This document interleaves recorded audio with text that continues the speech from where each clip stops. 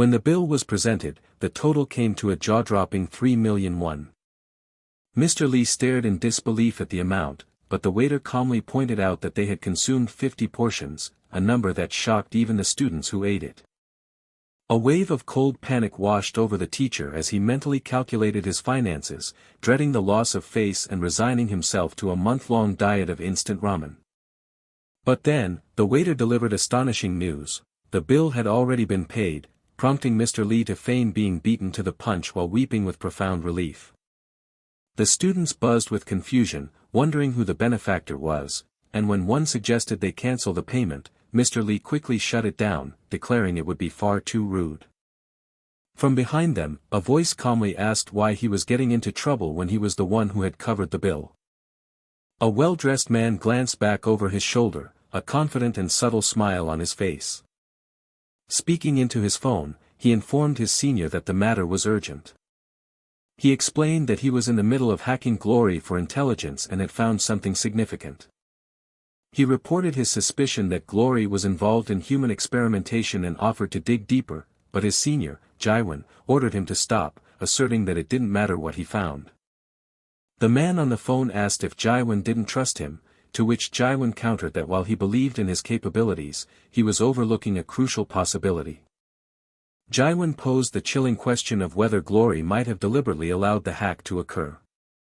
The man sighed, conceding to his senior's strict methods and agreeing to call again later. In another location, a hand pointed to a conspicuous empty spot on a bulletin board covered in flyers. A woman wearing large, dark sunglasses looked forward, her lips curved into a faint smile. Elsewhere, a woman in an elegant dress descended a shadowy staircase, her hand resting on the hilt of a sword cane. As she walked, she remarked to herself that something felt strange. She tried to recall her schedule for the day. She then concluded that she had no memory of expecting any guests. Turning a corner, she coolly addressed an intruder, identifying him as Jaewon, the best hacker in honor. Jaewon's eyes flashed with shock at being so easily recognized. His mysterious host proceeded to recite his personal data, stating he was 45 years old, 171 centimeters tall, and weighed 55 kilograms. Jaewon knew then that these were no ordinary opponents, as his age and weight were classified as top-secret information. He attempted to bluff his way out, suggesting they were in the wrong place and reminding them that they were 3 levels underground. He elaborated on the grim reality of their location, emphasizing that not a single ray of light could penetrate this deep. He finished his threat with the cold promise that they were all about to die. The scene then shifted dramatically to a desolate desert landscape under a clear sky. A woman named Dorothy playfully asked her companion, Lippy, if she had heard the news about Matthias being on the move. Lippy admonished Dorothy for her informal address, reminding her of proper decorum with superiors, but Dorothy dismissed the old hierarchy with a wave of her hand. Dorothy then voiced her concern, noting that Matthias had gone alone to face the traitors Simon and Thaddeus, and possibly even Johann. Lippy explained that despite appearances, and the fact that both Simon and Thaddeus could theoretically defeat him in combat, they were fundamentally unable to do so. Dorothy expressed her disbelief, finding it hard to reconcile Matthias' seemingly weak demeanor with such a claim. Lippy criticized Dorothy for her ignorance on the matter, prompting Dorothy to wish for a real explanation instead of condescension. A flashback revealed Matthias as the leader of Trinity, the organization behind over 90% of the world's military and industrial explosives. In the past, an enemy leader told Matthias that he should have accepted their invitation when it was offered. The man formally addressed him by his full titles, recognizing him as the master of explosives and leader of both Trinity and RUAAHI.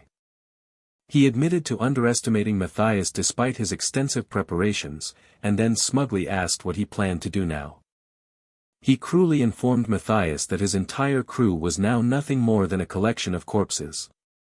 He boasted of his 3,000-strong force against Matthias' few dozen dead men, lamenting that this could have all been avoided if he had just joined them obediently. The man then laid out what he saw as the only 2 options available.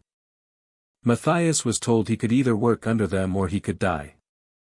He patronizingly advised Matthias to abandon his grand ambitions. As a final blow, he revealed that all 3,965 explosives planted by Trinity had been disarmed. Matthias calmly broke the silence, asking if their true desire was equity. He declared his disinterest in the matter, telling them to take all the equity related to the explosives for themselves. He paused for a moment, an idea dawning on him. He then wondered aloud if their anger wasn't about equity at all, but something else entirely. With chilling accuracy, he pinpointed their true resentment, the fact that Trinity was universally acknowledged as the best. His adversary smirked, conceding that Matthias could read the room well, but added that this insight would unfortunately shorten his life. He warned that a little more ignorance would have granted him a few more seconds of life. Unfazed, Matthias simply told the man that it would be best for him to lower his hand. He stated with absolute certainty that no one could be free within his explosion range once they had stepped into his domain. He declared himself the one in control of their deaths, a claim his enemy dismissed as nonsense. The man mocked him for spouting such rhetoric just before his death, but Matthias merely uttered two words, "Right arm." A nearby gunman instantly raised his pistol and fired, the muzzle flashed blindingly bright. The first man screamed in agony as his arm was destroyed, while Matthias, without missing a beat, gave his next command, "Right leg." A bullet ricocheted off an object held by another man, creating a brilliant spark. A second agonized cry filled the air, and the wounded man screamed for everyone to open fire. Matthias sighed, finding the process of direct control a little bothersome, and decided to activate his auto-hunting protocol. A catastrophic explosion instantly consumed the entire room, vaporizing everything in a maelstrom of fire and debris. Back in the present, Lippi concluded her story by explaining that for disciple Matthias, using explosives was as natural and effortless as breathing. The scene snapped back to the school, where a teacher was desperately shouting Keijio's name. After Keijio responded, the teacher gave him a frantic order to go to Jaiwan at once. He explained with growing panic that he had been unable to get in touch with Jaiwan. He delivered the terrifying reason, revealing that the person with Jaiwan was, for all intents and purposes, a human nuclear weapon. In the oppressive darkness of a subterranean level, an unwelcome visitor had arrived. An unseen guardian warned the intruder that they had wandered into the wrong place. The speaker menacingly revealed their location was basement level 3, questioning if the intruder understood the dire implications. He explained that with no light ever reaching this depth, the intruder's fate was sealed. The narrative introduced the ominous figure known only as Killer Peter. With cold precision, a gloved finger pressed the activation button on a remote detonator. The voice in the dark grimly concluded that the trespasser was about to meet their end. But in a flash, the expected outcome was shockingly averted. The attacker gasped in disbelief, unable to comprehend how their target had dodged the explosion. Elsewhere in the darkness, a woman smirked down upon a masked man dressed in a pristine white suit. In a sudden turn of events, the man in white landed a flurry of disorienting blows against the woman. She internally struggled with confusion, wondering why she was the one taking damage when her opponents should have been the ones who were effectively blind. In a chilling moment of clarity, a dreadful possibility began to dawn on her. She realized with horror that her adversaries had come fully prepared with night vision goggles, having analyzed her from the very start, and were clearly no ordinary combatants. One of the men addressed on Jaiwan, commending his ability to evade Glory's surveillance but noting that their meeting proved his confidence was justified. The man then revealed that the operative known as Badro had successfully hacked into Shin Yangwangwang hospital systems. He continued the list of transgressions, noting Badro's subsequent visit to Yule Island. Finally, he mentioned Badro had even boarded the infamous Ghost Cruise, asserting that while Jaiwan might deceive the Glory organization, he could not deceive him personally. Jaiwan's eyes widened in recognition as he identified the man before him as Macking. With that realization, the entire situation suddenly became terrifyingly clear to him.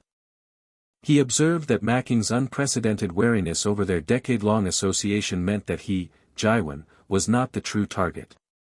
He grimaced as he grasped the full, devastating scope of their plan from the very beginning. He accused them outright of orchestrating a complete and total destruction of his home base. Before the conflict escalated, he demanded to know who they were, suggesting they should at least exchange introductions. The man offered a curt apology for the belated greeting, identifying himself as a representative of glory.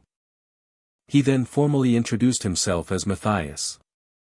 Matthias coolly stated his intention to blow up the base, assuming it belonged to Badro, then mockingly referenced Jaiwan's 45 years of work, prompting an indignant correction that he was only 44.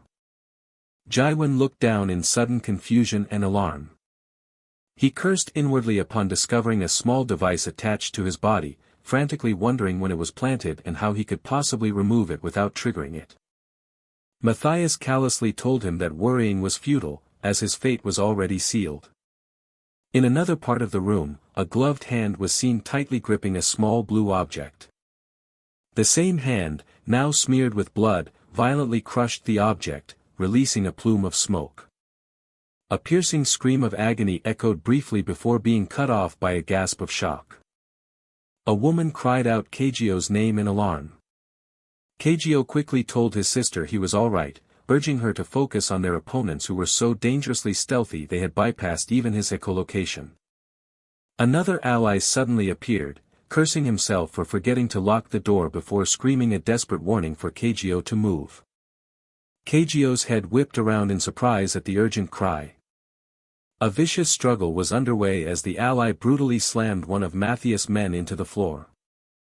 The sister questioned the man's outburst, who dismissed it, before she somberly recalled that Keijio had once been a glory apostle himself. Keijio, formerly known as Simon, faced his old colleague and remarked that it had been a long time. Matthias retorted with cold amusement, observing that for a traitor, Simon's end seemed remarkably peaceful. Simon internally cursed the complicated turn of events, lamenting that Matthias was the last person he wanted to face in such a vulnerable location. He knew with certainty that his opponent must have already littered the entire area with hidden explosives. He surmised that Matthias could detonate them at will, giving him total control of the battlefield, and that his goons were all as skilled as Glory's A-rank elites. Matthias addressed him by his former name, Keijio, stating that he of all people should understand the gravity of his situation. He then confirmed his strategy, revealing that hundreds of explosives were planted throughout the area, which he could detonate based on Keijio's predicted movements, thus trapping him in his domain. Keijio acknowledged the threat of the bombs but scoffed at Matthias' arrogance, reminding him that he knew the entire hideout could be obliterated by a single switch. Matthias calmly asked what he should do about that one, singular switch. A close-up shot revealed a hand gripping an ornate, bladed gauntlet intricately carved with dragons. Matthias then revealed with a menacing grin that he possessed a multitude of switches himself. Across the blood-soaked room, 3 of his masked henchmen recoiled in shock from an unforeseen attack. The scene flashed to the grisly details of the carnage, highlighting blood splatters and the smoking remains of detonated devices. A massive, fiery explosion then tore through the chamber, vaporizing everything in a torrent of flame and shrapnel. A final, anguished scream of denial was swallowed by the inferno. In the aftermath, a subordinate asked Matthias if they should give chase. Matthias calmly instructed him not to, explaining that on Jaiwan had served his purpose. He coolly added that he had already acquired everything that he needed from the operation. The narrative then cut away to the peaceful image of a modern high school basking under a bright, sunny sky. On the school grounds, students were laughing and teasing each other during a break.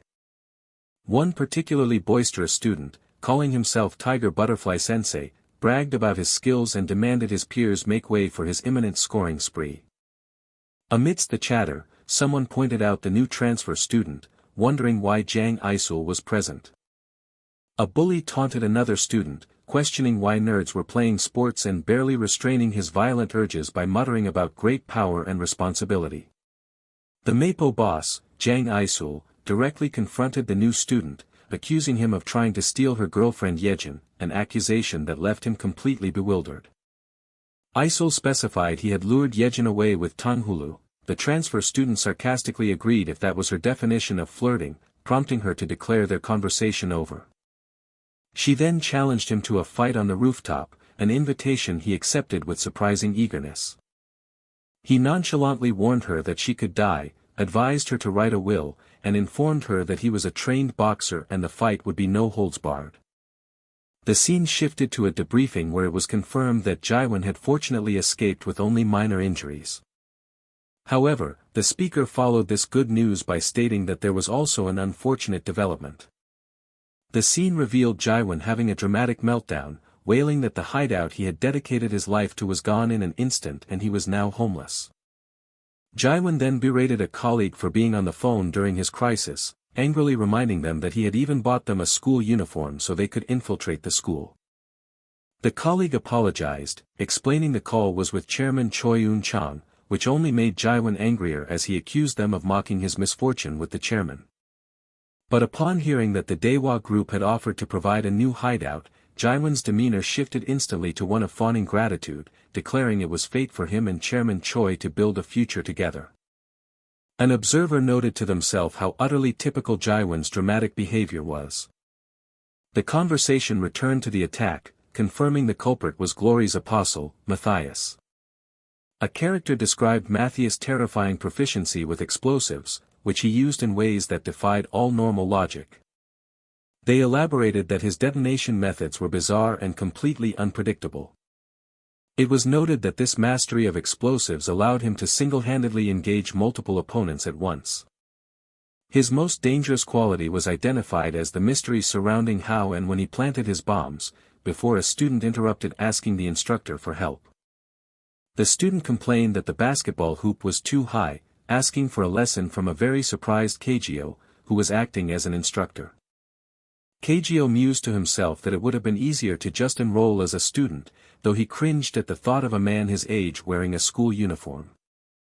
The camera angled up, showing the bright skylights embedded in the high ceiling of the gymnasium. An ally quietly warned Kagyo not to draw attention, but Kagyo confidently insisted on his social prowess before launching into an impromptu motivational speech. He began with an anecdote about a flea, which can normally jump 200 times its own height, but loses this ability if trapped in a jar for 3 days. He explained that after being confined, the flea comes to believe the jar's height is its absolute limit and can no longer jump any higher. Drawing a parallel to basketball, he urged the students not to impose a ceiling on their own potential and to simply relax their bodies. He told them to be light and unburdened, just like their teacher. To demonstrate his point, he performed a dunk with such extraordinary power that it completely shattered the glass backboard. 3 students could only stare back with their mouths agape, utterly stunned by the incredible display of force. An awkward, heavy silence fell over the gymnasium in the wake of the destruction. The ally watched with suspicion, wondering if Kagyo's over-the-top demonstration was an attempt to hide something. Kagyo awkwardly tried to blame the incident on a rusty hoop, but another student pointed out that it was a brand new, official NBO model that had been installed just last week. Later, Kagyo worried internally that despite the hideout's destruction, some trace might still exist that could lead his enemies back to him. Though he was sure he had been careful, he anxiously racked his brain, searching for any possible oversight or forgotten clue. And then, with a jolt, a memory surfaced. He realized with dawning dread that Kagyo's school uniform could be the very trace he was looking for. The scene then shifted, following a young man in a tracksuit as he ran urgently down a brightly lit school hallway. The camera panned across a wall plaque, indicating that the school had received awards from the Jinhung Educational Institute and the Ren Foundation. Upon reaching his destination, the man was greeted by someone who asked what had brought him there in such a hurry. Catching his breath, the young man prepared to explain the chain of events that had led him to that room. The story opened on the grounds of Shinyangwangwang High School. A lone figure mused that after a thorough search, he had found no sign of Pietro, only the lingering traces of the factions that once gathered around him. He reasoned that finding Pietro himself was pointless, as the man would simply flee and hide again. Therefore, his strategy would be to methodically track down every suspicious element and gradually bring them all under his control. He noted that, just in time, a new opportunity had presented itself. A very interesting variable known as Killer Peter had suddenly caught his attention. He repeated the thought to himself, emphasizing the significance of this newfound variable. Elsewhere, a cheerful voice message played, with a woman affectionately greeting someone she hadn't seen in a long time.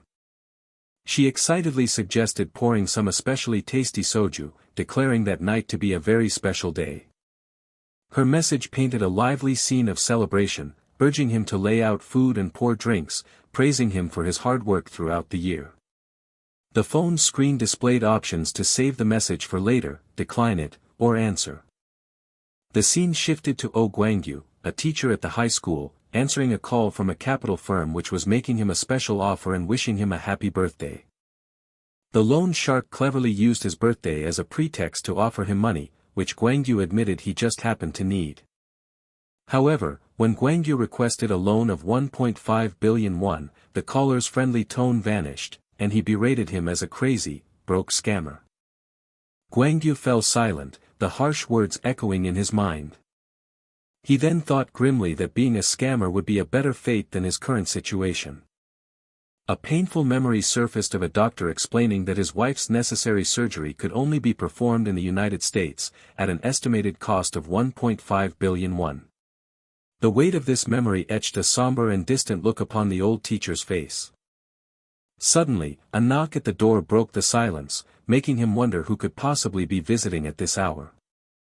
Amused that someone else knew his birthday, he called out that he was coming and asked who was there.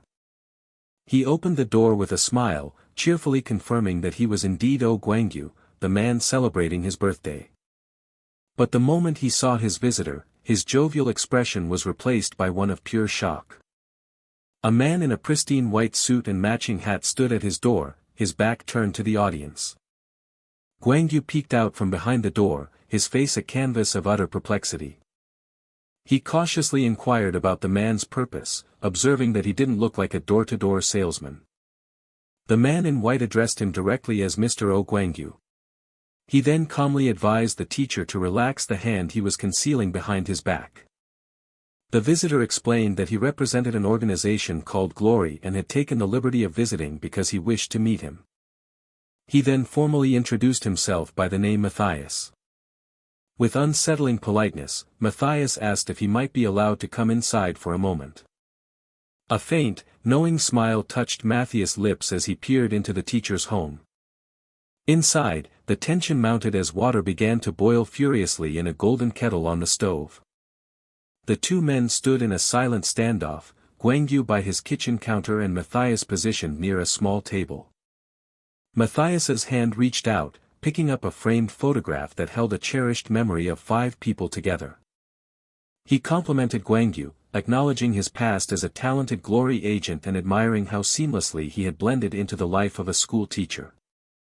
Guangyu let out a strained laugh, blaming his significant hair loss on the modern, disrespectful students who made every day a challenge. Inwardly, however, his mind raced with panic, questioning why the infamous apostle Matthias was in his home and what he could possibly want. Matthias answered the unspoken question with a single word that sent a chill down Guangyu's spine: cooperation. He revealed that he had concluded Pietro was somehow involved with the school. Matthias laid out his terms, promising Guangyu could return to his happy life with the students if he helped uncover the truth. But he followed this with a chilling ultimatum, warning what would happen if his cooperation seemed unreliable. In that case, he promised, everyone would lose their lives. Guangyu desperately tried to bluff, insisting he managed the school at all hours and had never seen anything related to Pietro, urging the apostle to leave. Yet, he knew it was futile. Matthias would come to the school regardless, putting the students in danger and leaving him with only one terrible path forward. He steeled his resolve, deciding he had no choice but to act. He quickly calculated his odds, relying on his decades of knife expertise and his former B-rank specialty in ambush attacks to give him a fighting chance at close range. But as he prepared to make his move, Matthias calmly informed him that he was already under his complete control, and warned him against trying anything foolish. Guangyu feigned confusion, realizing there was no more time for delay. He committed himself to a desperate gamble, intending to end the entire confrontation in a single, decisive move. Just as he lunged, Matthias simply gestured toward his right leg. An unseen force sent Guangyu flying backward, sending him crashing violently into the cluttered furniture of his living room. Looking down in horror, the teacher realized a bomb had been planted on him, questioning when his opponent could have possibly done it. Matthias coolly explained that whether the student's lives also fell under his control would now depend entirely on Guangyu's decision. He then presented the choice: submit to his will, or refuse. The scene shifted to the bright, sterile ceiling of a school hallway, bathed in the morning light. Students and student teachers filled the hall, cheerfully greeting Mr. O as they passed. Two students playfully accosted him, demanding he act as a judge in their argument over whose wig looked superior. Mr. O's face was seen in a tight profile shot, his expression heavy and unreadable. Matthias's threatening words from the previous night echoed in his memory, reminding him what he had to do to keep his students safe. The chilling demand to comply with his control played over and over in his mind. He lashed out at the students, curtly telling them to stop their foolishness and get ready for class. The students were taken aback by his uncharacteristic grumpiness, joking that he must have skipped breakfast or was suffering from constipation. Mr. O shouted at the boys for wearing wigs, to which they cheekily replied that he was the resident expert and should be the one to pick the best. Utterly exasperated, he cursed them all to go bald and wear wigs for the rest of their lives, an idea they found surprisingly convenient. Elsewhere, a young man with unwavering confidence asked his companions what they had to worry about. He confidently listed their team's powerful assets, pointing to Sungu and Keijio. He finished his speech by grandly presenting himself, Tadao, as the greatest of them all. Another ally chimed in, agreeing that with their collective power and their teacher, even Matthias stood no chance. But Keijio gravely informed them that they couldn't stay, an order which immediately drew a protest from Tadao, who wanted to fight. Keijio explained that Matthias had come to the school specifically to investigate any and all possible connections to Pietro. Their presence, as the very apostles who had previously fought Pietro, would serve as undeniable evidence for their enemy. A wide, panoramic shot showcased the peaceful school campus, with its sprawling grounds and quiet buildings. Keijio appeared deep in thought, his expression serious. He admitted to himself that the situation was almost impossible to believe. He reflected on how starkly different this serene environment was from the world in which he was raised. It struck him as a tragedy that a man like Matthias was about to descend upon such a beautiful and peaceful place. This prompted Tadao to ask just what kind of person Matthias truly was. Keijio revealed that within the ranks of glory, Matthias was feared and known by the moniker Living Bomb. He explained that the most terrifying thing about Matthias was his ability to covertly plant bombs on his opponents the very instant he met them. He added that no one knew the mechanism, but Matthias could detonate a specific area of his choosing, at any size, to kill his target at will. Tadao grimaced, remarking that he sounded like a true nightmare to deal with. Keijio reassured him that identifying him would be simple, because there was no way they could possibly miss him when he finally made his appearance. The scene showed a close-up of a dark-haired man in a suit, a subtle, confident smirk playing on his lips as he looked down.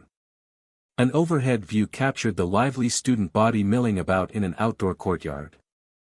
Another character contemplated the information he had just received. He found himself doubting Keijio's description, wondering if the real Matthias would truly act in a way that would draw so much attention to himself. Back in the classroom, a teacher announced that the day's lesson was officially over. But before dismissing the class, he gestured to the doorway and told the person waiting there to come inside. The teacher looked up toward the entrance, where a tall and imposing figure stood silhouetted against the light. He introduced the newcomer as a transfer student, causing another pupil to complain about how many new students had been arriving lately. Murmurs of disbelief spread through the classroom as students questioned whether the new arrival was even high school age. Keijio's earlier description of an unmistakable man covered in tattoos with sketchy braces flashed through their minds. In contrast, a different, unassuming new student with braces politely introduced himself to the volunteer club, stating he looked forward to working with them. The teacher encouraged the club members to greet their newest addition. The newcomer, however, looked them over with disdain, mockingly referring to them as little sprouts being trained as killers for glory. He then delivered a blunt and insulting assessment, calling every single one of them weaklings. The club members scoffed, unimpressed by his tattooed face and asking if they should throw him a welcome party for his efforts to be scary. The man's smile widened as he formally declared the beginning of the volunteer club's welcome party. In the next instant, he was sitting perfectly still while all of his opponents were sent flying violently through the air around him. The focus shifted to Kageo, whose red eyes narrowed with intense seriousness. He looked directly at an unseen person, stating with cold certainty that it was them. He then identified his target as the leader. A stark warning sign set a foreboding tone for the events to come. Kageo voiced his certainty, questioning if he had finally found his target. The silhouetted figure merely smirked, casually blowing a bubble with his gum in a display of utter nonchalance. He confirmed his suspicion, identifying the man before him as the leader. Kageo quickly deduced that the enemy, known as Killer Peter 96, was attempting to probe the relationship between the volunteer club and Pietro. He found the attempt to be laughably obvious and noted that there was something quite peculiar about this man. A list of key names, including Trinity, Evo, and Mike, flashed through his mind as he processed the situation. He recalled the description he had been given, noting that Matthias would be easy to recognize due to his heavily tattooed face. The most distinct detail of the description had been the very shady-looking braces on his teeth. Elsewhere, other students shuddered at the mere thought of this Matthias, questioning the strange turn of events.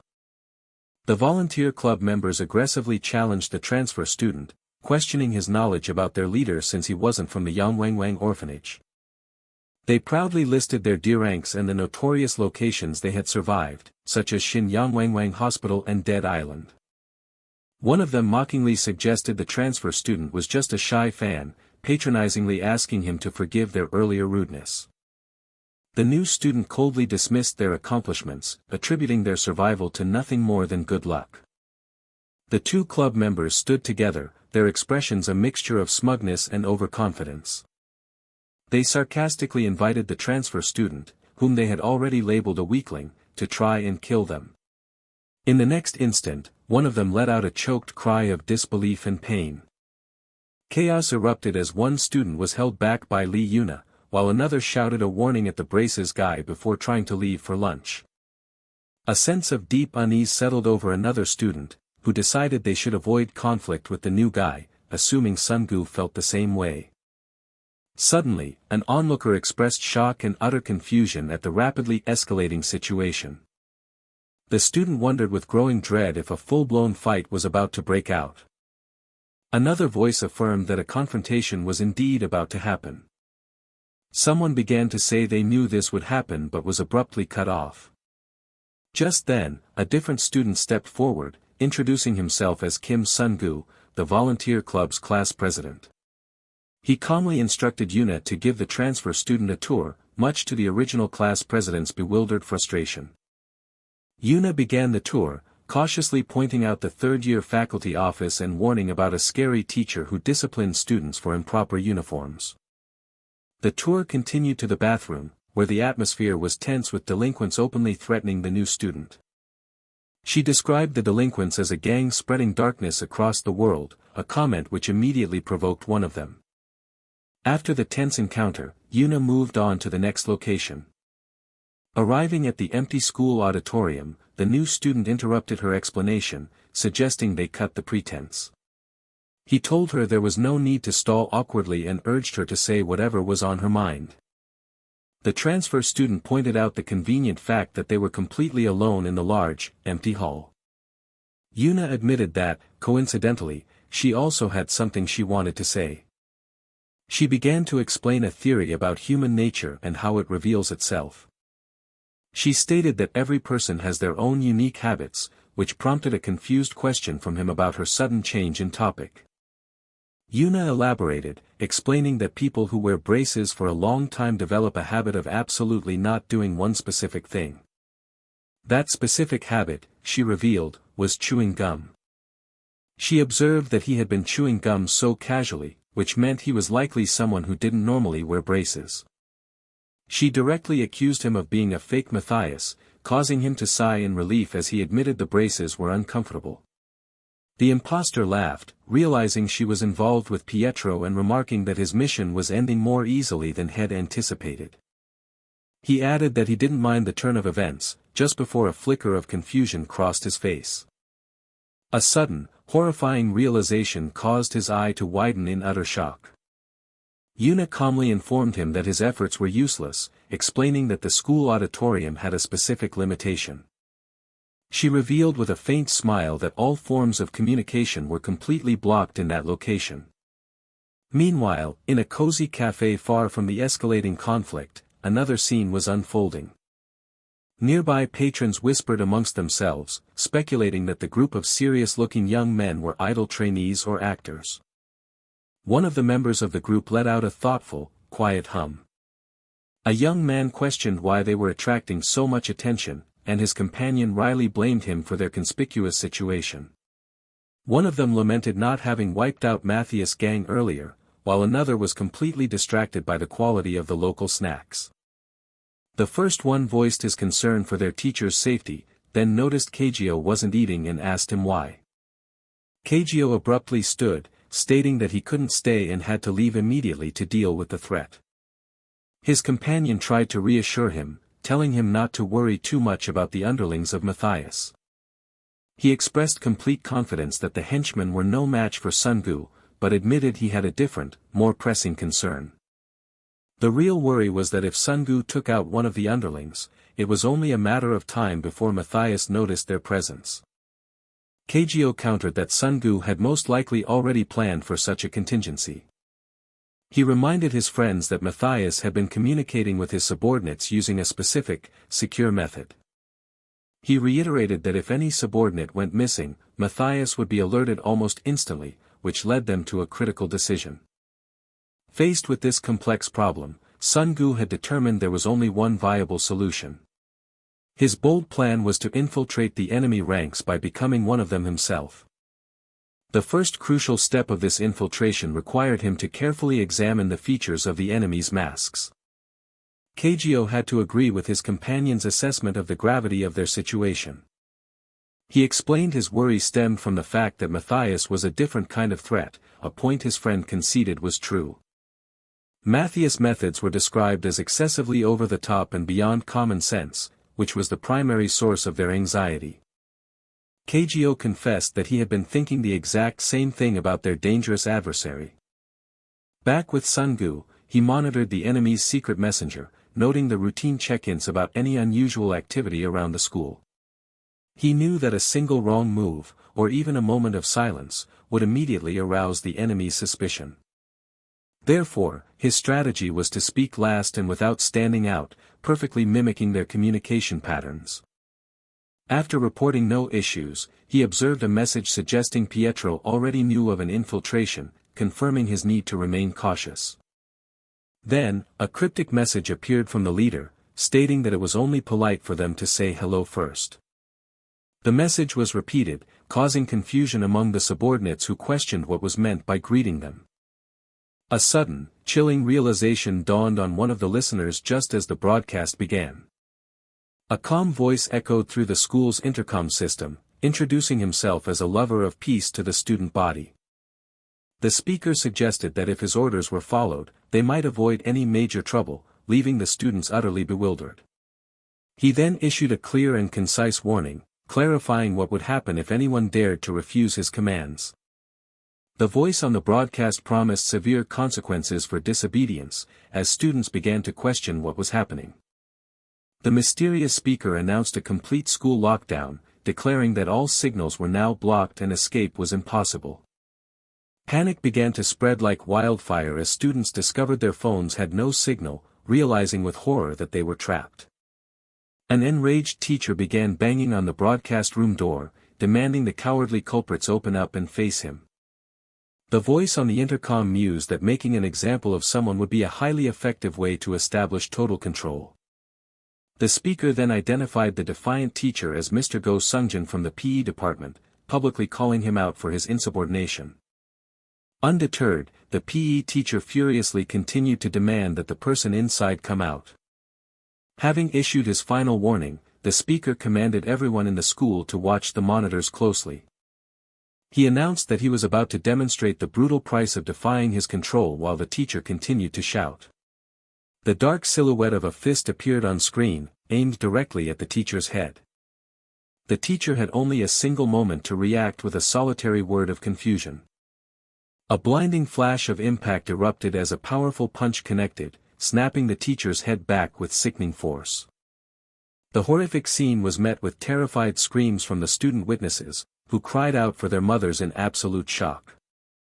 Another teacher frantically urged the frozen students to flee back to the relative safety of their classrooms amidst the ensuing chaos. Miles away, Kagyo's group desperately wondered how Matthias could possibly be orchestrating this attack while remaining completely hidden. They concluded he must already be inside the school, likely wearing a disguise that rendered him unrecognizable to everyone. A sudden, shocking realization struck one of them as he connected the pieces. Back at the broadcast room, the assailant calmly acknowledged that running from danger was a natural human instinct. He declared with chilling confidence, however, that he was far faster than their instincts could ever be. Inside a classroom, students descended into chaos, yelling to call the police and paramedics while questioning if their teacher was truly dead.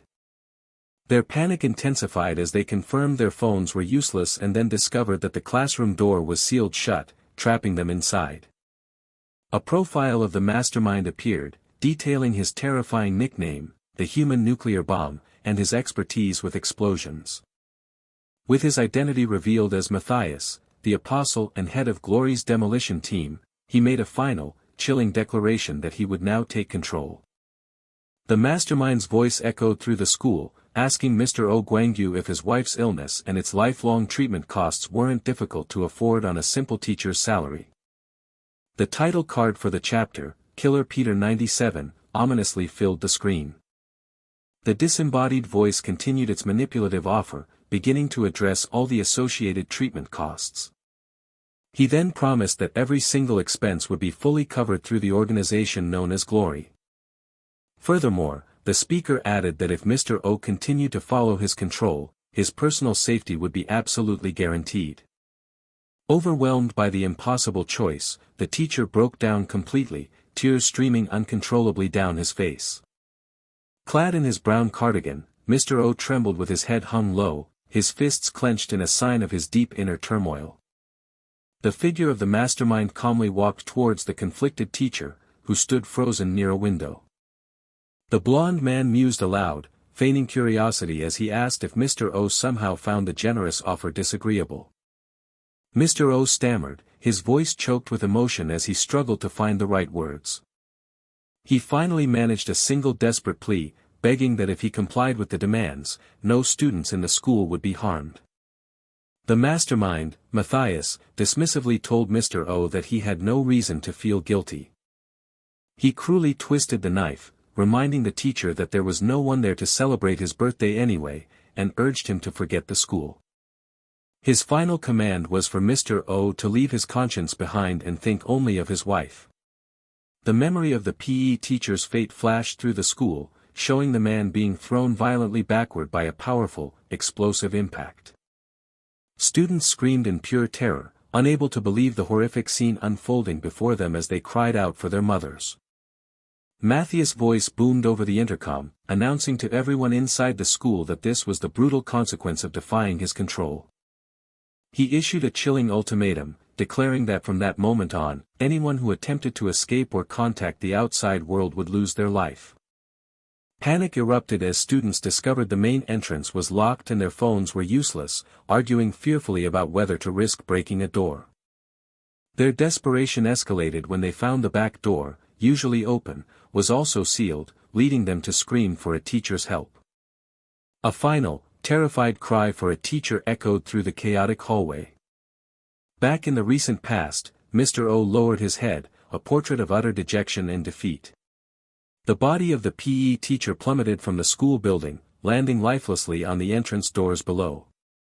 Having made his choice, Mr. O walked alone down a cold, metal staircase within the concrete structure of the school. He passed silently through a deserted office, surrounded by empty desks and silent filing cabinets. The mastermind's cruel words about his lonely birthday echoed relentlessly in his mind.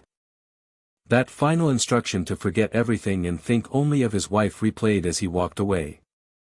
Mr. O tried to justify his actions to himself, reasoning that there had been no other choice and that no one else would be hurt now. He desperately wanted to believe that since no one wanted to die, everyone would simply follow the orders and survive. But then, his eyes fell upon something unexpected on his desk, causing him to pause. He wondered aloud what a tie was doing there, left among the clutter. His hand reached out, picking up a brightly decorated envelope from his messy desk. Standing in the now empty office, the teacher began to read the letter he had found inside. The note was a cheerful, belated happy birthday wish from a student named Yuna, who expressed her hope that he liked her gift. A view from behind showed Mr. O completely still as he stared down at the student's heartfelt letter. A memory surfaced of two students playfully bickering in his class, each claiming their outlandish wig looked better than the others. In the flashback, he had sternly told them to stop their foolish games and prepare for the lesson. His students had playfully teased him, asking if his grumpy mood was because he'd skipped breakfast. His eyes scanned another letter from the Dako brothers, who apologized for their awkwardness and wished him a belated happy birthday. As he absorbed their kind words, a single, heavy tear escaped his eye and dripped onto the paper. He then read a message from Kim Sung-gu, who used the occasion to offer his own belated birthday wishes. His trembling hand held open another letter, this one adorned with delicate floral decorations. On his desk sat the open gift box, revealing the plaid tie his students had so thoughtfully chosen for him. Mr. O stood alone amidst the ghosts of his memories, phone in hand, his heart completely shattered. Meanwhile, in another part of the school, students panicked, frantically questioning if the PE teacher had truly been killed so violently. Their fear turned to frantic speculation as they wondered how the bombs were planted and detonated, and if they too were now walking targets. Miles away, Keijios grappled with the same terrifying question, trying to understand Matthias' impossible method of attack. Back inside the school, a teacher rushed to a student's side, asking if they were all right amidst the chaos. The teacher tried to calm the terrified students, insisting that staying in the classroom was safest even as he herded them along. The same teacher shouted to another student further away, urging them to hurry to the safety of their classroom. A sudden scream pierced the air as a student discovered a body, prompting another to yell for everyone to just run. Just as the teacher was about to move, a student called out, telling him to wait. A hand reached out and firmly gripped the fabric of the teacher's dark blue jacket. The student, revealed to be Keijios in disguise, solemnly draped his own jacket over the fallen victim on the floor.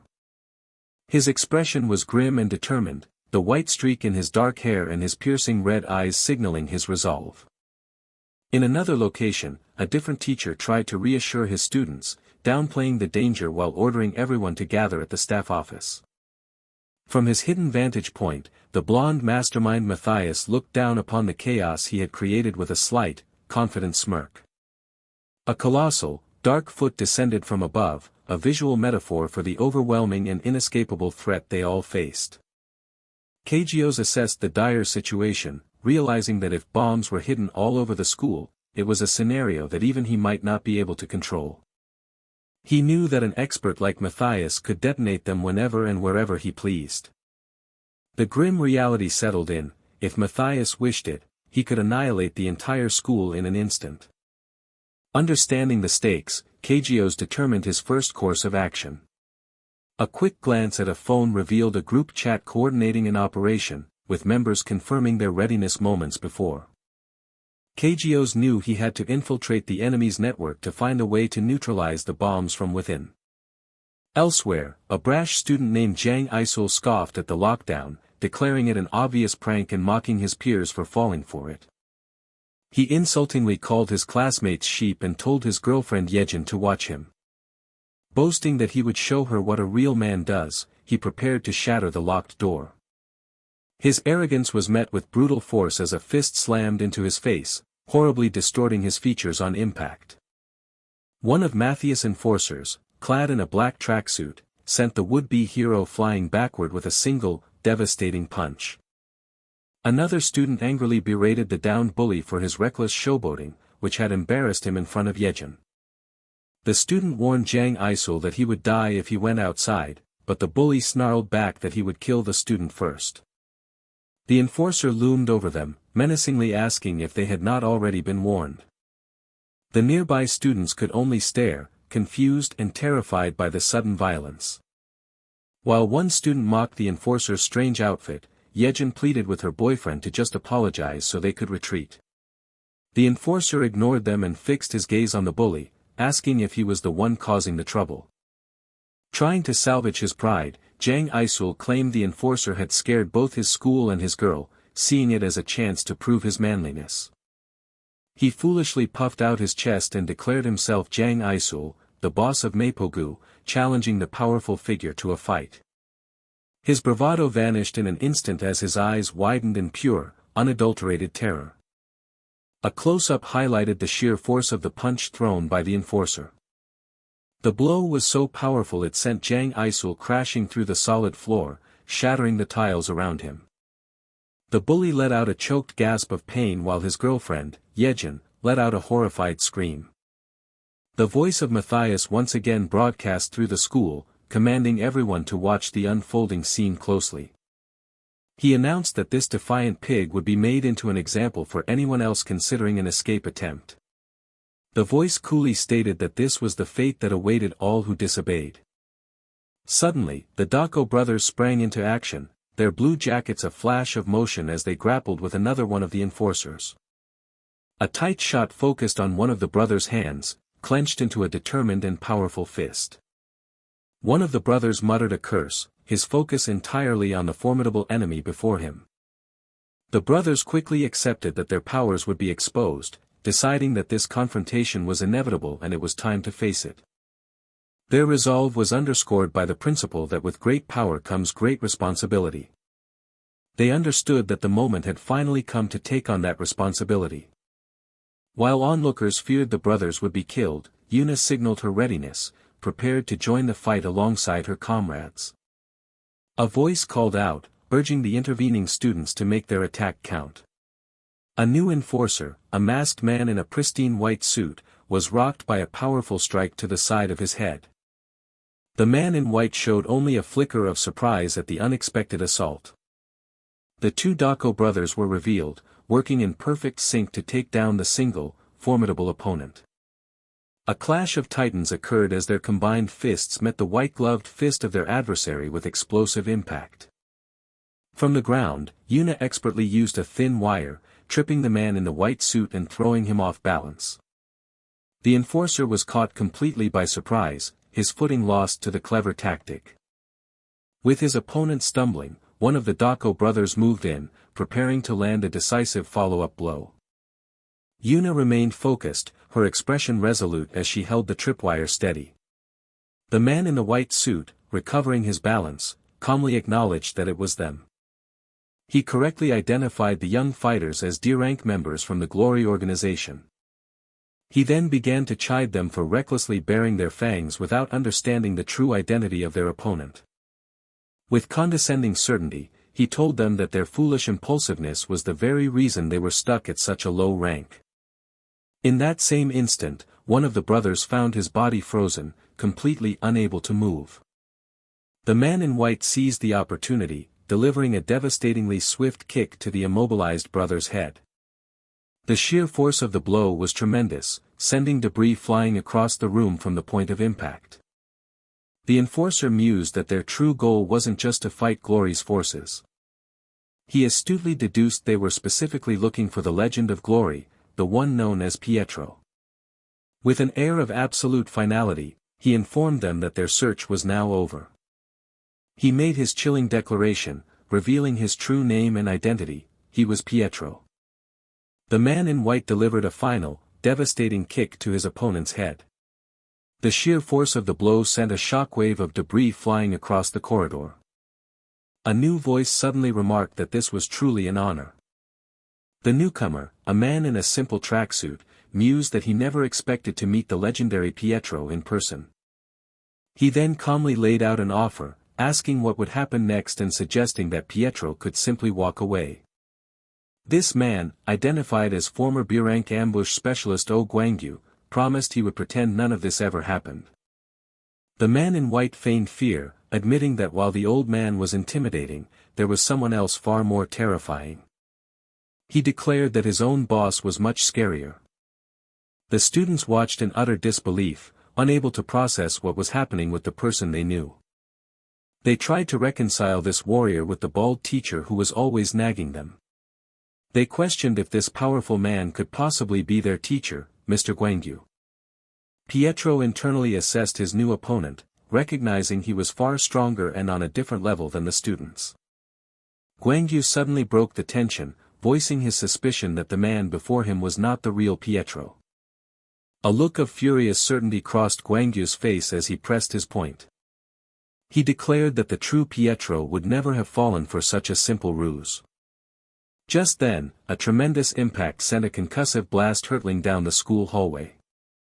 Reeling from the blow, Guangyu wondered what had just hit him, realizing that even in his prime he would have been defeated. He acknowledged that the difference in their power was just too immense, but he still had one question. He asked the impostor why he would go this far and risk his life when he wasn't even the real Pietro. The impostor considered the question, then stated that a man like Guangyu wouldn't understand, as a flashback began to the year 2010. In the past, Guangyu was addressed by his former title, Glory Killer B-Rank, number 16. An official from Glory informed him that he had been deemed unfit for active duty but was being offered a gesture of appreciation. This gesture was a teaching position at Xinyangwangwang High School, where he was tasked with training new killers. Guangyu understood it was merely a disguised exile, a demotion to essentially babysitting kids. His thoughts were clouded by the image of his wife lying unconscious in a sterile hospital bed. He despaired over her mounting medical bills, doubting he could ever cover them on a teacher's meager salary. Back at the school, his arrival sparked excited rumors among the students about their new B-rank teacher. They were in awe, hoping he could turn them into real killers, yet they remained puzzled as to why such an elite would come to their school. One day, in a tone of utter disinterest, Guangyu asked his students about their goals. Two of them, Thaddeus and Simon, passionately declared their dream to reach the top of glory and become apostles like the legendary Bedro. Guangyu gave a curt and unimpressed reply to their ambitious dreams.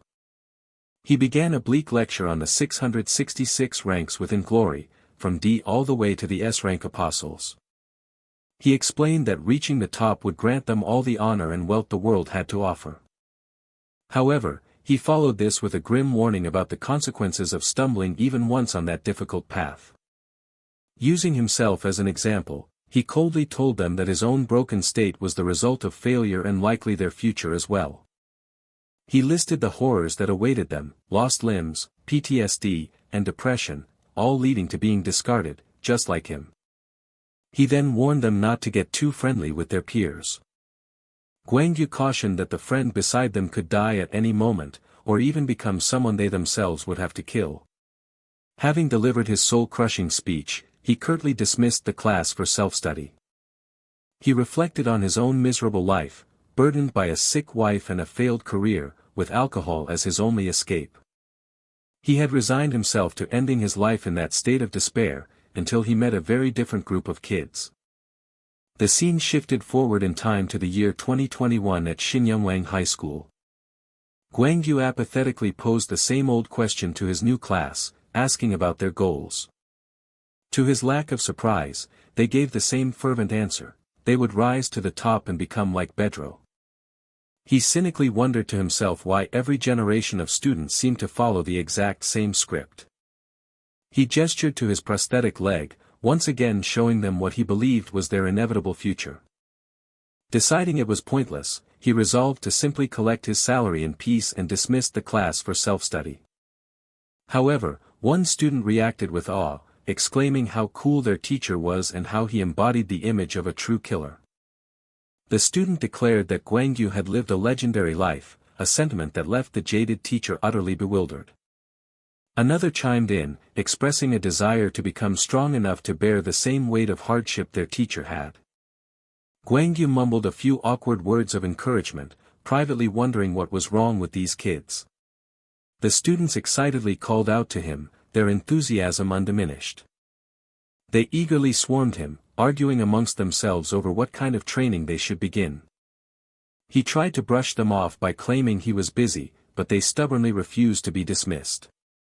Finally relenting, he asked if they were truly committed to becoming killers, and they swore they would die and come back 100 times to become apostles. With a single command, he told them to run. The students erupted in cheers, thrilled that their training was finally starting, as he instructed them to keep running until he told them to stop. They immediately obeyed, their voices full of determination. As he watched them go, Guangyu scoffed to himself, convinced they were just naive children playing a dangerous game. The next day, he entered the classroom to begin the official club meeting. He found the room completely empty, letting out a short, bitter laugh as his low expectations were met. Meanwhile, the other students had decided to skip, mocking their teacher as a cripple and questioning his ability to train them. They had collectively agreed to ditch the class and go drinking instead. Just as he was about to leave, something outside the window caught Guangyu's attention. Out on the track, the three enthusiastic students were still jogging together under the afternoon sun.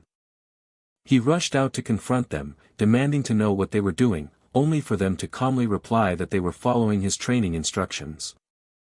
The simple truth of their words hit him with the force of a physical blow. His own casual order from the previous day echoed in his mind. In utter disbelief, he asked if they had truly been running non-stop since yesterday and why they would do such a thing. They simply explained that they trusted him and believed there had to be a reason for his command. In that moment, Guangyu realized that the teaching position he had treated with such contempt was the one and only source of hope for these incredibly dedicated kids. Overwhelmed with regret, he turned away, feeling it was too late for him to change. The students, oblivious to his turmoil, asked if their training was over, eagerly volunteering to run for 3 days straight. As he walked away, they were slightly disappointed by the lack of praise but quickly agreed it wasn't their motivation anyway. Their quiet conversation was suddenly interrupted. Guangyu had pulled up in a car, curtly telling them to get in. He urged them to hurry, explaining that they had to make it to a restaurant before its break time. Guangyu reflected that though he had failed as a killer, the world had lost nothing of value from his failure. As the students celebrated the promise of an all-you-can-eat meat buffet, he understood that by raising them, he could still create a positive outcome. He had finally understood that coming to this school was not a failure but a new beginning. It was a profound revelation that he felt he had come to far too late. Back in the present, the impostor decided that if Guangyu didn't value his life, then he would be the one to end it.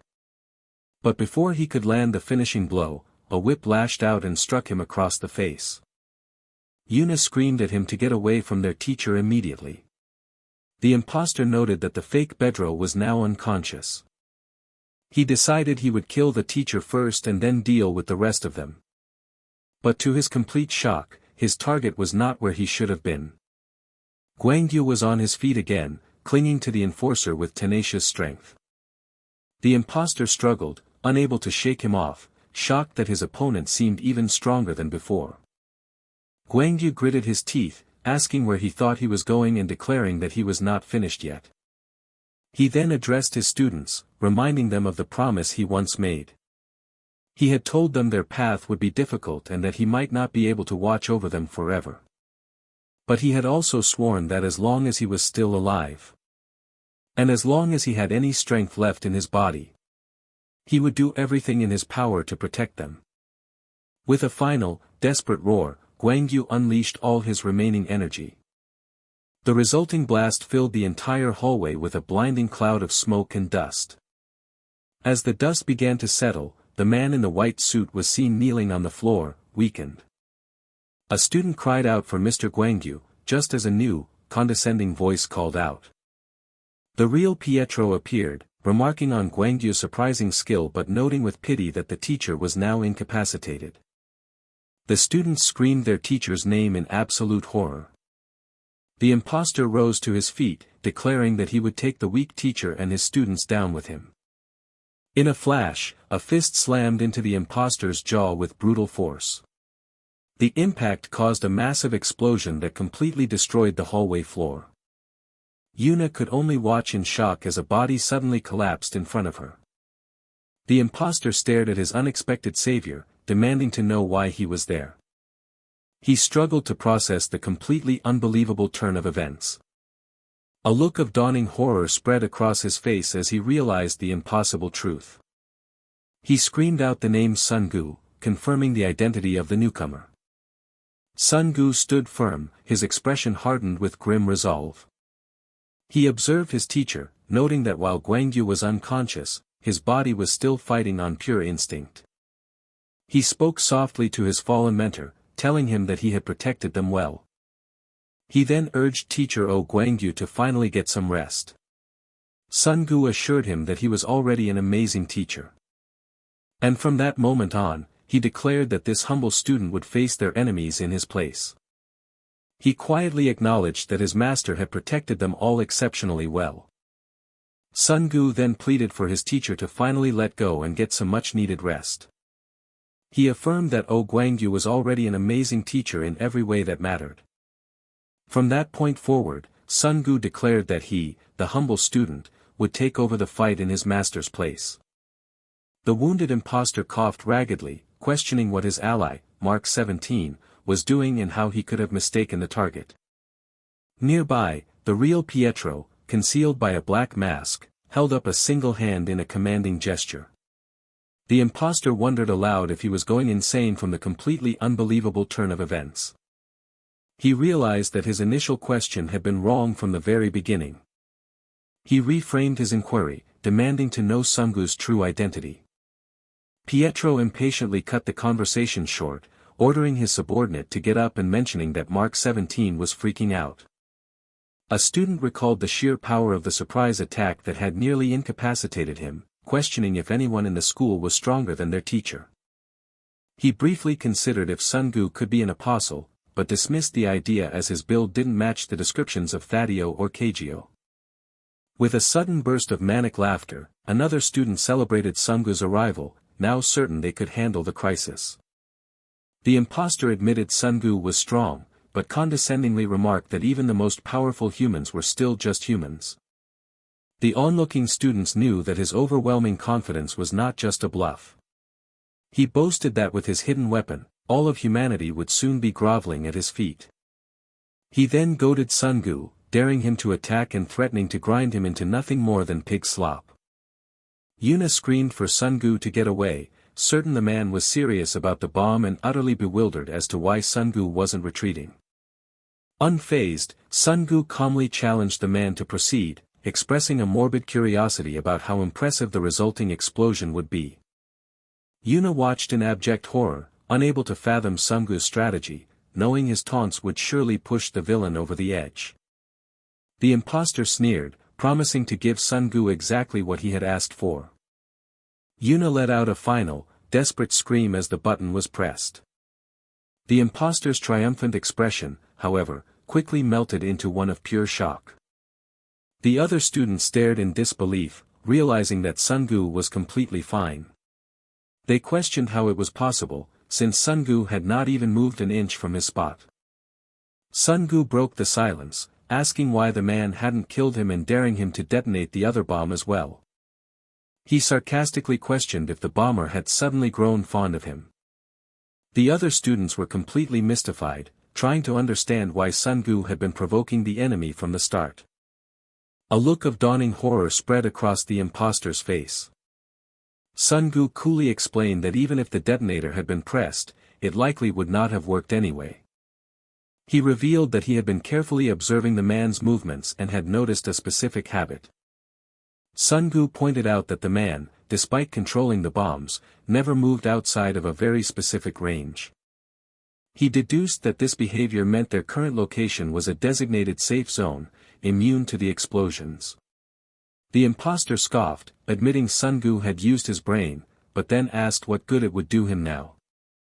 He menacingly reminded Sun-gu that while he might be safe, the students cowering behind him were not.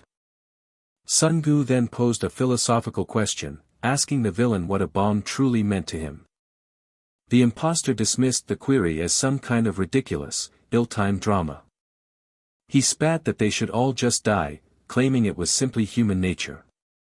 He continued his nihilistic speech, stating that the more humans relied on one another.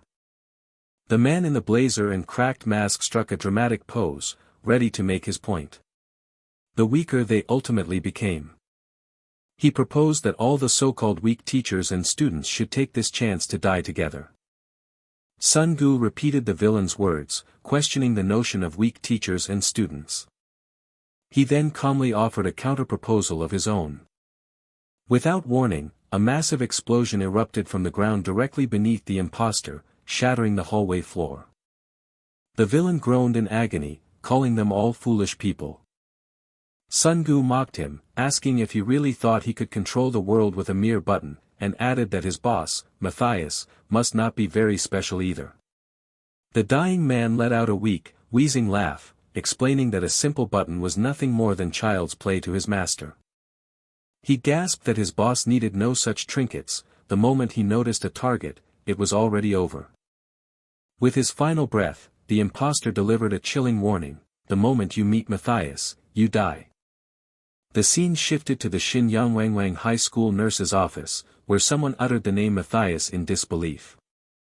Another person realized with sickening certainty that the intern teacher who had helped them evacuate was the apostle Matthias himself.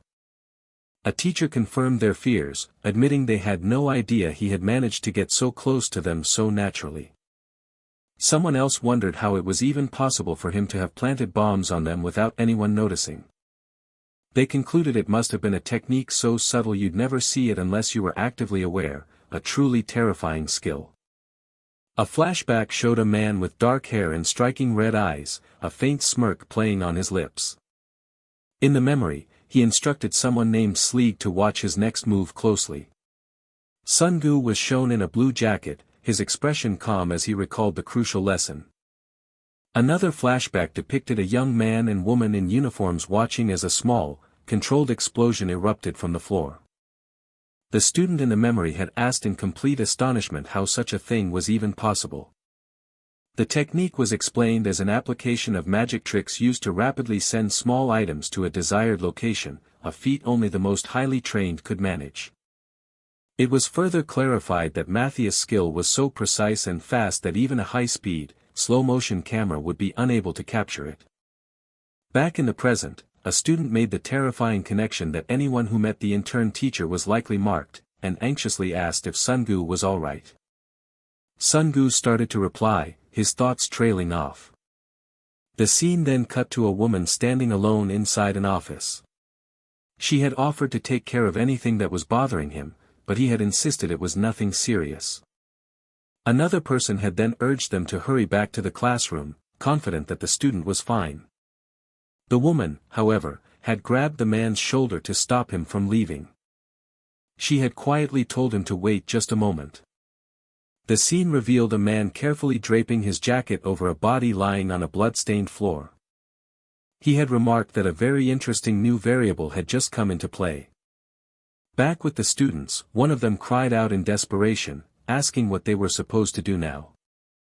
He frantically listed their hopeless situation: no working phones, an unconscious teacher, and no signs of police or ambulance services on the way. Another student worriedly added that even though they understood how the bombs were attached, they were no closer to a solution. Sun-gu recalled his earlier encounter with Matthias, remembering how he had tested him and found him unimpressive. Yet, the impostor's final words about being noticed echoed in his mind, suggesting Matthias had something far more dangerous hidden.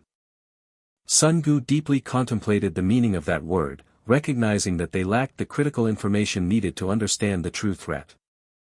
A separate report stated there was no trace of Pietro in the school, leading to speculation that he had discovered the plan. However, a journal entry written by Matthias himself revealed that he was actually hoping Pietro would find out.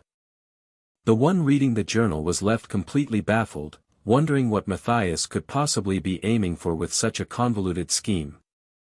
A student suddenly yelped, having found something stuck to his elbow that he soon realized was the same horrifying device that had been used on Mr. Ko.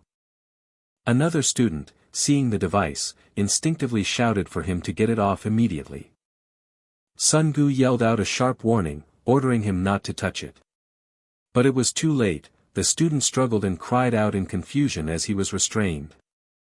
Sun-gu could only watch with a hardened glare as the other students recoiled in shock from the small but brutal explosion. The injured boy screamed that his arm was gone, though he was quickly reassured that it was still there as others were told to rush him to the nurse's office. Sun-gu then explained that the most frightening part of Matthias' bombs wasn't how they were attached. The truly terrifying aspect was that they could not be forcefully removed without detonating. He mentioned that his own bomb had luckily been on his clothing, but that Matthias had surely planted others in far more lethal spots. The students looked on in horror, wondering what kind of monster Matthias truly was. The question arose of whether Pietro would finally show himself, but the immediate conclusion was that he would not. It was understood that Pietro would never come out of hiding, as doing so would mean giving up everything he had built. Matthias' true strategy was then revealed. He never meant to control Pietro directly, but rather to control his surroundings, forcing Pietro to reveal himself. Moreover, he didn't even care if Pietro failed to appear. A close-up of a scarred, veiny hand reached out, symbolizing a grasp for power. Matthias would simply move on to control the next variable in his twisted game. An announcement suddenly echoed throughout the campus, informing everyone that the next phase of control was about to begin. The voice ordered all volunteer club members to gather in the auditorium if they wished to live, causing immediate panic and terror to spread among the students. The broadcast voice identified itself as Matthias, before delivering a final, chilling threat. He warned that anyone who acted suspiciously while moving would be blown up on the spot. One of the summoned students wondered why their club had been specifically targeted, trembling with fear. Another suggested they fight back together, but was quickly reminded of teacher Guangyu's fate and their own insignificant power levels. A student noticed that even the toughest kids in school were paralyzed with fear. They saw the Dako brothers among the crowd, realizing that everyone was equally terrified as they tried to guess Matthias' true intentions. Suddenly, a student looked up towards the stage, having noticed someone standing there. A female student looked towards the stage as well, her expression filled with worry. A figure dressed in formal trousers and expensive shoes walked with an unnerving confidence. A lone silhouette stood on the darkened stage, flanked by imposing men in white suits. Yuna's nervousness was visible as a single bead of sweat rolled down the side of her face. Another student with blonde hair stared forward, his expression unreadable but intense. Matthias greeted the assembled volunteer members, announcing that he would now explain why he had gathered them. His eyes scanned the terrified crowd, searching for and finding his intended target. He began listing her credentials: the apprentice to the 8-armed superhuman who once hunted Pietro, and an associate of the Apostle Nathaniel. He called out the Glory Killer, D-rank 335, Yuna Lee, stating his belief that she was deeply connected to Lord Pietro. Without wasting any more time, he demanded that she tell him where Lord Pietro was hiding. Yuna stood her ground, stating firmly that she didn't know and that no one in the volunteer club had any information. Matthias replied that her answer was expected, but that he still had another way to get what he wanted. He mused aloud that perhaps his next action would finally be enough to force Lord Pietro out into the open. A close-up framed his mouth as he prepared to deliver his ultimatum. He then calmly threatened to take her head. Matthias formally identified his target as Glory Killer, D-rank 335, Yuna Lee, stating his belief in her close connection to Lord Pietro. He then cut straight to the point, demanding to know where Lord Pietro was hiding. Yuna firmly denied any knowledge, stating that no one in the volunteer club knew anything. Matthias replied that her answer was expected and mused that he had another way to get what he wanted. He wondered aloud if his next action would finally be enough to force Lord Pietro out into the open. With cold resolve, he began his threat, stating his intention to take her head. However, just as he was about to give the order, he paused, a sudden thought interrupting him.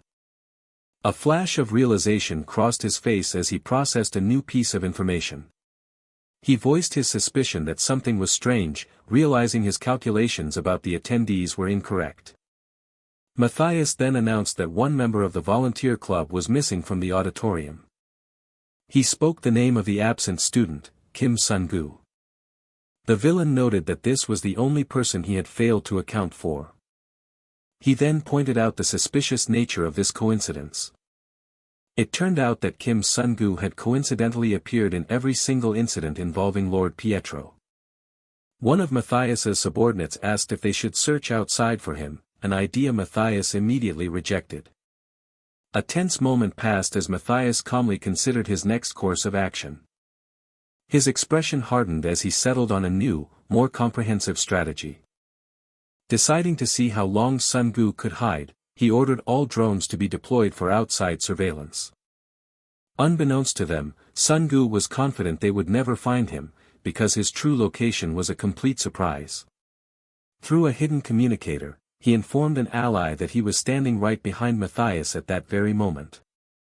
His contact reacted with alarm, questioning why he would take such a risk when they were already under suspicion, but Sun-gu insisted he had a compelling reason. He reiterated that his position directly behind Matthias was absolutely essential to his plan. Sun-gu revealed that the reason was the enemy mask he wore, a detail his ally first questioned before grasping the incredible opportunity it presented. He explained the mask was a sophisticated piece of technology equipped with a transmitter, receiver, voice modulator, and even contained the enemy's classified information. He declared his plan to use their own highly praised advanced technology as a weapon against them. His impressed ally then asked what he planned to do now that he had successfully infiltrated their ranks. Sun-gu explained that there was only one possible method to neutralize the bombs Matthias had deployed. He revealed that the answer was jamming, a concept his contact briefly questioned. Sun-gu began his explanation, defining jamming as a technique used to intentionally block radio signals. He elaborated that it worked by emitting artificial interference, imagining an enemy operative confused about why their equipment suddenly failed. His ally excitedly realized this meant they could stop the bombs, but Sun-gu warned them it might not be so simple. A moment of heavy silence conveyed the immense danger of the situation. A past warning echoed in someone's memory, describing Matthias as an unstoppable force who brought death the instant you met him. In the present, Sun-gu showed his defiance, stating that they would just have to wait and see if that was true. He then informed Yuna of his proximity to their target, revealing his plan to find the bomb's frequency from his current position. Yuna pleaded with him to stop, arguing that his plan was far too reckless and it was only a matter of time before he was discovered. Another ally realized that with so many people watching and recording, Sun-gu would be in even greater danger, leaving them only one option. They concluded that they had no choice but to use jamming to disable Matthias' weapons. With the jamming initiated, they understood their new mission was to buy time, desperately hoping nothing would go wrong. Meanwhile, on stage, Matthias noticed that something was off with the crowd. He observed that more students than he anticipated were resisting his control, prompting him to initiate a stricter measure. He confidently declared that no one would be able to stop what he was about to do. Just as the heroes tried to devise a way to buy time, Matthias began a chilling new announcement for everyone in the auditorium. He gave a horrifying ultimatum, declaring that all bombs attached to their bodies would detonate in exactly 3 minutes. The terrifying weight of his words settled over the horrified students. He further explained that any attempt to remove a bomb or any suspicious movement would trigger immediate detonation, causing a student to cry out in shock. Chaos erupted as students screamed that they were all going to die, warning one another not to touch the bombs. Matthias then taunted the absent Lord Pietro, acknowledging that he couldn't show himself because he always fought from the shadows. He claimed that Pietro would lose his greatest weapon, anonymity, the moment he revealed himself, a thought Yuna herself silently acknowledged. Yuna knew with certainty that Matthias would kill them all, and with only 3 minutes remaining, Sungu was trapped and unable to move. Sungu, however, was already focused on a single, critical flaw in their own plan. He knew that an expert like Matthias would be aware of jamming, and he admitted their strategy had one major weakness. That critical flaw was the time required to locate the bomb's encrypted frequency. He explained it would take at least several dozen minutes to succeed, a timeframe that utterly shocked his ally. Sungu grimly concluded that Matthias would never grant them that much time. Matthias continued his taunts, asking Lord Pietro what he would do as the students faced certain death in a matter of seconds. The students fell into despair, some suggesting a final, futile fight while others reminded them that any movement would trigger the bombs. The final countdown began, and as the seconds ticked away, Matthias noted with satisfaction that Pietro had yet to appear. He cruelly advised the students to abandon any hope that the bombs were a bluff. He then finished his thought, stating with absolute certainty that he had never once failed to carry out a threat. The countdown reached its final, terrifying seconds. Just as the timer hit 0, one of the Dako brothers suddenly smashed the microphone onto the floor, the loud crash breaking the tension. He then sarcastically feigned an apology for his clumsiness, asking if someone could return the knife that had supposedly slipped from his grasp. The other students reacted in panic, begging for someone to stop the brothers and make them apologize before it was too late. One student, however, realized with a wave of relief that the brothers' interruption had successfully stopped the bomb's countdown. The Dako brothers proudly declared their allegiance to Lord Pietro, whom they saw as a spiritual mentor they would give anything to help. Yuna watched them, a sudden realization dawning as she began to suspect who they truly were. Elsewhere, the conversation about the jamming continued, focusing on its major weakness. Sungu reiterated that the problem was time, as the process required several minutes to complete. He knew with certainty that Matthias would never wait that long for it to work.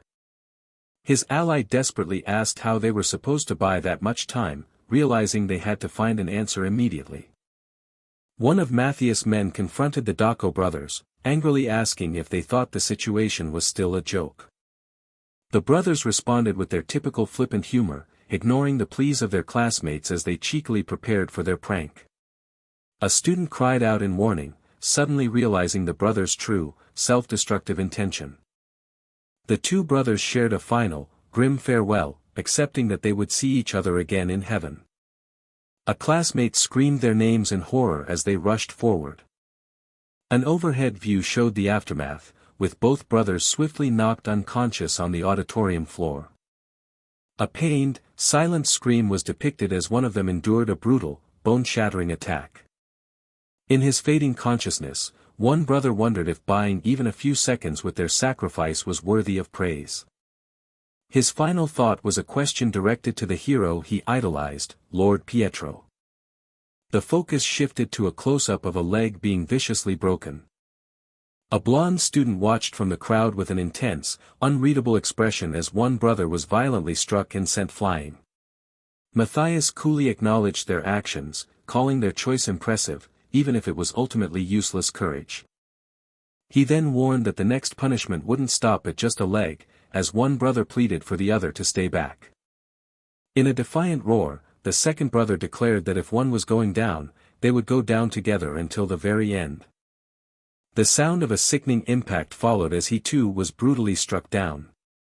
A man in a white suit was shown delivering a powerful kick that sent the charging brother flying backward. An agent asked Matthias for further instructions, and Matthias ordered them to make an example of the defiant students. The masked agent stood ominously over the broken form of one of the Dako brothers.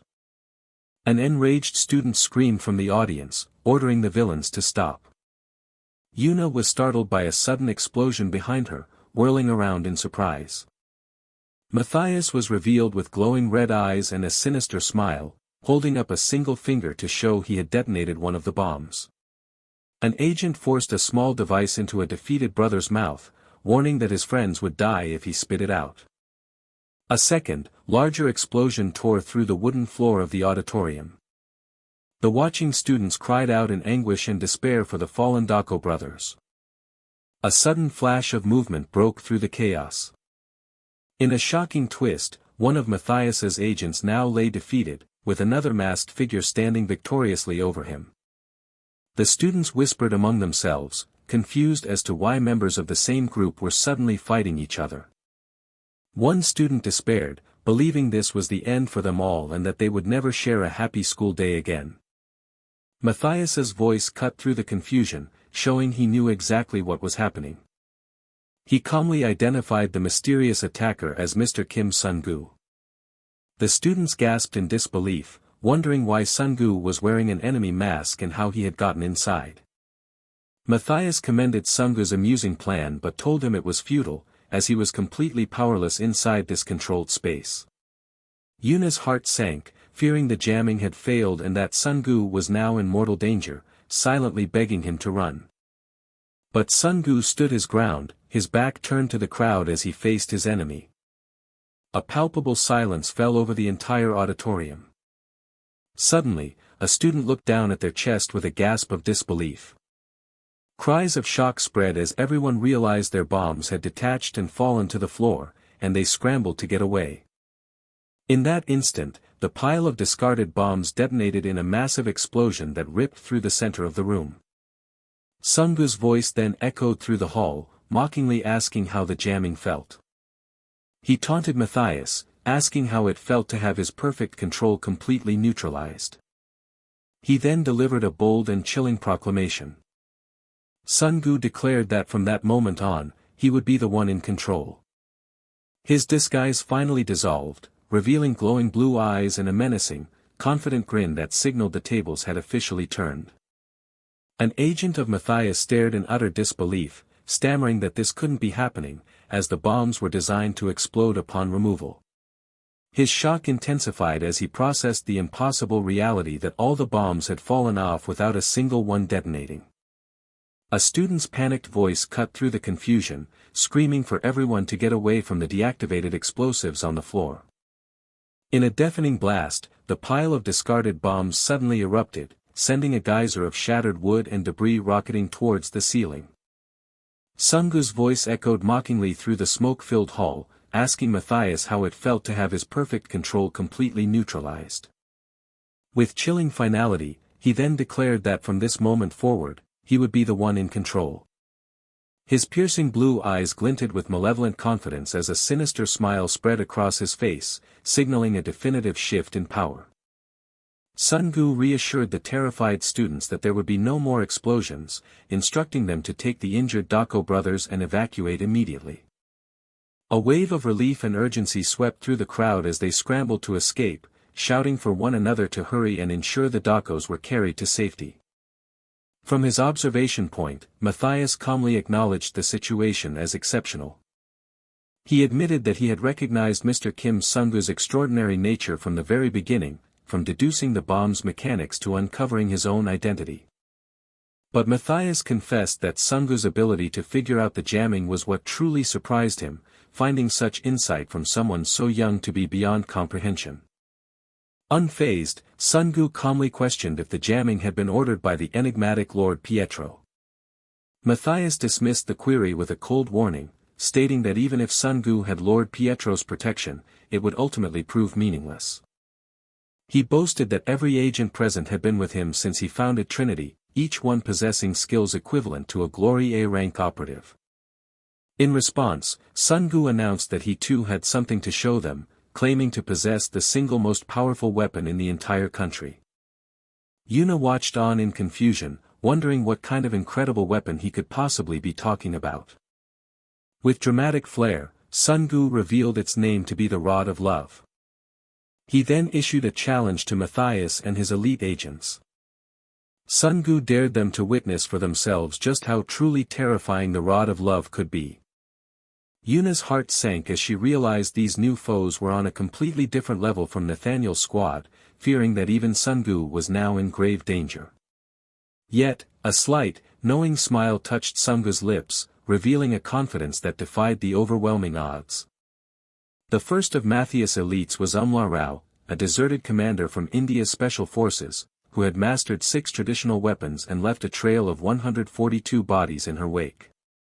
With fluid grace, Sungu narrowly dodged a deadly chakram as it spun through the air towards him.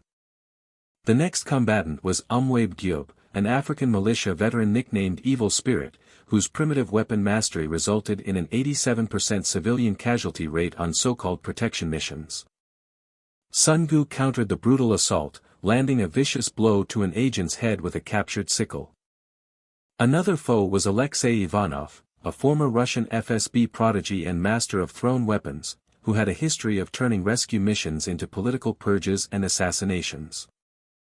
The young man was suddenly struck with tremendous force, the impact of a thrown weapon sending a shockwave through his body. The terrifying roster continued with specialists in chemical weapons, national pipeline bombings, gas attacks, and arms dealing, a veritable collection of the world's most dangerous individuals. Undeterred, Sungu launched himself into the air, executing a powerful flying kick that sent multiple opponents reeling. Matthias watched the display with keen interest, formally inviting Sungu to demonstrate the full extent of his power. He challenged the boy to prove he truly possessed skills comparable to his A-rank agents. A deep sense of intrigue grew within Matthias as he reconsidered his assessment, realizing Sungu couldn't possibly be a mere D-rank, nor simply an agent hiding behind Pietro. He looked down from his perch, his mind racing to classify the impossible power he was witnessing. Matthias theorized that Sungu had to be an apostle, or perhaps something that existed even beyond that legendary status. With this startling new conclusion, he resolved that he too must respond with an appropriate level of force. Meanwhile, Yuna watched in awe, admitting to herself that she still couldn't comprehend what kind of person Sungu truly was. But as she observed him, a flicker of concern began to form in her mind. She noticed an uncharacteristic nervousness in Sungu's posture, a sight she had never witnessed before, leaving her to wonder why he seemed tense when they held the advantage. From across the hall, a faint, almost imperceptible smile played on Sungu's lips. Suddenly, both Sungu and Yuna snapped their heads upward, their eyes widening in surprise at the sight of 2 large drones hovering menacingly above them. Matthias settled back, deciding he would wait and see how his young adversary would handle this new, unexpected variable. Sungu's voice rang out with sharp urgency as he yelled for Yuna to get down. Confused by his sudden alarm, she hesitated and questioned why. Her mind jumped to the most obvious conclusion as she fearfully wondered if the drones were carrying yet another bomb.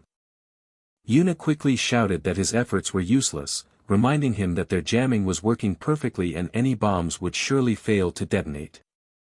Despite her confidence, a wave of terror washed over her as she cried out Sungu's name. Positioned between Yuna and the drones, Sungu raised his arms to defend against a sudden barrage of white projectiles. Yuna desperately screamed that the jamming was fine, begging him not to get any closer to the incoming attack. Matthias's cold voice cut through the chaos, simply drawing attention to Sungu's left arm. A blindingly bright punch connected with immense force, throwing an agent back violently.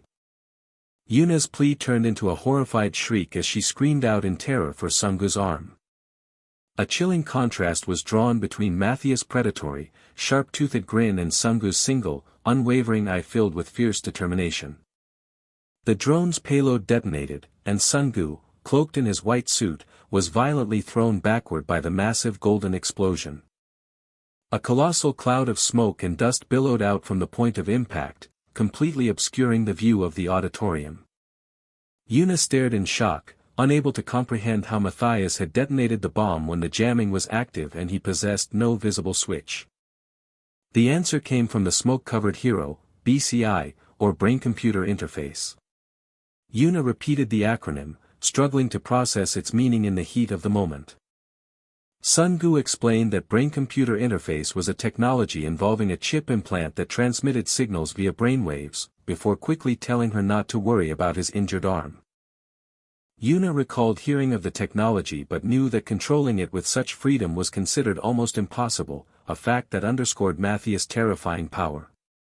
The narration shifted, explaining that BCI experiments began secretly in the late 1990s, but they came with fatal side effects. Test subjects were shown screaming in unbearable agony as the experiments continued. The synchronization process between brainwaves and computers proved to be something the human body simply couldn't withstand, and medical teams were constantly called in.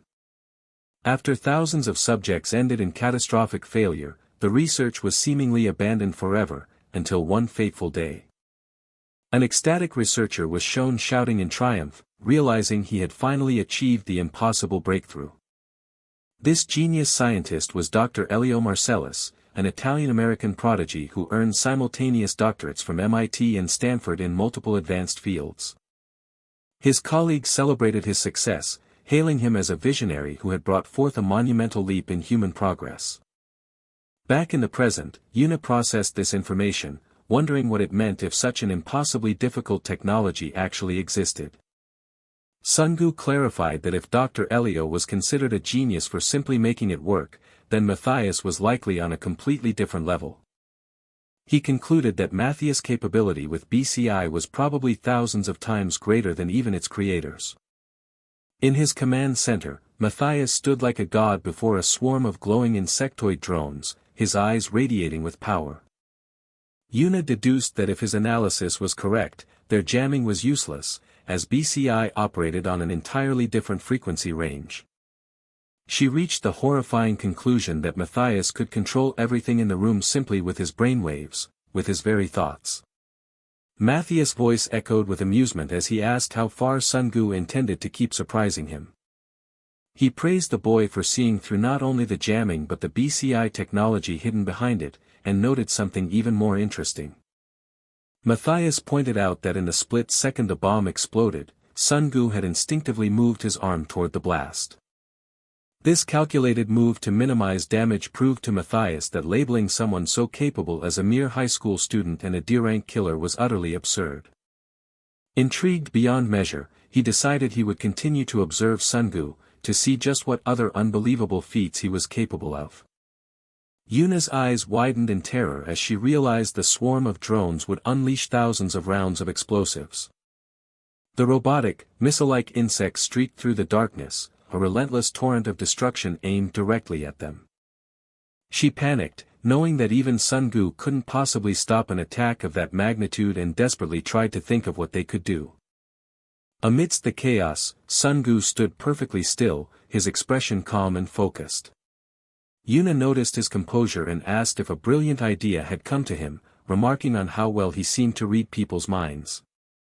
He confirmed that it just so happened a very good way to take down Matthias had indeed occurred to him. Changing the subject abruptly, Sungu turned to Yuna and asked if her leg was okay. She replied that it was fine but questioned his reason for asking, only for him to cut her off and tell her to get ready. Completely bewildered by his strange command, she could only manage a confused stammer. Sungu simply stated that it was time for him to show her his trump card. A tremendous golden explosion suddenly ripped through the auditorium wall, creating a massive, gaping hole. Thick smoke and airborne debris instantly filled the grand hall, obscuring everything from view. As the dust began to settle, the smoke cleared to reveal the newly created, open doorway leading out. A tense silence followed the blast as they prepared for their next move. Moments later, Yuna gasped for breath as she struggled to keep up with Sungu, begging him to wait for a minute. She questioned if simply running away was a viable plan, certain that Matthias would soon chase them down, and demanded to know about the trump card he had mentioned. Yuna despairingly recapped that Matthias held nearly absolute power through his BCI, but Sungu stopped her. He latched onto her choice of words, pointing out that nearly absolute meant it wasn't truly absolute. A spark of hope ignited in Yuna as she realized his meaning. If his power wasn't absolute, then they still had a chance. Sungu tempered her excitement, admitting that while the possibility existed, he would have to try and see for himself if it would work. The two of them raced up a wide staircase, with Sungu leading the way to their mysterious destination. He guided her forward, confirming they had arrived at the correct location. Yuna looked around, her hope deflating as she realized what Sungu had meant. She stared in disbelief, wondering how a simple library could possibly serve as their trump card against an all-powerful enemy. Back in the auditorium, Matthias stood calmly amidst the haze, unperturbed by their escape. His voice carried a tone of intrigued condescension as he mused that Sungu had a strange way of making people anticipate his next move. He acknowledged that his opponent probably had countless intricate plans already forming in his brilliant mind. With absolute certainty, Matthias then made a chilling vow to blow every single one of those plans to pieces. The stage was set for a desperate, final gambit. Back in the auditorium, Matthias mused that Sungu had made a brilliant move. He acknowledged that his opponent possessed a strange ability to make people feel hopeful. Matthias was certain that even now, countless intricate plans were running through Sungu's mind. However, he had a counter for those very plans. With chilling conviction, he vowed to blow every single one of them to pieces. Meanwhile, in the library, Yuna questioned Sungu's choice of a sealed-off location, wondering if escaping outside wouldn't have been a better option. She reasoned that while the outdoors posed a risk to civilians, she couldn't understand why, of all places, he had chosen this one. Sungu abruptly silenced her, gesturing for quiet. They stood in a vast, empty library, surrounded by rows upon rows of silent bookshelves. Suddenly, the soft, distinct sound of slippers on the wooden floor echoed through the hall. Unseen by them, Matthias admitted to himself that he was curious. He wondered why, among all the places available, Kim Sungu had specifically chosen the library. At that moment, Yuna's eyes widened as she suddenly understood why Sungu had picked this very spot. She realized the library was perfect for concealment and cover, offering far more hiding places than the wide-open auditorium and serving as the worst possible matchup for Matthias. Unlike the previous battleground, the countless obstacles here would make it nearly impossible for his drones to move freely. A surge of hope filled her as she believed they now had a real shot at winning, certain Matthias would struggle to find them. Turning to her ally, she asked if there was anything she could do to help. Before he could answer, a figure suddenly tackled Sungu, sending a cascade of books flying everywhere. Matthias's voice echoed through the aisles, informing them that if hiding was the plan, it had unfortunately just failed. He smugly began to explain that finding Kim Sungu was not difficult at all. A distorted, high-speed perspective blurred past the library's bookshelves, simulating the drone's search pattern. He finished his thought, stating that it was actually quite an easy task. Yuna glanced over her shoulder, her face a mask of pure shock and terror.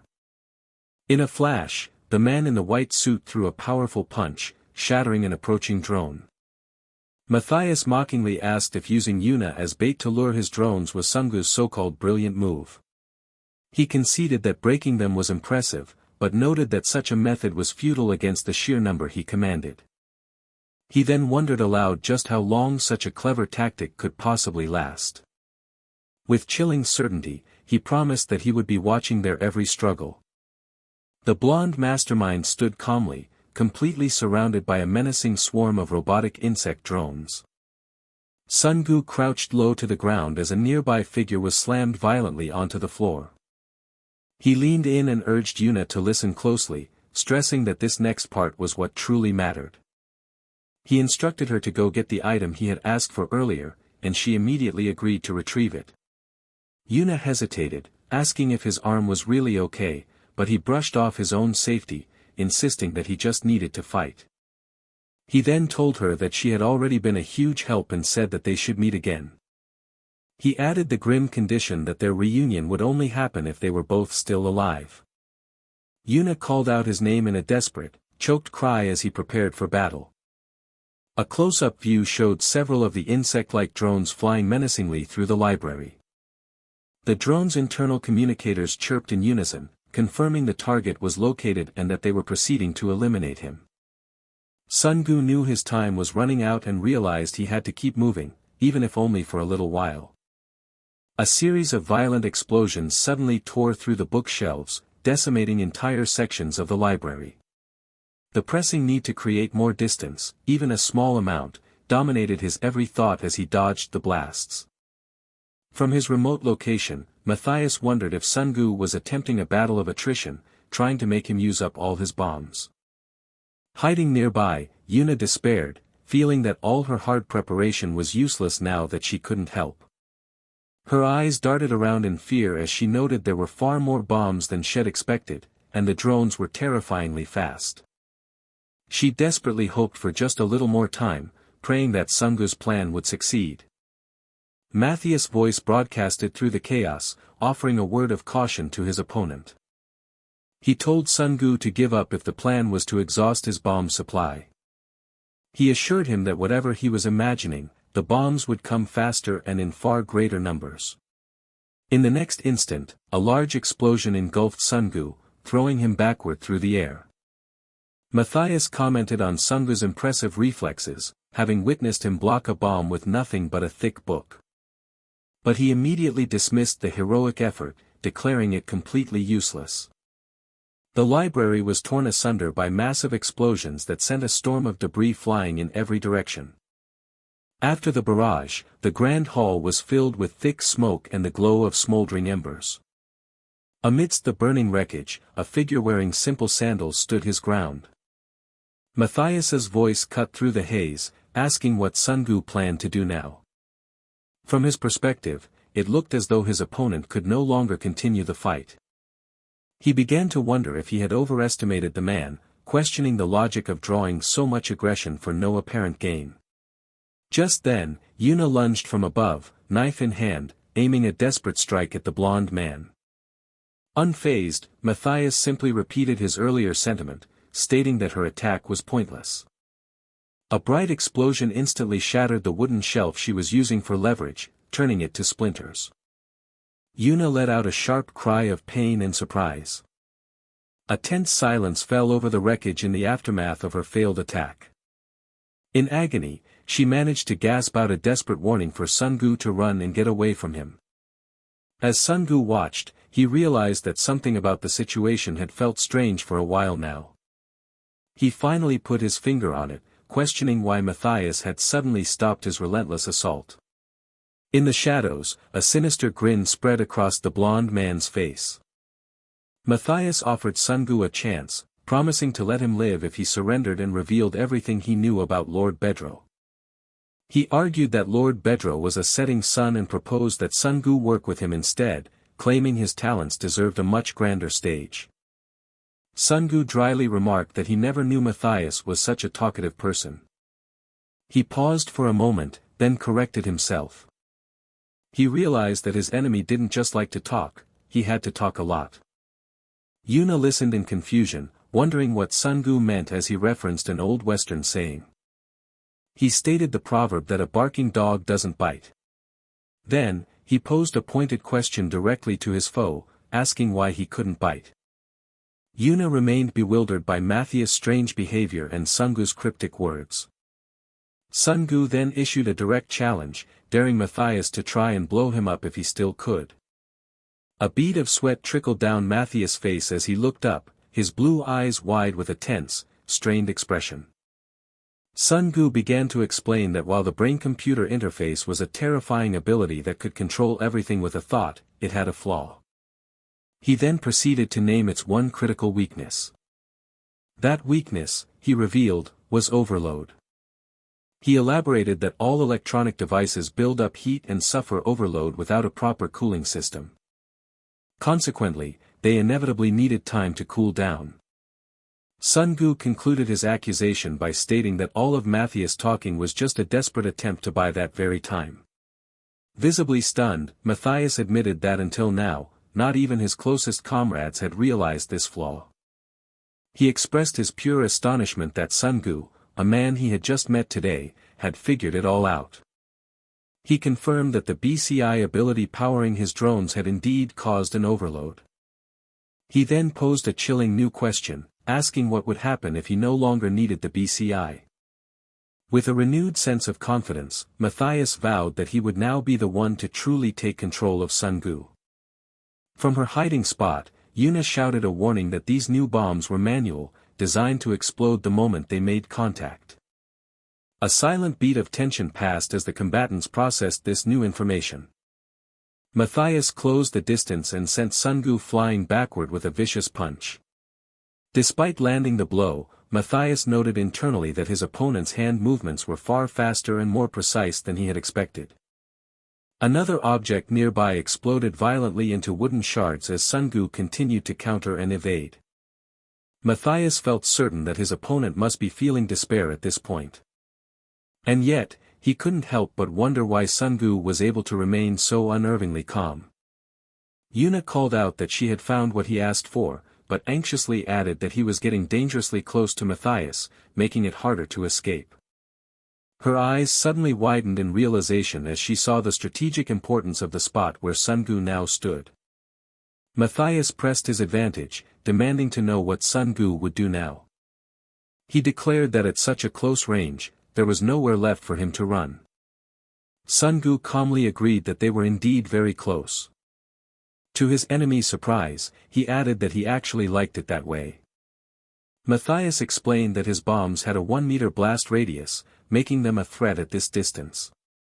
He accepted that this danger applied to him as well, and had chosen to embrace that risk.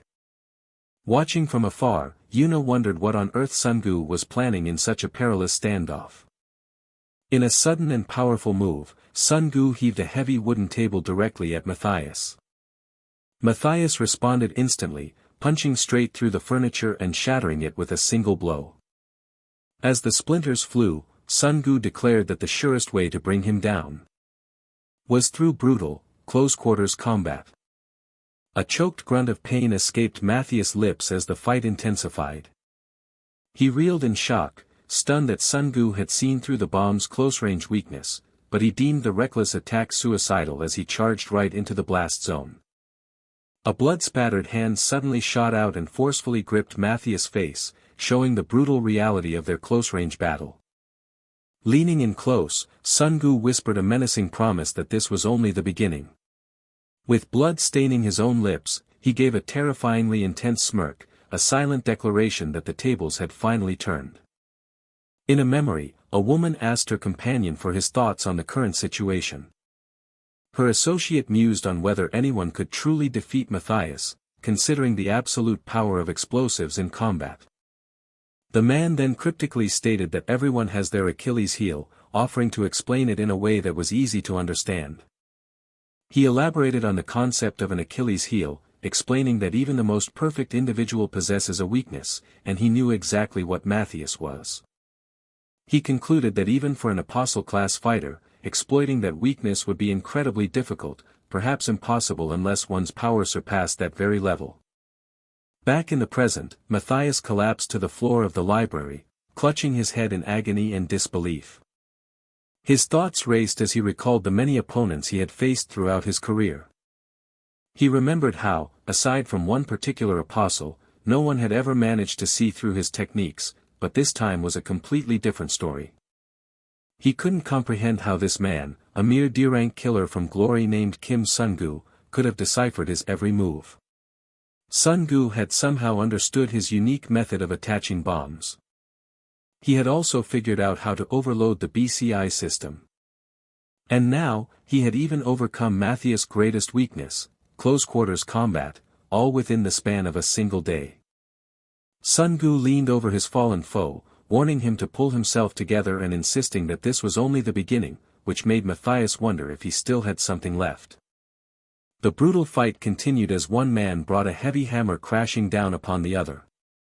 Matthias was bewildered when he saw his opponent grab a simple trash can, wondering what he could possibly do with it. A flash of movement caught his immediate and alarmed attention. His eyes widened in shock as he realized Sungu was using a common trash bag as an improvised weapon. A powerful blow from one of the combatants sent a bookshelf crashing into pieces. Dust and debris filled the air, creating a large cloud of smoke that obscured the library's ceiling light.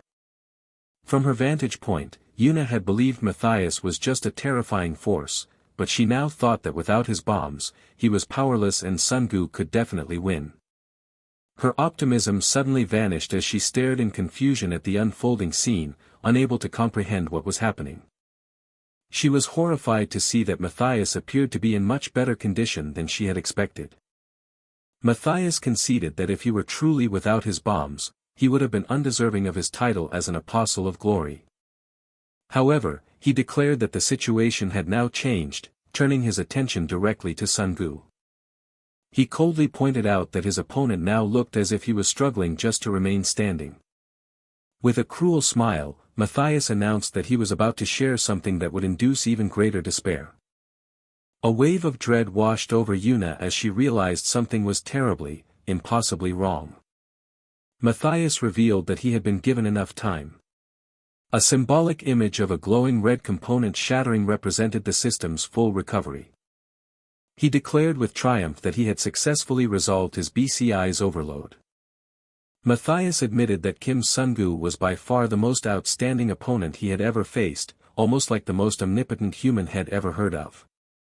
He went so far as to say he would believe it if someone told him Sungu was the reincarnation of Pedro. But then he ominously stated that even if the great Pedro himself were standing there, the outcome would be the same. He boasted that even a legend like Pedro would still fall under his complete control. Yuna cried out Sungu's name in terror, realizing he was in mortal danger and deciding she could no longer just stand by and watch. Matthias mocked her efforts, telling Sungu that even if he regretted it now, it was already far too late. With his BCI fully restored, Matthias locked onto his target's most vital point, his head. The horrifying sight caused Yuna to let out a piercing scream of pure terror. Sungu, his shirt stained with blood, looked up calmly as an explosion detonated nearby. Yuna's eyes widened in sheer disbelief at what she was witnessing. The apostle stood unharmed, surrounded by the fiery blasts he now completely controlled once more. Yuna stammered in shock, unable to understand how the BCI could be fully operational again. A wave of utter shock paralyzed her as the reality of their situation sank in. Matthias calmly explained that this turn of events was exactly what he had planned. It was precisely the thing he had wanted to tell his opponent. He finished his thought by calling it a truly hopeless piece of news. Yuna suddenly noticed a change in Matthias' condition and cried out, demanding to know what had happened to him. A soft chuckle escaped Sungu's lips, quickly escalating into full-blown laughter as he finally understood his opponent's scheme. He remarked that he knew something had felt off, realizing the trick had been in play from a specific moment earlier. Sungu correctly deduced that Matthias hadn't dodged the bomb earlier not because he couldn't, but because he chose not to. He concluded that even getting close enough to bleed on him had been a calculated part of Matthias' plan. Yuna was utterly lost, questioning what he meant and if this had all been Sungu's counterplan. Sungu explained that blood is full of ions like sodium and potassium, making it a better electrical conductor than water. Matthias countered that this alone couldn't explain it, as there was no source in the library capable of generating electricity. His eyes widened in dawning horror as he realized why his opponent had used the plastic wrap. Sungu confirmed his enemy's sudden realization with a simple affirmation. He elaborated that the thin sheet of plastic, when rubbed in a dry environment, could generate thousands of volts of static electricity through friction. He continued his explanation, stating that when that powerful static charge, conducted by his blood, made contact with the BCI's already overheated circuits, it was more than enough to completely destabilize the entire system. Sungu revealed that the time he had seemingly given Matthias to recover his BCI served another purpose. A white shoe stomped down with incredible force, cracking the very floor beneath it. That precious time, he declared, had been for him. It was all the time he needed to recover his own strength as well. A final, massive explosion erupted from the library floor, sending the blonde apostle flying amidst a storm of books and debris. The location of their destructive battle was revealed to be a place called Castle Yank. The aftermath of the blast left shattered bricks and torn books scattered across the wooden floor. Lying amongst the rubble, Matthias let out a series of weak, pained coughs. Sungu, also struggling to breathe, asked his fallen foe a final question about the incredible technology he possessed. He questioned why, with such potential for good, Matthias had chosen to become glory's monstrous weapon, Raphael. Matthias weakly replied that he had made that choice because he believed it was the right path. To him, being with glory was the way to achieve a truly perfect life. He reminisced about how his perfect life once referred to his family, recalling how others had admired him for having both talent and a wife and son. He acknowledged that with talented parents, a wealthy home, and a sharp mind, his life must have seemed perfect to outsiders. But he spat on their perception, calling them stupid bastards for their ignorance. He remembered raging that no one, especially the fools in academia, could understand the incredible nature of his ECD technology, accusing them all of looking down on him. He had been convinced that true peace could only be achieved through the very explosions he had perfected. He revealed that his mother, who knew nothing of his father's work, had been an emotional punching bag for all his father's stress. To the outside world, his father was a brilliant engineering PhD. At home, however, he was a complete demon, a daily reality young Matthias endured for over a decade until a fateful incident changed everything. In a rare happy memory, his mother apologized for not taking better care of him on his first trip to an amusement park. She pointed out a ride, noting how fascinating it was that more people were sitting in the back. Young Matthias proudly explained the physics of pendulum motion, detailing how sitting farther from the center increased acceleration and could even create a feeling of weightlessness. His mother listened, impressed by her smart son's explanation, and mused that the feeling of weightlessness must be why people preferred sitting in the back. The memory continued with a snapshot of the two of them celebrating at an outdoor cafe, surrounded by food and balloons. Another image showed the young boy and his mother happily meeting a large eagle mascot outside a candy store. A close-up captured the boy's smiling face, his blue eyes bright as he held a lollipop and a purple balloon.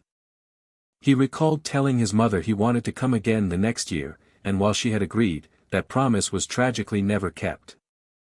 A grim image of a bloody, limp arm hanging over broken, blood-stained plank signified the accident that took his mother's life.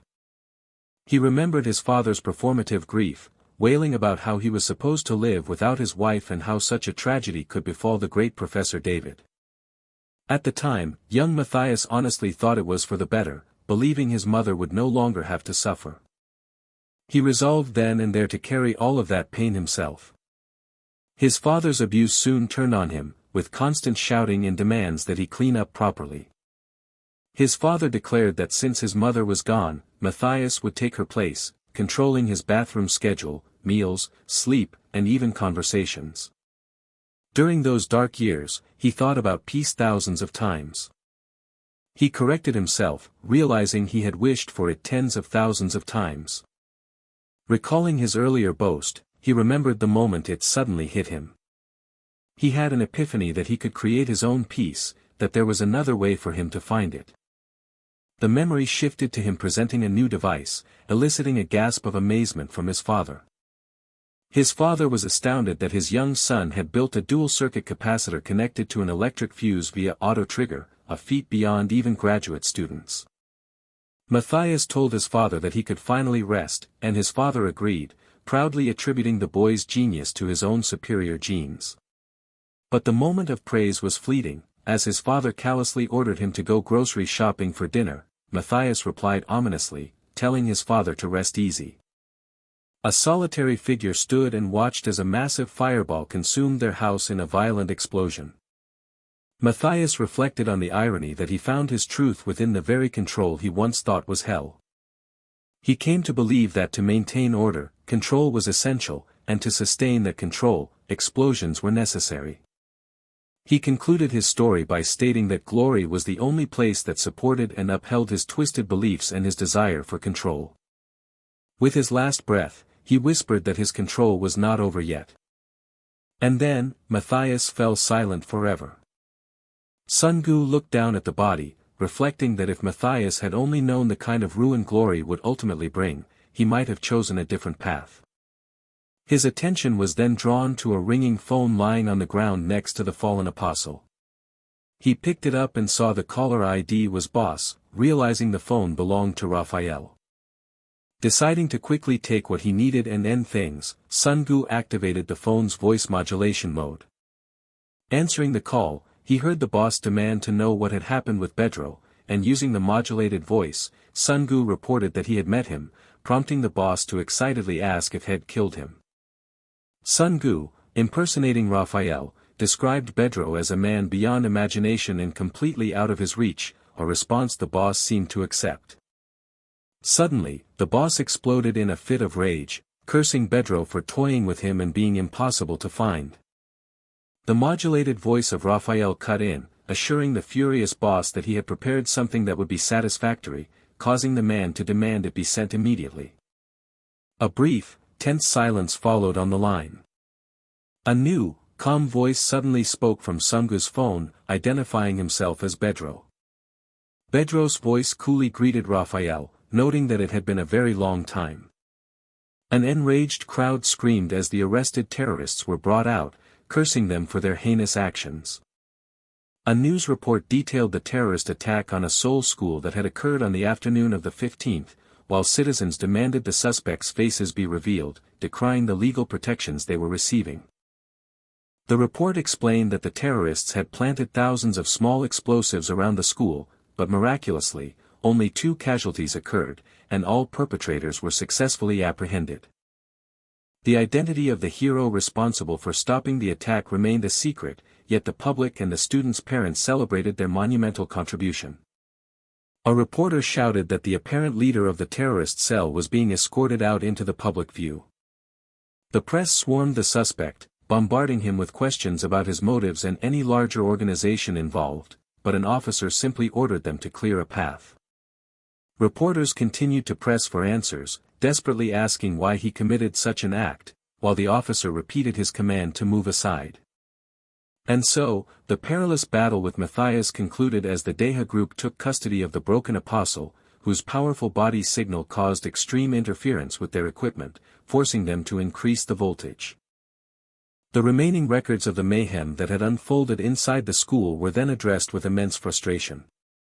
With Jaiwan's angelic assistance, all digital evidence was erased, though her associate grumbled about constantly cleaning up messes, a task that couldn't wipe the students' own memories. The students collectively decided to keep quiet about what they had truly witnessed, allowing the official story to proceed without complications. Meanwhile, one student teased the Mapo leader's massage skills, prompting another to demand a massage as well, and the Mapo leader dutifully complied. Elsewhere, a nurse expressed her exasperation with a particularly stubborn patient, questioning how many times she had to repeat herself. She reminded him that a tie was inappropriate with a hospital gown, but he humorously insisted it was his medicine, prompting her to sarcastically suggest his discharge until he finally relented. Sun-gu, now free from the school facade, stared forward with a focused and intense gaze. He recalled his time at the school, a memory symbolized by a solitary figure standing at a classroom podium. He reflected on his decision that remaining at the school had become too dangerous to continue. Thus, he had carefully abandoned the traces of his alias, Kim Sun-gu, and departed from that life. His new path led him back into the vast, sprawling cityscape. A sudden cry for the police echoed through the air. A passerby tried to report Thaddeus for illegal smoking, mistaking his posture for that of a gangster, an accusation Thaddeus flatly denied. Jaiwan's associate found it amusing how gangster-like some people appeared, while Thaddeus grew annoyed by their inability to read the situation. In a quiet moment, a young woman looked upon Sun-gu with sadness, while he offered a faint, distant smile. Her expression was a mixture of deep worry and sorrow as she prepared to speak her mind. She softly asked Sun-gu what was on his mind. She admitted that she knew it was pointless to cling to him, but insisted there was something important she needed to say. She explained that meeting him had helped her grow significantly and that the gratitude she and her brother felt was beyond words. She vowed that she would one day repay all the kindness he had shown them. Sun-gu agreed with her sentiment, stating that kindness should indeed be repaid. He began to reminisce, looking back on the days of his own childhood. Every single moment of his youth had been an agonizing trial of pain and endurance. Surviving that way was the only method he knew to stave off the hunger of the next day, making his recent experiences a first for him. For the very first time in his long life, he had been able to experience what a school was truly like. It was at that school where he met her and so many others who changed his perspective. Through his interactions with them, he came to understand a new kind of desperation. He also witnessed an incredible and youthful vigor he had never known. And most importantly, he experienced a form of love, feeling the air and time around him differently. A memory of his name being called out cheerfully interrupted his thoughts. The precious time he had spent with them all flashed through his mind. He confessed that he was unsure how much time he had left in this world. However, he declared that he would cherish and miss those fleeting moments for the rest of his life. The young woman reacted with surprise, taken aback by the weight of his confession. She then changed the subject, asking if he remembered what he had told her back on Uil Island. She quoted his past promise to tell her everything when the time was right. She pointed out that he still hadn't fulfilled that promise, but he deflected, saying now was not the time, much to her playful frustration. Another student joined in, demanding to know what he was hiding and why he wouldn't keep his word, to which Sungu dryly replied this was why he hadn't made the promise to them. The student correctly guessed he wasn't a high schooler, pointing out his grandpa-like speech and demanding to know his true identity. A new voice suddenly cut in, plainly stating that he was the legendary Pietro. A stunned silence fell over the group as they tried to process this revelation. Thaddeus nonchalantly asked Sungu if it was true the students were unaware of his identity as Pietro. Sungu replied with dry resignation that, thanks to Thaddeus, they certainly knew now. The students stammered, unsure how to react to the shocking news. One of them admitted it was hard to believe but made sense, then awkwardly asked him to just speak normally to avoid making things more uncomfortable. Pietro assured them that they were capable of protecting the school even without him, promising to return once he had finished his business. The students cheered and ran off energetically, though one still seemed puzzled by something. Jaiwan's associate wondered aloud when they would ever grow up, while Thaddeus noted that even after the reveal, the students didn't seem to fully believe it. Pietro simply smiled, replying that of course they didn't, and that was precisely their charm. Thaddeus and the associate decided to depart so as not to get in the way, wishing the students well and telling Pietro to get some rest. As the sun began to set, the young woman who had spoken with Pietro stared forward with determination. She suddenly called out, beginning to recite their pledge. She declared that they were not people who would kneel before others, for that was their creed. It was this belief, she proclaimed, that had made them strong, before moving on to the second part of their pledge. She reaffirmed that they still would not be people who would kneel. There was, however, a single exception for their knees. They would kneel only for their master, Pietro. She continued, her voice filled with emotion, explaining that up until that very moment, he had been their guiding light. He had always been their guiding dream and their North Star. She affirmed that even now, he remained their dream and their North Star. The group collectively vowed that they would forever respect him and aspire to be like him. Pietro began his response, looking down at his loyal students from that point on. The young men looked down, their faces filled with a mixture of concern and earnestness. He continued, adding that this would be true not just from now on, but always. He concluded by telling them that he would always be looking forward to watching them grow. Overcome with emotion, two of the young men wept as they gazed up at the setting sun. The young woman offered a sad but genuine smile, tears streaming freely down her cheeks.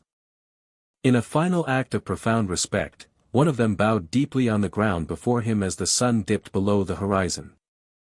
Later, at one of Jaiwan's hideouts, Thaddeus commented on her strange taste as an automated system ordered them to freeze. The security system issued a stark warning that it would open fire at the slightest movement. After confirming their identities, the system granted them access, prompting Thaddeus to sarcastically suggest leaving, though Pietro found the dramatic security quite amusing. An elevator descended, indicating they were headed to the third basement level. As the doors opened, Thaddeus was left speechless by the sight before him, muttering about Jaiwan's extravagance. Pietro noted that she never changed, while another remarked on her apparent wealth, only for a voice to clarify that it wasn't her money as Jaiwan herself appeared to greet them. She acknowledged their arrival and casually asked someone named Alfred to bring tea, a name that surprised the others. As the man served the tea, both Thaddeus and Pietro admitted they had never known his name until that moment. With pleasantries out of the way, Jaiwan shifted to business, ready to discuss the detailed plan for Pietro's fight against the troublesome Raphael. Pietro presented the key component of his plan. The others looked on in confusion, asking what exactly it was.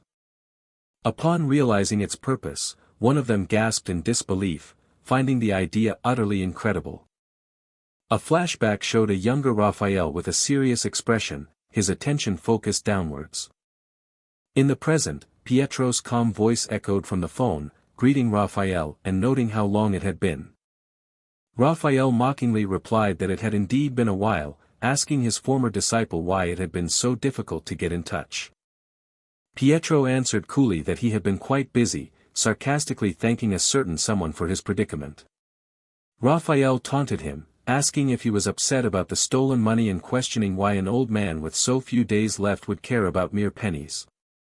He continued to needle Pietro with a condescending loan offer, but Pietro refused to stoop to that level, prompting Raphael to ask why he was being so elusive.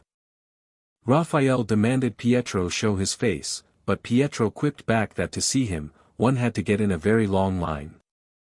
He mockingly informed Raphael that his place in the queue was 10th, making a meeting highly unlikely. Raphael sighed dramatically, claiming it couldn't be helped before mentioning a treasured item he possessed. He then presented an old photograph, asking Pietro if he thought the girl in it had grown up well. With a chilling tone, he revealed the girl's name was Hannah. The image of a young girl in a uniform standing beside a man was juxtaposed with a menacing, glowing red eye, hinting at a terrible connection. A silent, visceral scream of pure rage erupted from Pietro. Raphael smugly asked if this revelation would move him up the line, confident that Pietro would make an exception. Pietro's voice turned deadly serious as he told Raphael to wait, promising he would become number 0 in his queue. He finished his threat with a vow to personally rip Raphael's jaw from his face. After the call, one of his allies cautiously asked if this meant Hannah was truly alive. Pietro confirmed that it was the most likely possibility. Thaddeus immediately interjected, reminding Pietro that it was almost certainly a trap. He argued that faking a photo was easy with modern technology and warned against rushing in blindly, as their enemy's firepower was too great. Just then, President Choi Eun-chang of the Deha Group appeared on a video screen, offering his full support and resources to supplement their lacking firepower, much to everyone's shock. With this unexpected alliance, Thaddeus declared they could now face Raphael, while Jaiwan proudly took credit for arranging it. Pietro began a solemn monologue, reflecting that until just a short while ago, he had been something else entirely. He had been a powerless old man who had completely accepted his own impending death. He confessed that he still didn't understand how or why he had suddenly awoken in a young and healthy body. The reason for this miracle remained a mystery to him, yet he moved forward. But now, he believed that God had given him a revelation. Raphael was orchestrating a vile scheme that might involve Hannah. He concluded that if this was the reason his youth had been restored, then he had a new purpose. He would willingly give up this very life to see it through. Elsewhere, a group of people wondered what was happening as they were blocked by a large, reinforced door. One of them impatiently demanded the door be opened, complaining about the excessive security, before a large figure simply ordered everyone to move. Inside, a massive, scarred hand violently seized the collar of another man. A masked figure with menacingly glowing red eyes looked up from the floor. A spectator commented on the monstrous power of the large man, Philly, questioning if he was even human. The door from outside suddenly blasted open, and the culprit sighed that it had been an expensive entrance before beginning his report. He reported that Matthias had failed and his whereabouts were unknown, adding that Pietro appeared to be gathering his own skilled disciples for a group battle. The leader remarked that this was to be expected of Pietro, though he found it shocking that the old man was still so capable. He was particularly amazed that Pietro could defeat disciples armed with cutting-edge technology, but remained confident that his old master could not fathom what was to come. Raphael mused that Pietro had no idea of the hell that awaited him at the end of his path. A subordinate pointed out that their own team seemed to be lacking in numbers for the coming fight. The monstrous filly simply stated not to worry, as he intended to kill them all by himself. Raphael, however, corrected him, suggesting that wasn't necessarily true. He cryptically mentioned that there might be others willing to fill their empty roster spots, leaving his underling confused. At that very moment, the group that had been locked out finally burst in, asking what was going on. They complained about having been locked out after being summoned, playfully asking if anyone was home. One of the newcomers, a large man, asked a doctor for permission to act, but she denied his request, stating his body hadn't fully healed. Despite her stern refusal, the man prepared to move anyway. An immense surge of blue energy erupted from the muscular man, enveloping his entire body. The sheer force of his power-up caused the doctor beside him to scream in terror and shock. The man commented that he knew his body didn't feel the same as it used to. He turned to the doctor, explaining that he simply couldn't wait any longer. And with that cliffhanger, the first season of the thrilling saga came to a dramatic close, promising a return after a period of reorganization. The creators thanked the readers for their unwavering support and announced a special epilogue and Q&A session to bridge the gap until the story's continuation at the end of the year. A mysterious voice explained that it was a creature born from fear, an intangible entity that could compel its victims toward self-destruction. It then identified itself with a single, chilling declaration: it was a demon. The scene opened on a breathtaking aerial view, revealing a sprawling metropolis glittering like a field of stars under the vast night sky. Inside an airplane cabin, a flight attendant squinted, struggling to place a familiar face among the passengers.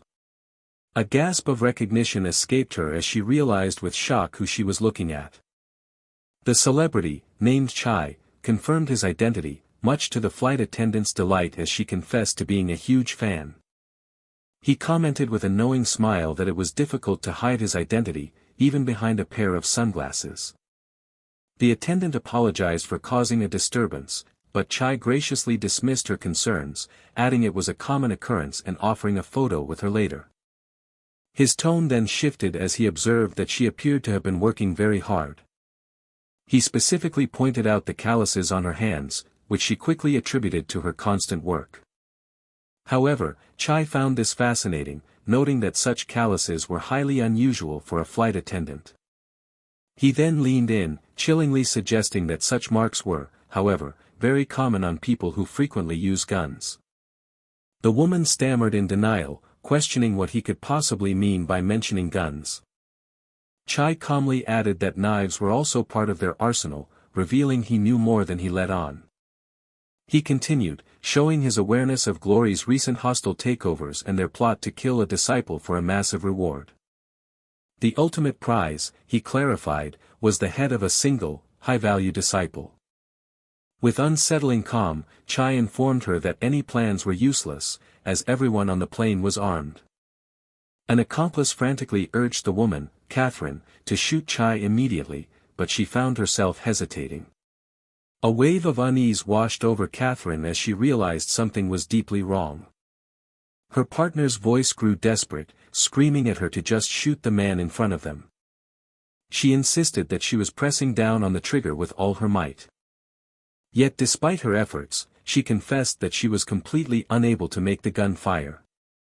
Her partner accused her of hesitating out of fear, while she frantically claimed the gun must be broken. Chai declared that it wouldn't matter if they fired 1,000 or 10,000 bullets, prompting the assassins to call for all their backup in first class. He calmly repeated that their efforts would prove utterly futile. The reason, he explained with a smirk, was that their weapons simply had no effect on him. His impossible statement was met with gasps of utter disbelief and confusion from the would-be killers. Suddenly, chaos erupted throughout the cabin as the plane lurched violently, sending passengers screaming for the captain. An onlooker peered through the window in sheer horror at the impossible sight outside. The horrifying realization dawned on them: the entire aircraft had somehow turned completely upside down in midair. Panic consumed the passengers as they cried out, questioning what the pilot could possibly be doing. In the cockpit, the pilot himself was gripped by confusion, wondering what force had taken control of his plane. To his abject terror, he discovered that his hands were frozen in place, refusing to move from the controls. A wide-eyed expression of pure terror captured his face as the gravity of their situation set in. Far below, air traffic control desperately called into their radio, demanding a response from the flight attendant about the chaos. The controller noted with a growing sense of dread that only a single minute had passed since the first gunshot was reported. He was left to wonder what kind of incomprehensible monster was loose on that flight. Back on the inverted plane, Chai mused aloud that the number of people present, be it 100 or 10,000, was completely irrelevant. He declared with finality that no matter what they did, the outcome would always be exactly the same. Later, on a phone call, Chai smugly confirmed to an unknown caller that he had indeed finished the job himself. The perspective then shifted to another individual, their face unseen, looking out from a vehicle at the vast, illuminated cityscape. This mysterious figure concluded internally that the long-awaited time had finally arrived. They resolved to observe the unfolding events to determine if the cause was worth dying for, promising to see an associate soon. An allegorical scene unfolded, showing a person falling through a dark sky as papers scattered around them, a lone airplane flying high above. The story then flashed back to a different time, where a young boy enthusiastically showed his friend a cool new device. He explained to her that it was an MP3 player, a gadget that could store music and play it back with excellent sound quality. The boy suggested she ask her father for one, noting its usefulness for school, but his friend seemed hesitant. When he asked if her father wouldn't buy her such things, the girl, Hannah, clarified that she simply wasn't interested in them. Just then, a man's voice called out her name, and she turned, her face lighting up as she recognized her dad. The memory was bathed in a warm, sun-dappled light, evoking a feeling of peace and nostalgia. Hannah greeted her approaching father with a warm, affectionate call. He explained that he had come early because he missed her so much and was relieved to hear her hospital visit confirmed she was perfectly fine. She then presented him with a carnation for Parents' Day, promising to continue the tradition of making one for him every single year. The narrative cut sharply to the present, focusing on a man's intense and slightly self-satisfied gaze. This was immediately contrasted with the shadowed, melancholic expression of another man watching from afar. On a television screen, a studio audience erupted into a wave of enthusiastic cheers. The show's host, Ahn Do-yeon, stood on stage before a banner for his program and warmly thanked everyone for coming. He proceeded to announce that they had been joined by a special musical guest named Saran. After her song, he lavished praise on the rookie singer for her extraordinary performance, prompting the audience to applaud once more. Watching from another location, a man named McKing expressed his fascination that someone could be a singer without musical talent, only to be chided by his uncle for his ignorance. Meanwhile, Pietro scolded McKing for watching such programs, but another ally quickly stepped in to defend her, clarifying that McKing was a girl and perfectly entitled to like other girls. Their bickering was interrupted when McKing was summoned by her superiors, forcing her to reluctantly postpone the performance and get back to work. In a briefing room, a small group gathered around a tactical display showing the known enemies operating under Raphael. The briefer warned that Raphael still had hidden disciples and secrets, but he was about to explain the most effective way to infiltrate their base. An impatient uncle figure dismissed the need for a plan, insisting they should just find Raphael and kill him immediately. However, the briefer gravely informed him that such a direct assault was impossible at the moment, leaving the man confused. The shocking truth was revealed: their primary target, Raphael, had completely disappeared without a trace. The uncle scoffed, assuming Raphael had fled in fear, but another team member strongly disagreed based on their personal knowledge of the man. They argued that Raphael was a master manipulator who would stop at nothing to achieve his goals, meaning his disappearance signaled a massive, impending plot. When asked what their next move should be, the briefer directed everyone's attention to a photograph on the screen. The group leaned in, wondering what the significance of the image could possibly be. He explained that this picture of a young student was the entire reason he had gathered them here today. One of the members recognized it as an old photo and asked who the person depicted was. Another former disciple's eyes widened in recognition, confirming that they knew the young man in the picture very well. They identified him as a younger Andreas, a glory disciple known among the newer recruits as the Unknown One, and questioned his relevance. The briefer then instructed them to look closer, drawing their attention to something in the background. Specifically, he told them to examine the school uniforms worn by two young girls standing behind Andreas. The team gasped as they realized it was the exact same uniform that Hannah used to wear. This discovery led them to the unavoidable conclusion that Andreas must know something about Hannah's past. A new question arose as they tried to understand who this mysterious disciple Andreas truly was. To everyone's surprise, his former teammates admitted they knew very little about him, despite having been on the same team. They explained he had always been enigmatic, and though had been with Raphael for a long time, someone else corrected that it was actually the other way around. In fact, it was revealed that Andreas' help had been instrumental in Raphael's significant rise to power, but beyond that, he remained a complete mystery. The briefer then pulled up another set of images for the team to inspect. The group recoiled at the horrific scenes of destruction on the screen, asking why they were being shown such carnage. They were given a simple, chilling answer: Andreas had been responsible for all of it. The team struggled to comprehend how such devastation was possible without telekinesis and then wondered how they could ever hope to find such a man. The briefer assured them that not only the uncle, but everyone in the room would soon know exactly where to find him. He directed their attention back to the television screen, which was broadcasting a live program. As they watched, a sense of dawning, horrified recognition spread across one of their faces. They exclaimed that the guest on the show was Saran, the very same singer they had just been watching. Their disbelief mounted as the show's host, the famous An Do-yeon, was then introduced to thunderous applause. The on-screen crowd roared with excitement for the beloved television personality. Fans in the studio audience chanted his name, screaming about how attractive he was. The horrifying truth finally clicked into place: disciple Andreas, the unknown one who had massacred 385 people on a Boeing 708 in a single minute, was hiding in plain sight as a national celebrity. An intelligence file began to populate on the tactical display. The profile officially identified him as Andreas, Glory's 66th second disciple, whose aliases included Unknown One and National MC. The group was stunned that a disciple could simultaneously be such a famous public figure, a fact that had been kept secret even from his own former allies. Pietro grimly concluded that they would have to watch him closely, soberly quoting the old saying about being careful not to become a monster when fighting them. On the show, the interviewer posed a personal question to An Do-yeon, asking if there was anyone special he missed. He warmly confirmed that there was, sparking the interviewer's curiosity about whether it was another celebrity or an old friend. Do-yeon replied that this person meant more to him than that, which prompted the interviewer to suggest he send them a video message. Looking directly into the camera, he acknowledged that several of his old friends were likely watching and, though embarrassed, said he missed someone dearly. He then uttered the single name that connected everything: Hannah.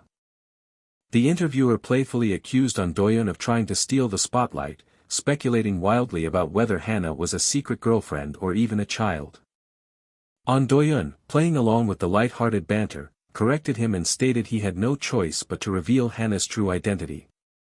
Back in the briefing room, Pietro's eyes narrowed with intense focus as he watched the screen. One of the agents realized with a jolt that Andreas was using Hannah as bait, but he hesitated as a new thought struck him. On the screen, Doyeon delivered the punchline with a smile, revealing that Hannah was simply his dog. The interviewer feigned disappointment at the reveal while Doyeon continued, affectionately describing how precious his dog was and the places they frequented on their walks. He then casually mentioned a recent visit to a place called the Church of Pietro, a detail the interviewer found odd but strangely fitting for the celebrity's persona. A member of the team exploded in rage, vowing to cut Andreas' head off, but was quickly restrained by his comrades who pointed out that even Pietro was maintaining his composure. Meanwhile, the television program began to wrap up, with the host announcing one final performance from the singer, Saran. Saran took the stage for her debut, pointedly telling the audience this would be her last performance and asking them to remember her, which was met with adoring screams from the crowd. Her passionate fans shouted out proposals of marriage and pleaded for her to look their way. In the briefing room, the agent struggled to understand Andreas' strange public display, certain he was scheming something by sending a direct message to Pietro. Another agent found the provocation cheap and unworthy, wondering why Andreas would bring Hannah into it and feeling that the entire situation was highly suspicious before a sudden realization hit him. His attention was drawn to a shadowy figure standing before a large, pixelated screen backstage. An expression of pure shock contorted the agent's face as he processed what he was seeing. The man, sporting a distinctive earring, shot a knowing smirk over his shoulder. A close-up revealed his hand, adorned with a gold ring, his fingers poised as if ready to act. An urgent voice cried out, trying to get the attention of someone named Bale. A panicked warning to watch out was immediately followed by a terrified scream from the audience. In a shower of sparks, the massive stage lights exploded and began to plummet directly towards the unsuspecting singer on stage. A violent explosion of white and purple light erupted from the point of impact. The air filled with flying debris and crackling sparks, all shrouded in a thick cloud of purple smoke. Billows of dark, acrid smoke rose from the wreckage on the stage floor. The audience screamed in horror, with many fearing that the young idol had been killed in the chaos. An eerie silence hung in the air for a brief, tense moment.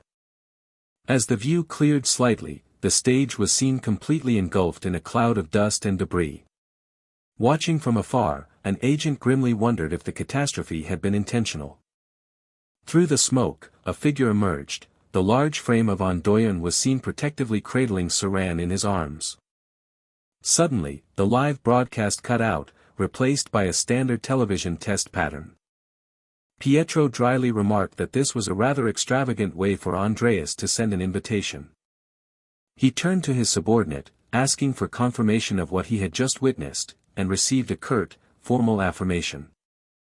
The briefer stated that if his suspicions were correct, they were dealing with something unprecedented.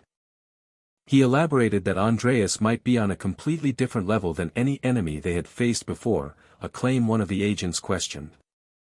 The agent concluded it looked like Andreas used telekinesis to make the light fall, but the briefer immediately corrected his assumption. Pointing to the screen, he explained that Andreas hadn't moved the light fixture at all. Instead, he revealed that Andreas had moved the idol herself, a statement that was met with immediate confusion. The skeptical agent argued that the idol was the victim, prompting the briefer to direct their attention to her right hand in the footage. A closer look revealed the shocking truth: she had been holding a trigger. In the aftermath, chaos erupted as people called for an ambulance, and the narrative quickly formed that Doyeon was a hero for saving Saran. Back in the briefing, an agent tried to process the new information. He asked if the implication was that Andreas used telekinesis on the idol, but the briefer clarified that it was something else entirely.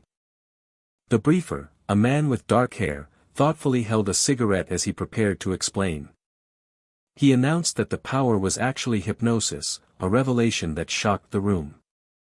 He continued his explanation, noting that in every incident linked to Andreas, the people involved were never physically forced into their actions. They all moved as if by their own free will. Andreas' true power was moving the humans themselves. An agent voiced his disbelief, finding it hard to accept that hypnosis could be so effective, but the briefer confirmed it was possible for a very specific type of target. He specified that Andreas' ability was most effective on a family. Andreas' skill, known as the Demon's Curse, was responsible for the painful deaths of countless victims. Yet, the most terrifying aspect of his hypnosis was that no one had ever discovered the mechanism behind it. Overwhelmed by the disturbing new information, one of the agents impatiently asked for their next course of action. Pietro, his hair marked by a white streak, turned his gaze toward another member of the team. He addressed his subordinate with quiet confidence, implying he already knew what needed to be done. The man, whose dark hair also featured a white streak, stared forward with resolute determination. Elsewhere, a frantic manager shouted at a work crew to hurry. He demanded that the area be made spotless before An Do-yeon's arrival, just as the cleaning crew he had been waiting for finally showed up. One of the cleaners offered a casual apology for their tardiness, blaming the sheer size of the broadcasting station. The manager, not recognizing them, demanded to know who they were, and they cheekily replied that they were new but masters of their trade. The manager grew increasingly irate at their informal speech, and though one finally offered a formal apology for his friend's behavior, the manager was already thoroughly annoyed. Over a hidden earpiece, a voice came through asking for a communications check. The operative confirmed the audio and video feeds were clear, reporting that while Andreas was not in his waiting room, they thankfully had a key advantage. While they knew Andreas' face, he had no idea what they looked like, allowing them to move undetected through the bustling station. Their primary mission was to uncover how Andreas used his skill, so the operative named Thaddeus was sternly warned not to draw any attention to himself. Thaddeus, however, was clearly enjoying himself, remarking on the fun of infiltration, much to his partner's chagrin, who pointed out they weren't exactly being subtle. They began their search, methodically checking all the places An Do-yeon was likely to be, but found no trace of their target. Realizing Andreas was nearby, the operator on comms checked in with Thaddeus, asking if he had spotted anything unusual. Thaddeus confirmed that he had indeed found something. He then cheerfully reported that the backstage snacks were excellent, earning a frustrated sigh from his teammates who had sent him to infiltrate, not to eat. But then, his tone shifted as he suddenly told them to hold on. His view settled on a dimly lit backstage area cluttered with equipment cases and scaffolding. Thaddeus' eye, partially hidden by the brim of his cap, narrowed in concentration. He overheard a hushed, tense conversation where one person insisted on handling a situation alone, warning the other not to make a scene. Thaddeus instantly recognized the familiar cadence of one of the voices. He confirmed it was Andreas and immediately decided to contact his comrade, Sungu. Before he could, Andreas turned and addressed him directly, nonchalantly commenting on his apparent job as a cleaner. Over the comms, his teammate panicked, realizing with horror that Andreas recognized Thaddeus, a development that put their entire operation, and Pietro, in grave danger. Thaddeus, however, played it cool, laughing off being caught with the snacks and promising to finish his cleaning and be on his way. But as he moved, a sudden realization stopped him in his tracks. Andreas pointed out that the floor was slippery with a tone of mock concern, stating that they couldn't have such a high-value person getting hurt. Feigning ignorance, Thaddeus claimed he hadn't noticed any oil, and Andreas dismissively told him to get on with his work. As Thaddeus began to move, Andreas stopped him again, remarking that something about the situation was very interesting. He mused aloud, wondering why it seemed as though someone had spread the oil on the floor intentionally. From the shadows, another voice spoke up, commenting that they knew this simplistic trap wouldn't work. The team on comms tried to get a status update from their operative. They called out Thaddeus' name, their voices filled with concern. Thaddeus calmly replied over the comms that the food in his current location was even better. The third man, deciding to cut to the chase, revealed that Andreas was his cousin. He then leveled a single, direct question at Thaddeus, demanding to know where Hannah was. Andreas interjected with a condescending term of endearment, stating that it wouldn't be difficult to tell them, but there was something that needed to be done first. He gestured to a group of men who had just appeared, suggesting that Thaddeus should finish cleaning them up. His teammates watching remotely scoffed, knowing these henchmen were no match for Thaddeus, but then they noticed a critical detail. They realized the men were all wearing a very specific type of equipment on their feet. Thaddeus understood at once, sarcastically noting that there was a reason for the oil slick: they wanted his feet soaked in it. He immediately knew that making any sudden movements would now be incredibly dangerous. Andreas began to monologue, addressing Thaddeus by his moniker, the god of Kowloon, and spoke of the many rumors he had heard over the past 7 or 8 years. He expressed his excitement at finally being able to witness those legendary talents firsthand and mockingly asked for Thaddeus' own assessment of them. Thaddeus paused for a beat, considering his response. He then coolly replied that his talents were exactly as Andreas had heard. In that same instant, a massive explosion tore through the area, sending debris flying everywhere. Through the chaos, Andreas' voice rang out, complaining that such a bland review made him sad and that there was no need for sincerity since Thaddeus wasn't welcome anyway. His frantic teammates screamed over the comms, urging Thaddeus to dodge, completely unaware of what Andreas' next move would be. A memory surfaced in one observer's mind, recalling the old warning that seeing Andreas for the first time was like being bewitched by a demon. But what was happening now suggested that Andreas was the one who was truly surprised, because Thaddeus was proving to be something unexpected. His dark boot landed squarely in a puddle of the yellow oil, a seemingly fatal mistake. But it wasn't a mistake at all, for he was moving with impossible speed, proving that he was, in fact, faster than a demon.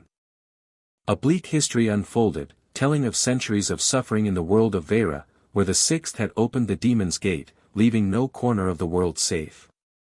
In the last human kingdom of Aridu, a prophecy was fulfilled as a hero from another world was summoned, greeted by pleas to save their world upon his arrival. The hero was presented with the world's mechanics, introducing classes like the destructive mage and stalwart warrior, and teasing the ability to tame legendary pets. Further instructions detailed the importance of character stats like attack and stamina, the collection of loot, and the necessity of joining a guild to tackle high-difficulty dungeons. The tutorial concluded with the promise of epic event raids and boss encounters, officially welcoming the hero to their grand adventure in Vera. A critical warning from the past echoed in Thaddeus' mind, reminding him to avoid his opponent's hand at all costs. The memory elaborated, stressing that a direct confrontation with Andreas was forbidden until the secrets of his hypnosis were uncovered, a precaution they believed would prevent any disaster. Thaddeus's eyes remained fixed on his opponent, his gaze sharp and unwavering. He verbally probed his foe, questioning why he would conceal such a terrifying ability, mockingly referring to it as the curse of a demon. Andreas chuckled, acknowledging the comment was typical of Thaddeus, but countered that it was impolite to ask an opponent to reveal their trump card. He then conceded the point, but confidently added that even knowing his secret would be futile once his trap was sprung. Andreas' eyes narrowed, his focus sharpening with deadly intent. He finished his threat, declaring that once his victim was caught, they would be unable to even process a single thought. Thaddeus internally acknowledged the terrifying speed of a demon-like hypnosis. He then coolly concluded that the only way to win was simply to be faster than a demon.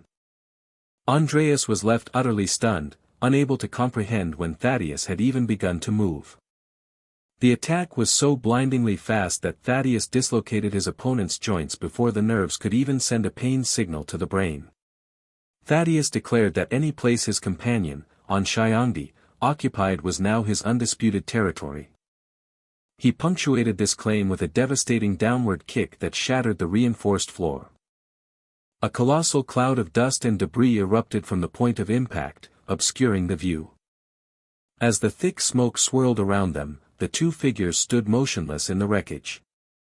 The team watching remotely could only express their sheer disbelief at the absurdity of the situation. One analyst tried to rationalize the event, claiming that as a hypnotist and not a fighter, the apostle was naturally weak in close combat.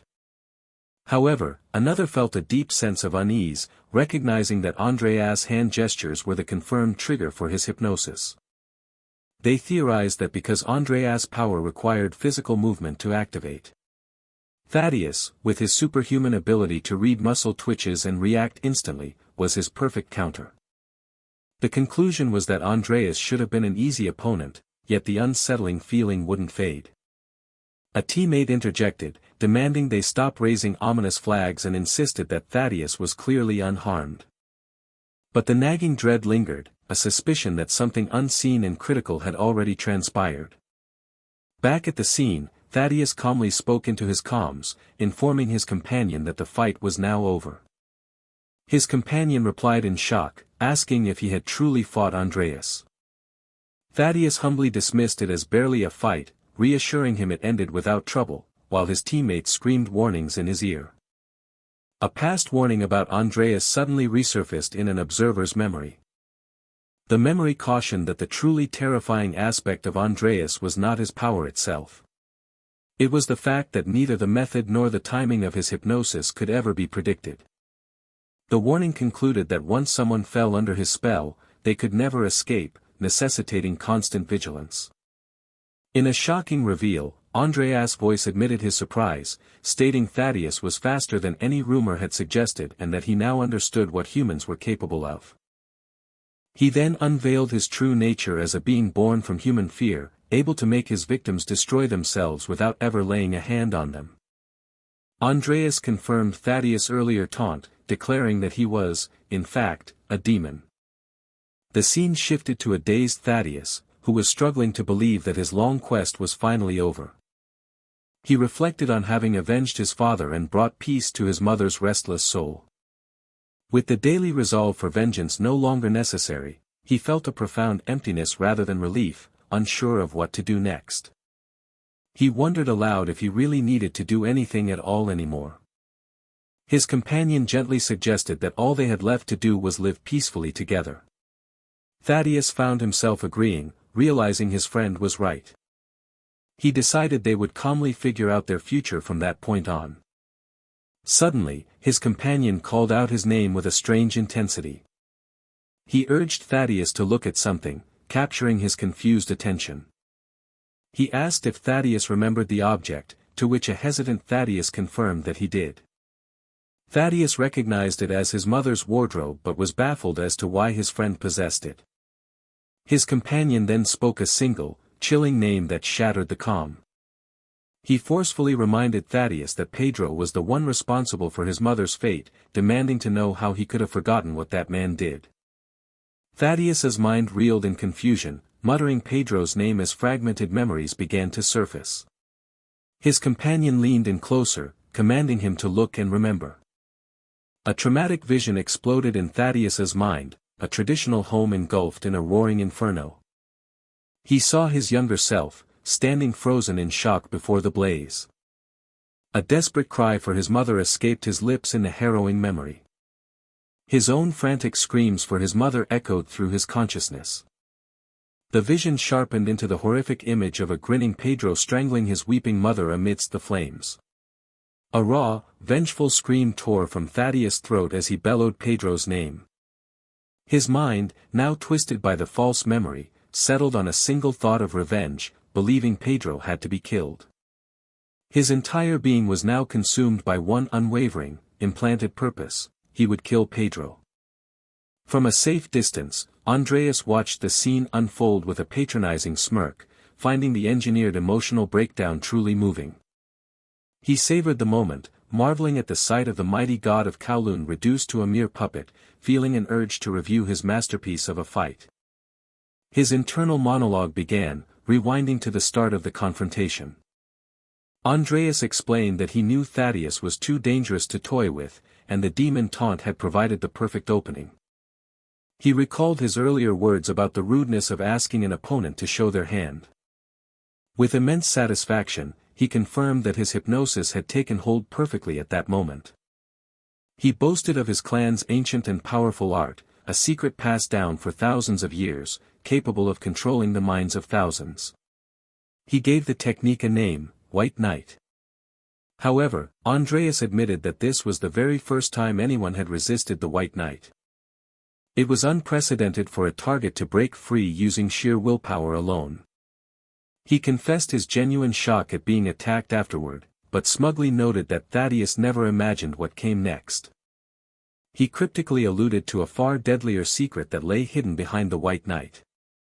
Elsewhere, Hannah fumed with frustration, complaining about Thaddeus' apparent allegiance to Pedro. Yet, she noted that thanks to this chaos, she had successfully acquired the powder of the immortal bird, bringing her closer to finding Pedro. Thaddeus' frantic teammates reported that they had searched the entire station but couldn't find him, fearing the executioner's dire warnings were coming true.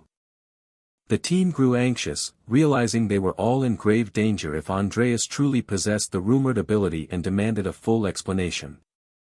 The informant began, revealing that every member of the Prasatra tribe could use a powerful technique known as Bikya, or White Knight.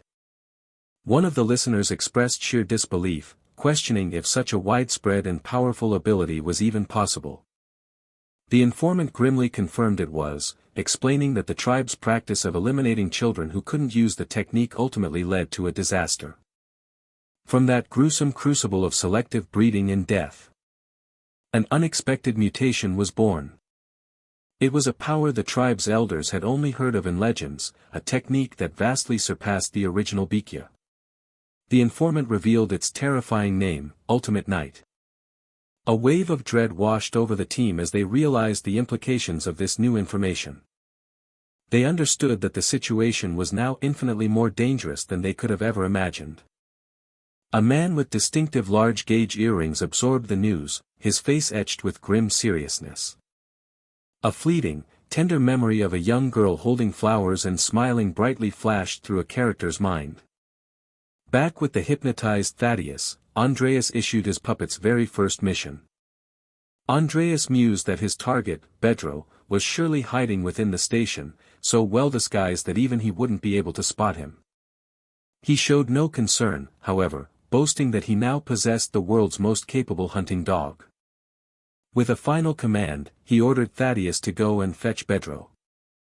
In a remote surveillance room, an operator announced a new arrival on the CCTV, receiving an immediate order to zoom in.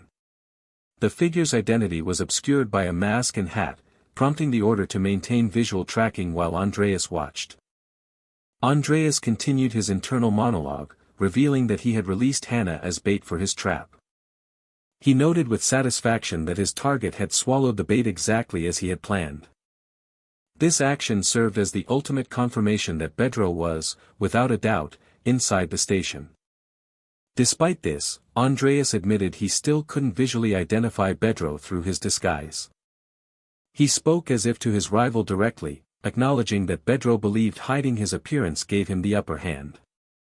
He then turned his attention to his subordinate, Mai Chai, to explain the next step. Andreas informed him that two disguised janitors were inside the station, one of whom was Thaddeus. He explained the genius of his plan. There was only one person present who could recognize Thaddeus. He laid his trap bare, concluding that this person could only be Pedro.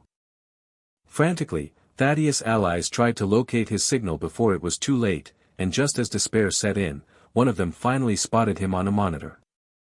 A figure, unknowingly walking into the trap, approached the motionless Thaddeus.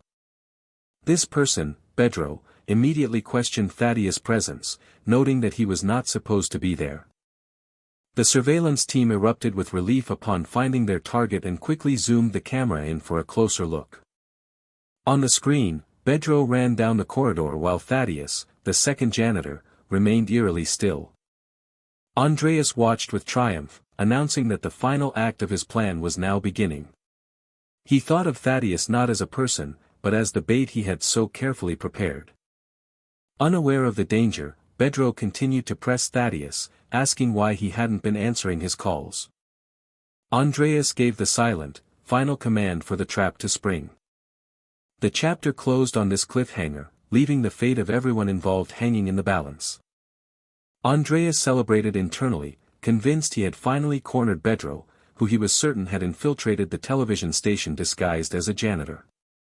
His entire plan hinged on a simple premise: if one of those cleaners showed any sign of recognizing the disguised Thaddeus, then that person could only be his target, Pedro.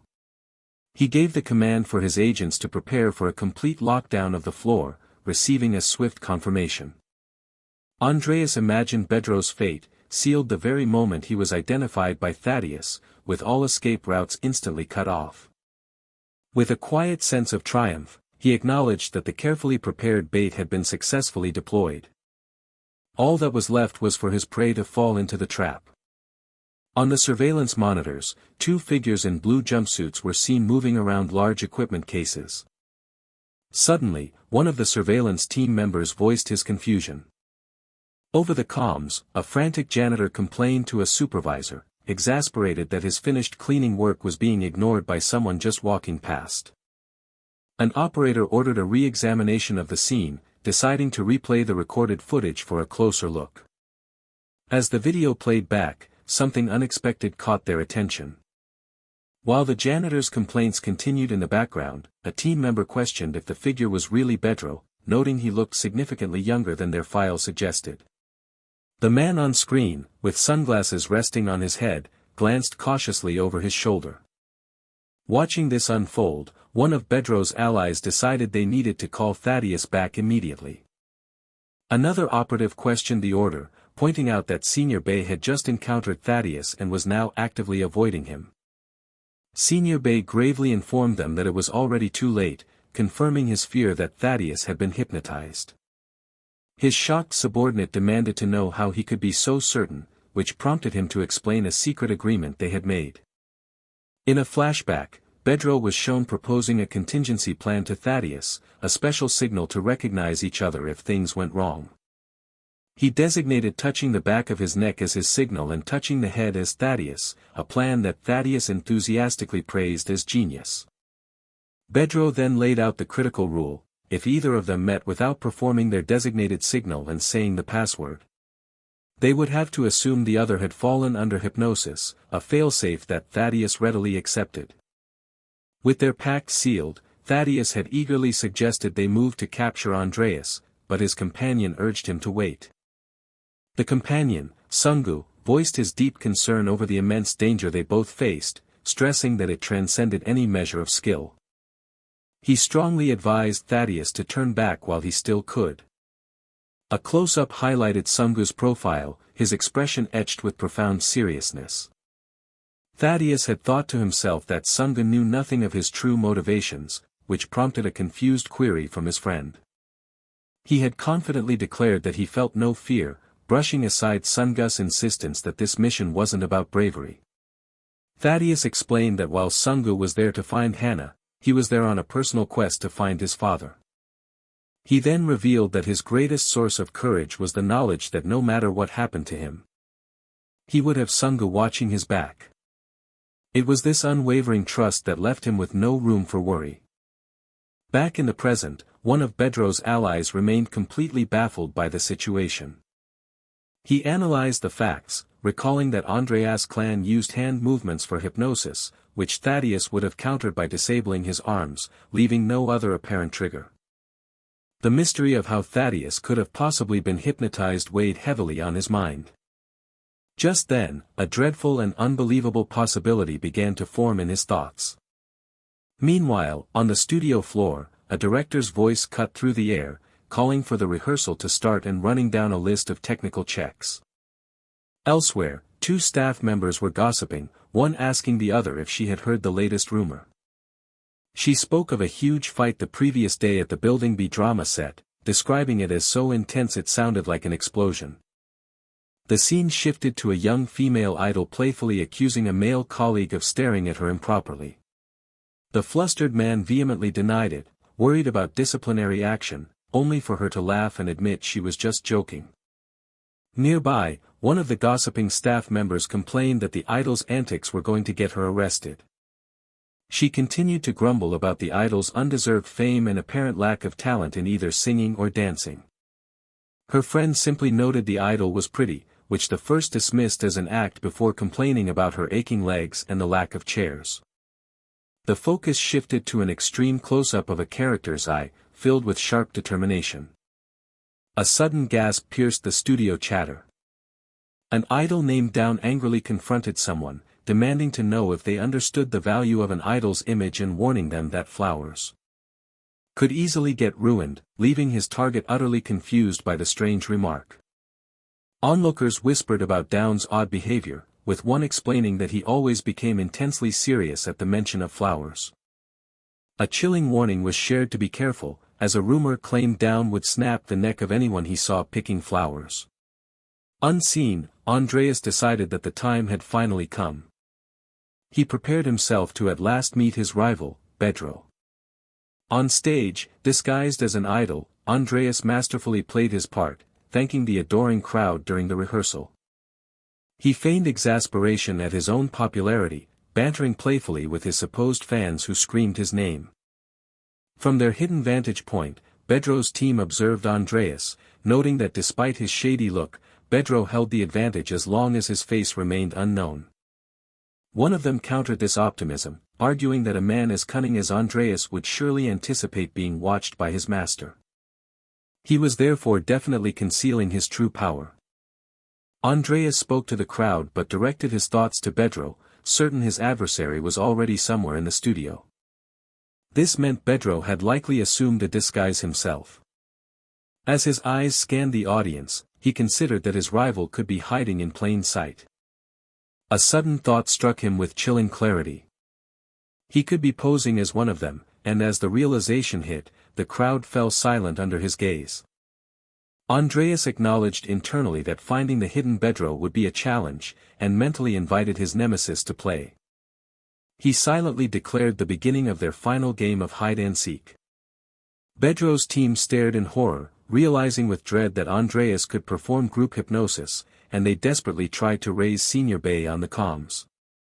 One of the operatives prepared to rush to the station but was immediately told to stand down. His superior reminded him that Bedro had explicitly ordered them not to intervene for a good reason. He maintained his faith that their leader surely had a plan to deal with this. Their analyst tried to make sense of the new development, still puzzled by how Thaddeus was caught when the only visible trigger was a hand motion. He insisted that Thaddeus possessed reaction speeds beyond human limits, making it impossible for him to have missed an obvious hypnotic cue. Then, a shocking new theory about the hypnosis method, one that could bypass even Thaddeus's speed, struck him like a bolt of lightning. The team watched in disbelief, questioning Andreas' motives for unleashing such a power so openly during a mere rehearsal at a TV station. On stage, Andreas announced he had prepared a very special gift for everyone, a gift he promised would be particularly memorable, knowing this was his final move to expose Bedro. He directed the audience's attention to the boxes placed beside each of them, their contents sparking immediate confusion. Bedro, hidden in the crowd, knew instantly that everyone around him was hypnotized and this elaborate, deadly trick was meant solely for him. A gasp of shock rippled through the audience as they opened the boxes. The true, horrifying extent of Andreas' twisted plan began to dawn on Bedro. Andreas' calm voice instructed the mesmerized crowd to slowly pick up the guns they found in the boxes. Realizing each gun held a single, live round, Bedro cursed the madman's strategy as Andreas announced they would all pull the trigger on his command. The logic of the trap was brutally simple. Over 100 people would die instantly, and the one person left standing would be revealed as Bedro. From the control room, one of Bedro's allies exploded in fury at Andreas' cowardly use of hostages and vowed to go in himself. Bedro felt the cold, heavy weight of the gun in his hand, confirming it was loaded and that Andreas was deadly serious. Andreas then addressed his hidden rival directly, taunting him, asking if he was prepared to let all these innocent people die for his sake.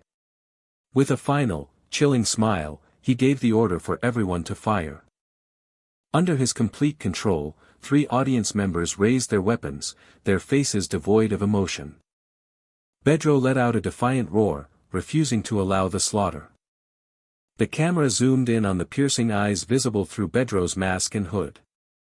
A young man with short hair glanced to the side, his expression laced with grave concern. High above the stage, a mysterious silhouette appeared on a catwalk, framed by the stark blue lighting. Startled by the interruption, Andreas looked up and demanded to know if the newcomer was Bedro. The figure leaped down, landing with such force that the glowing purple stage floor shattered beneath him. The impact sent a shockwave of energy and debris across the studio. A tight close-up captured the unwavering intensity in the eye of the unexpected arrival. The man, Nathaniel, turned to Sungu and casually asked if his timing had been adequate. Sungu replied with relief, confirming that he had arrived at the perfect moment. Andreas stared in utter disbelief, demanding to know how Nathaniel was not only there, but alive. Nathaniel offered a casual greeting to his old foe, prompting a dark, bitter laugh from Andreas as the pieces fell into place. Andreas finally understood that the strange presence he had sensed wasn't Bedro, and he cursed himself for being fooled just as his mass hypnosis began to fade. All around the studio, the audience members awoke in a state of confusion, crying out in shock as they discovered firearms in their hands. Nathaniel immediately took control, loudly announcing a safety incident and instructing the panicked crowd to hand him the weapons and evacuate, reassuring them that the guns were only props. After confirming no one was injured, he calmly collected a weapon and turned his focus to his true target. With blinding speed, he launched himself into the air, aiming a vicious flying kick directly at Andreas' head. The powerful strike landed with a sickening impact against Andreas' back. As Andreas staggered, Nathaniel calmly stated that his old friend was about to go home. Watching from the sidelines, an observer noted that this unforeseen development had provided them a chance to witness something truly remarkable. It was a showdown between the world's greatest destructive power and the world's greatest speed, a legendary battle between two absolute monsters. Nathaniel then turned to Sungu, clarifying that their alliance was strictly temporary, as he had come only to create chaos, not uphold agreements. He made it explicitly clear that he felt no obligation to honor the promise to guarantee Thaddeus' life. His chilling declaration hung in the air, casting a dark shadow over their momentary victory. Andreas reeled in utter shock, his mind refusing to accept that Nathaniel, a man who should have been dead, was standing before him. Nathaniel calmly refuted the idea that he had begged an enemy for his life, clarifying that his relationship with the Glory Club had only ever been one of shared interests. He then revealed that a similar, small shared interest had formed with Sungus Group just 1 week prior, initiating a flashback to the event. The memory opened on an enraged Yashiman, who was screaming about an SUV that had smashed through his hideout's door and vowing revenge, just as the culprit arrived. Yashiman aggressively dared the newcomer to enter the tiger's den, only to be cut off by Jaiwan, who offered a hasty apology for the outburst. Sungu recalled how he had boldly entered without fear, prompting Jaiwan to remark that he had warned Sungu against such a reckless move. Consumed by fury, Yashiman launched himself at the intruder, screaming that he would finally kill him that day. He then ordered his subordinates, Yashiman, Keijio, and Tadeo, to beat the intruder to death, which prompted an annoyed Keijio to question when he had been demoted to being called Hei. Ignoring his master, Keijio instead addressed the intruder respectfully as Mr. Kim Sungu. He confessed that he had counted the days and longed for this moment, even in his dreams. The two men were immediately locked in combat, their powerful fists clashing with explosive force. Keijio expressed his immense anticipation for the day he would finally meet Sungu again. He boasted that since their last encounter, he believed he had grown considerably stronger, though he admitted he was not yet at his peak. Suggesting their reunion was fated, he then posed a challenging question. Keijio formally invited Sungu to engage in another battle. The scene settled, showing the three men, Sungu, Jaiwan, and Keijio, standing together in the opulent room. An underling advised his master that their new guest would likely never join their side. Sungu greeted Keijio warmly, noting his improvement in strength before issuing a subtle warning. He cautioned Keijio that his wrist was on the verge of being crushed in their powerful handshake. Keijio conceded that brute force was ineffective against Sungu, then turned the tables and questioned if the doctor would be all right. He menacingly warned Jaiwan that his own wrist was about to melt. Jaiwan casually brushed off the escalating tension between the men. He sarcastically offered their guest some shaved ice, declaring that even an unwelcome visitor was still a guest. With the tense introductions over, Yashiman began to question the situation. He demanded to know why his sister, Jaiwan, had arrived with Sungu and how Nathaniel was even alive, before insisting on payment for his broken door, a query Jaiwan deflected back to Sungu. Sungu explained simply that he had found himself in a position where he owed a debt. He elaborated that Nathaniel's continued existence was thanks to him, and knowing this, he couldn't take his life, so he had asked Baihayanam to save the fading man. The old man, Baihayanam, questioned why Sungu had brought a Glory Club member to him personally this time, unlike before. Sungu jested about Baihayanam gathering more Pedro's apostles, prompting the old man to change the subject and ask why Sungu had killed the far more useful Nathaniel in the first place. Sungu paused, hesitating for a moment before answering. Jaiwan suddenly realized the man they were discussing was Nathaniel, scolding the old man for his lack of clarity before reluctantly agreeing to help, though he still insisted on being paid for the door. Baihayanam agreed with Jaiwan's assessment, believing that a fully recovered Nathaniel would indeed be a powerful ally. The flashback concluded, returning to the present where Sungu, having established their shared history, decided it was time to get to the point. He looked at Nathaniel and directly requested his help. Nathaniel immediately restated his position, emphasizing that their alliance was strictly temporary and that he had only come to sow chaos, not to uphold any promises. He made it chillingly clear that he felt no obligation to honor the agreement to guarantee Thaddeus' life. Meanwhile, the studio was in chaos as the panicked audience scrambled to evacuate, confused about how they had even gotten there. Down's subordinate frantically reported that Pedro had disappeared into the evacuating crowd of 100 people, making him impossible to find. Down's eyes narrowed as he noticed something terribly wrong with the staff members directing the evacuation. A horrifying realization struck him: he had never given the staff an order to evacuate. He immediately commanded his men to seize all staff members in the area. One of his agents struggled to locate their target amidst the pandemonium, until he had a sudden insight about the staff members' actions. He spotted his target actively evacuating people and yelled for the team to surround the man at the railing, cutting off his escape. Back on the upper floor, Sungu turned his gaze towards Nathaniel. He made a simple but heavy plea, asking Nathaniel to please take care of Thaddeus. Below, a guard shouted in disbelief as their target leaped from the fourth floor, prompting an urgent radio call to the ground level with a detailed description of the escapee.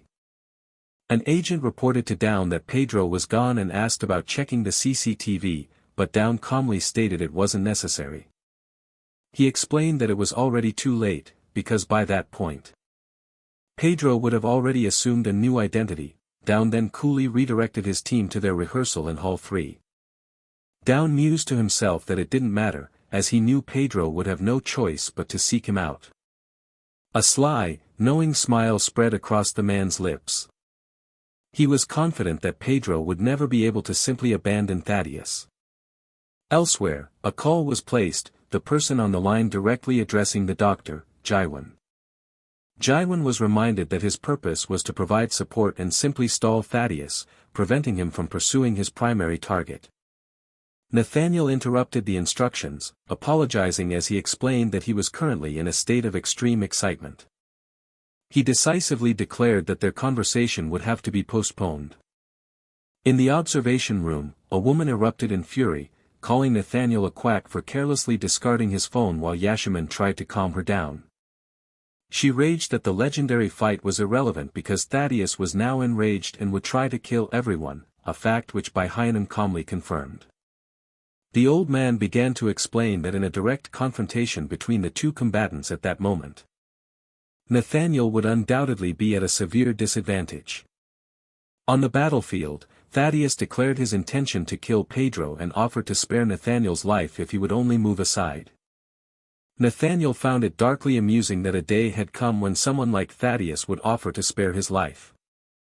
The woman in the observation room fretted, convinced Nathaniel's toughness had diminished after his revival and that he was about to be killed a second time. Baihayanam patiently explained the complex medical procedure he had performed to reverse the physical collapse Nathaniel had suffered, though his technical jargon was lost on her. Suddenly, one of the observers pointed toward the fight, shouting for the others to look. The view revealed Nathaniel being utterly unable to match Thaddeus' blinding speed. The woman scoffed at Nathaniel's earlier confidence, mocking his wild swings and declaring he had no hope of ever hitting Thaddeus. But Yashiman noticed something crucial, pointing out that Nathaniel was not yet truly on the offensive. Nathaniel internally conceded that his opponent's speed was so extreme it was difficult to believe even when seeing it firsthand. He focused all his intent on a single goal, knowing he only needed one chance. All he had to do was get a hold of his opponent, just for a single instant. In a flash of movement, an opportunity presented itself. Nathaniel's gloved hand shot out, tightly gripping the white cloth of Thaddeus's attire. He let out a breath, remarking to his opponent how narrow that escape had been. Thaddeus coldly dismissed the successful grab as nothing more than a coincidence. He boasted that his cellular structure was fundamentally different, making it impossible for Nathaniel to catch him with speed, even as Nathaniel's internal mantra repeated. Thaddeus issued a dire threat, warning that if he was truly caught, even Nathaniel's very cells would be crushed into oblivion. Suddenly, a massive explosion of debris sent Thaddeus flying backward. The observers watched in confusion, demanding an explanation. Hyenim stated Nathaniel was cornering his foe, but the woman noted a critical flaw in the apparent victory. Hyenim confirmed her suspicion, explaining that this strategy was only draining Nathaniel's own stamina. The woman questioned the logic of such a pointless war of attrition, wondering why the supposedly intelligent Nathaniel was engaging in it. Even Hyenim was left to wonder what Nathaniel was truly thinking. In the heat of battle, Nathaniel addressed his opponent, Shangdi, by name. He admitted that his opponent had been correct, acknowledging that catching him was an impossible task. Nathaniel openly conceded that in his current state, he could not keep up with Mr. Thaddeus. His admission sent the woman into a rage, as she couldn't understand why he was proudly admitting defeat while senselessly punching the surrounding walls. In that moment, Hyenim had a flash of insight, suddenly understanding the true purpose of attacking the wall. Thaddeus taunted his opponent, mockingly asking if he saw something of interest. With a powerful strike, Nathaniel smashed through the wall, revealing the building's internal wiring and framework. The woman screamed that Nathaniel had given up and was just standing still, but Yashiman urgently told her to wait. Hyenim keenly observed that Nathaniel's muscles, visible even through his clothes, had suddenly relaxed, a sign that could only mean one thing. He concluded that Nathaniel had abandoned the direct fight entirely. Nathaniel complimented Thaddeus on his incredible speed, freely admitting that he was completely unable to catch him. He then revealed, however, that there was a critical lesson he had learned from his previous battle with Sungu. The camera focused on Nathaniel's determined profile, his expression one of deadly seriousness. A flashback or visualization showed a figure of immense power swinging a massive hammer, shattering a solid concrete wall with a single blow. Nathaniel calmly laid out his new strategy, explaining that if he could not match Thaddeus' range of movement, then his only remaining option was to obliterate the very space in which Thaddeus moved. Following his declaration, a devastating impact tore through the arena, shattering the ground into countless pieces. Nathaniel prepared to impart one final, brutal lesson to Mr. Thaddeus. He explained that when a fighter's muscles relax in the middle of a battle, it is a clear sign that they have grown complacent and believe they have room to spare. The legendary battle between the world's greatest power and its greatest speed had reached an explosive and unpredictable turning point. Nathaniel began to explain that a true fight was a balanced exchange of give and take, unlike their lopsided battle from before. He admitted that he had previously been completely overpowered, but then challenged Thaddeus on whether that was still the case. With unshakable resolve, Nathaniel declared that it was now his turn to overwhelm and dominate their engagement. Thaddeus momentarily processed the bold declaration, questioning the very concept of being overpowered. He then threw a lightning-fast strike, mockingly asking if this was what Nathaniel had in mind. A flicker of surprise crossed Nathaniel's face as the counterattack came faster than anticipated. However, Nathaniel's fist crashed into Thaddeus' face with brutal force, sending his head snapping to the side. An onlooker watched in disbelief, realizing Thaddeus somehow endured the blow even though his trapped arm should have severely limited his strength. Thaddeus, blood trickling from his lip, repeated the word overpower as the painful reality of the blow set in. Nathaniel affirmed it with cold finality, leaving no doubt about his intent to crush his opponent. The two fighters faced off in the center of the debris-strewn arena, the air crackling with tension. In a burst of raw power, Nathaniel launched a devastating uppercut, unleashing a pillar of destructive energy. The impact sent Thaddeus reeling backward, spitting a spray of blood as the shockwave rattled him to his core. Panic erupted among the spectators, with one woman screaming for someone to intervene before their fighters were killed by the sheer ferocity of the assault. She cried out in terror, convinced that Thaddeus was about to die from the overwhelming attack.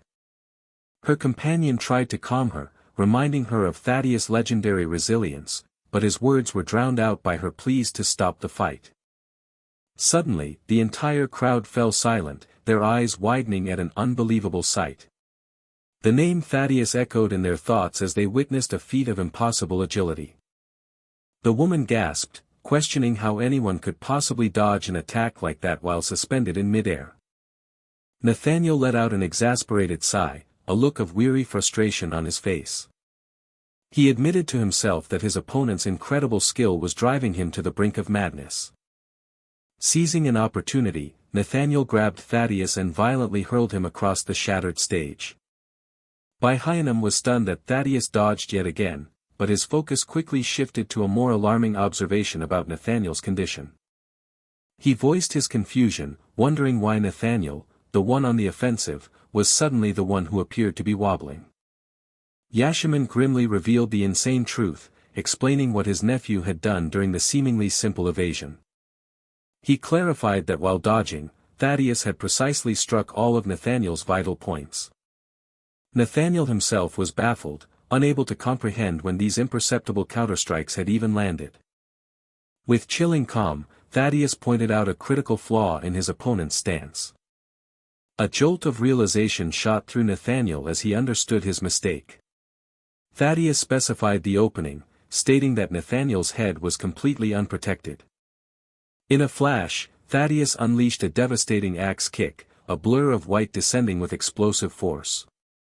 A young spectator cried out in despair, believing his hero Nathaniel was finished. But Nathaniel caught the descending leg, coolly informing Thaddeus that he had seen the attack coming.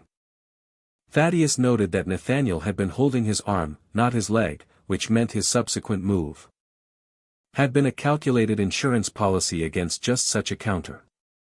The pieces clicked into place for Nathaniel, who realized the earlier grab at his waist was a clever tactic to reduce the power of his kicks. Thaddeus then calmly announced that their time was up. He expressed genuine regret that their enjoyable fight had to conclude, but explained that as a commissioned mercenary, his victory was non-negotiable. He then confidently asked if a single arm would be sufficient to end their contest.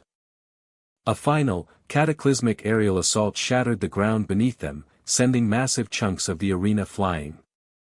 Far away, Yashaman panicked, screaming that his nephew was supposed to be buying time, not causing such chaos that it broke their monitor feed. Thaddeus stood alone amid the smoke and rubble, the sole figure remaining in the destroyed battlefield. He let out a sigh, expressing his disappointment that they hadn't been able to talk more. He acknowledged how much fun his opponent had been, only then noticing that Nathaniel had completely vanished from sight. The observers were relieved, with Baihayanam noting that while the situation was bad, the crazy Dr. Thaddeus hadn't actually killed him. A heated argument then broke out about hypothetical outcomes, with Yashaman defending his nephew's ability to survive as the woman scolded them for bickering.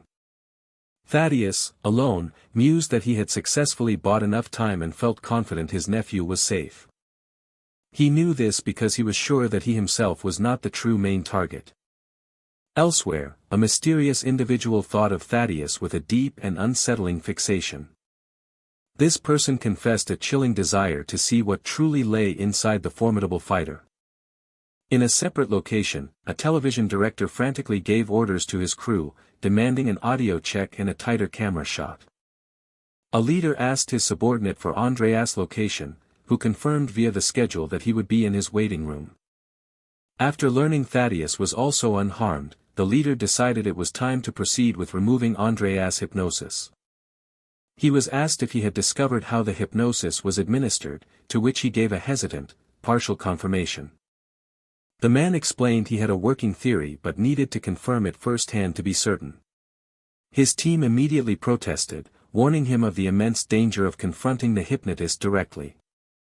Despite the risks, a younger member of the team put his full faith in his superior. The veteran leader insisted that he could no longer leave such dangerous tasks to the younger generation. He resolved that it was his own turn to step onto the battlefield and fight. At the studio, a staff member fussed over the celebrity on Do-yeon, relieved he was uninjured after the stage was mysteriously destroyed and the security footage erased. Do-yeon playfully deflected her concerns, joking that his luxurious waiting room was already like a vacation. He then excused himself to go rest, bidding his colleague a friendly farewell.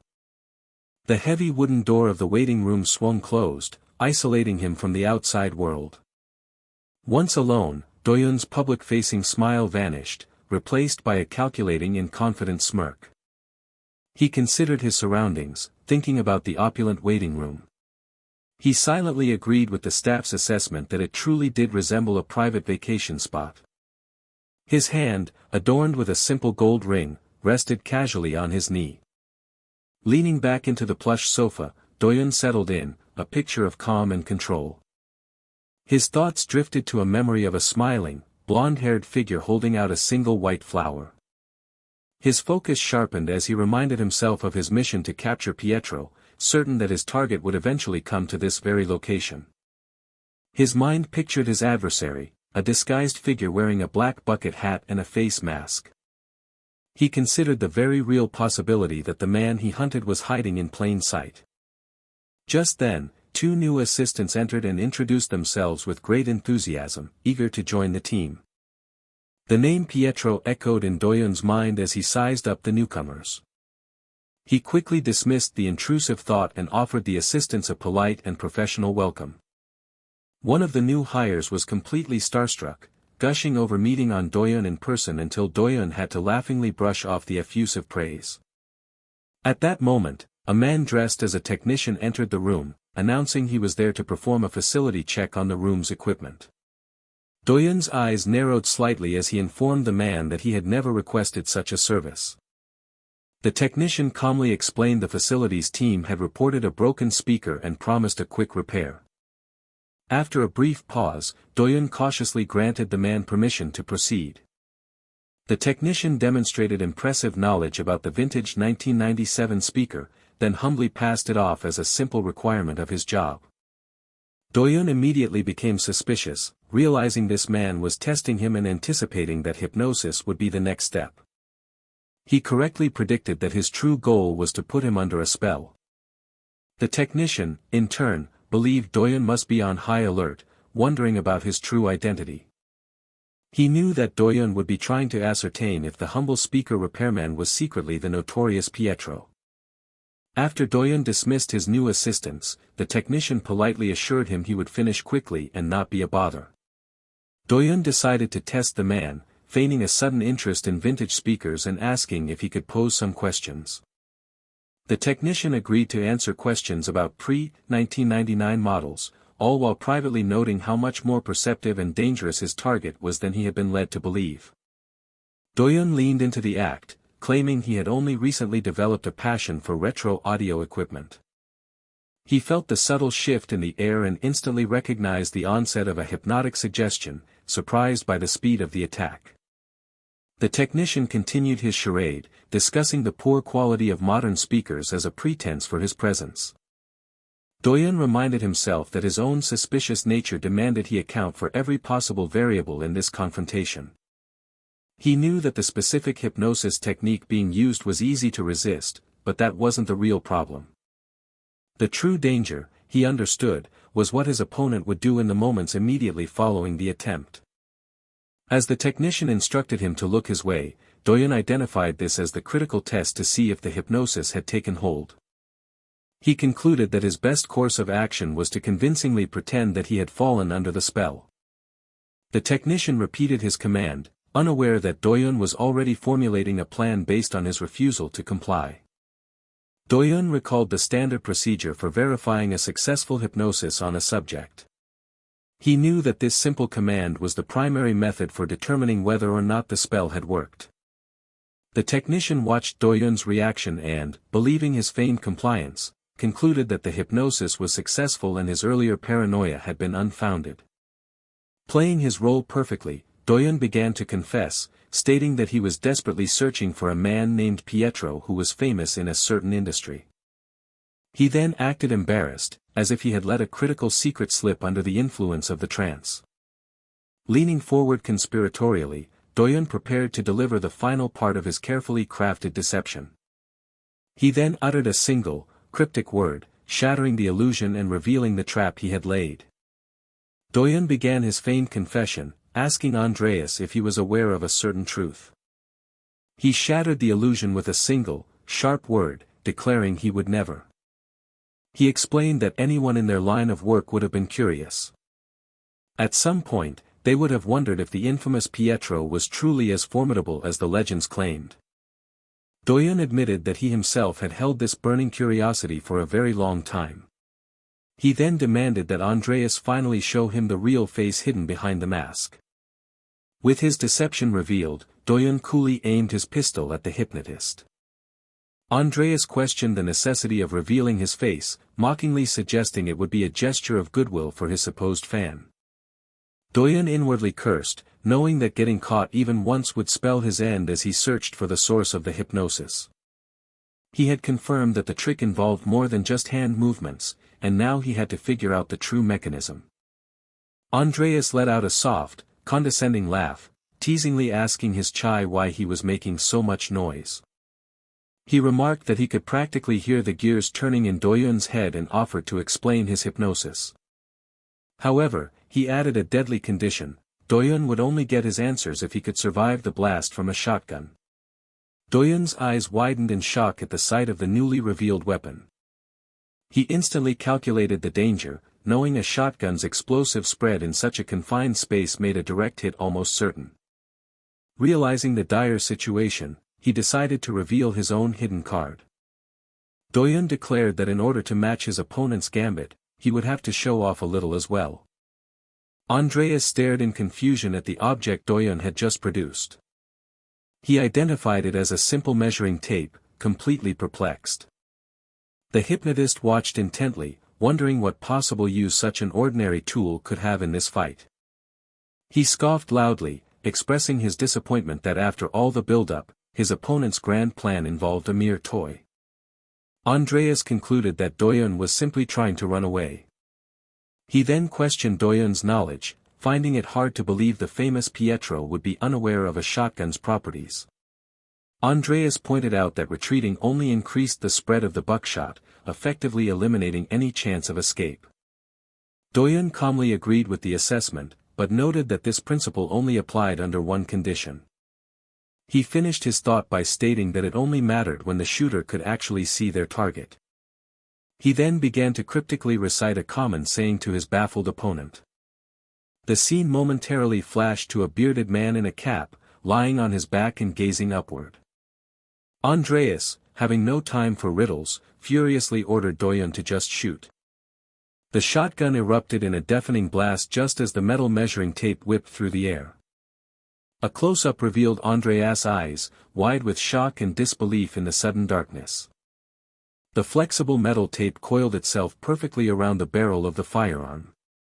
In a stunning display of skill, Doyun had used the measuring tape to deflect the point-blank shot. The focus shifted upward to an ornate, geometric light fixture hanging from the ceiling. Andreas let out a breath of astonished laughter. He finally understood that Doyun's retreat wasn't about dodging, but about creating an entirely different kind of opportunity. The shocking truth dawned on him: Doyun had moved back just enough to reach the light switch. It was in that single moment of absolute darkness that the real attack began. Doyun had not only sliced off Andreas' trigger finger but also inflicted dozens of shallow, non-lethal cuts across his body. Andreas acknowledged that this was the legendary skill that had made Pietro a name whispered in awe throughout the underworld.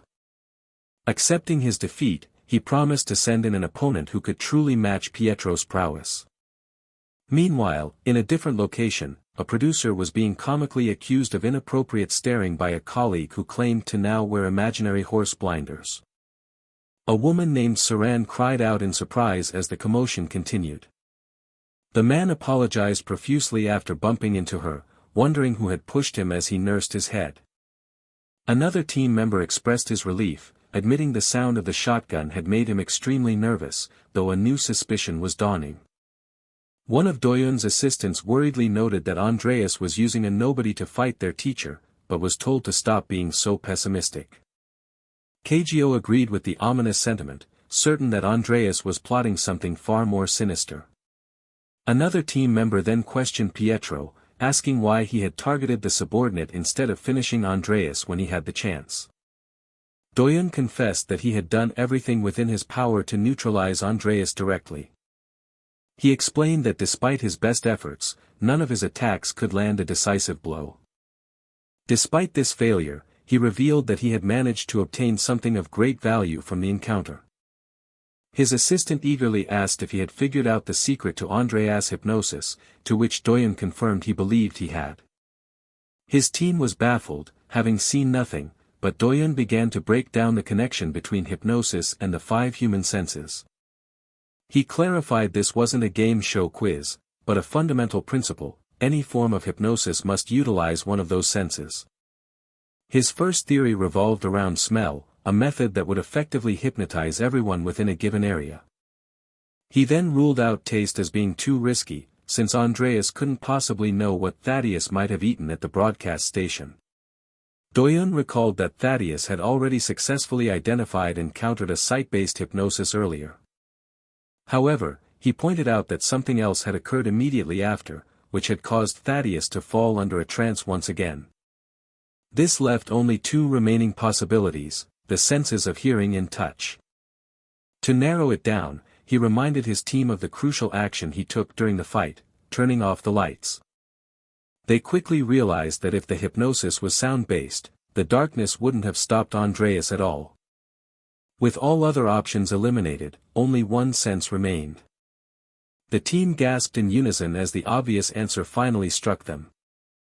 A flashback showed Doyun raising his hand to block an unseen attack from above. It was touch, the hypnosis was tactile. One of his assistants excitedly urged him to go break the hypnotist's hands immediately. Doyun, however, refused, explaining that a direct assault would be difficult as he sensed a deeper secret. He had a strong feeling that Andreas was concealing something far more important than his hypnotic technique. He noted that the hypnosis Andreas was currently using wasn't the primary threat, and its method felt different from the initial one. More importantly than the technique, the entire feeling of the hypnosis was now completely different. One of his students suggested they retreat, worried about what might happen to Doyun. Doyun turned the question back on him, asking what his student, Sunggu, would do if their roles were reversed. He asked what Sunggu would do if something were to happen to him, prompting a moment of silent understanding. Doyun concluded that the answer was obvious: they all simply needed to fulfill their designated roles and then leave. He felt a deeper conviction, believing Thaddeus had left behind a critical clue that he was now duty-bound to solve. He affirmed his resolve, knowing that this was something he personally had to see through to the end. Elsewhere, Andreas reflected on the day's bewildering events.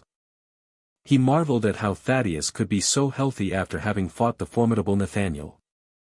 Thaddeus, now seemingly under his control, eagerly offered to kill anyone Andreas commanded, an attitude Andreas praised. Andreas felt confident that everything was proceeding according to his plan to finally destroy Pietro. His expression grew serious and contemplative as he considered the next phase of his scheme. The scene showed Thaddeus standing with his arms outstretched while Andreas sat calmly on a nearby couch. Sunggu approached Thaddeus with a concerned look on his face. He gently addressed his friend, using his familiar nickname. Sunggu offered Thaddeus a skewer of tanghulu, which Thaddeus gratefully accepted. In a daze, Thaddeus remarked on how cool his new perception of the world was. He described an incredible vision of a sky completely covered by water as a mysterious voice began to speak to him. The voice declared that this moment was his time, leaving Thaddeus utterly confused. It explained that this new state, the polar night, was far deadlier than the midnight sun, though Thaddeus didn't understand the terms. The voice gave him a terrifyingly specific timeline, stating he had about 21 hours left. Thaddeus stood frozen, the words hanging in the air. A heavy, dreadful silence fell as the implication of the warning began to take root.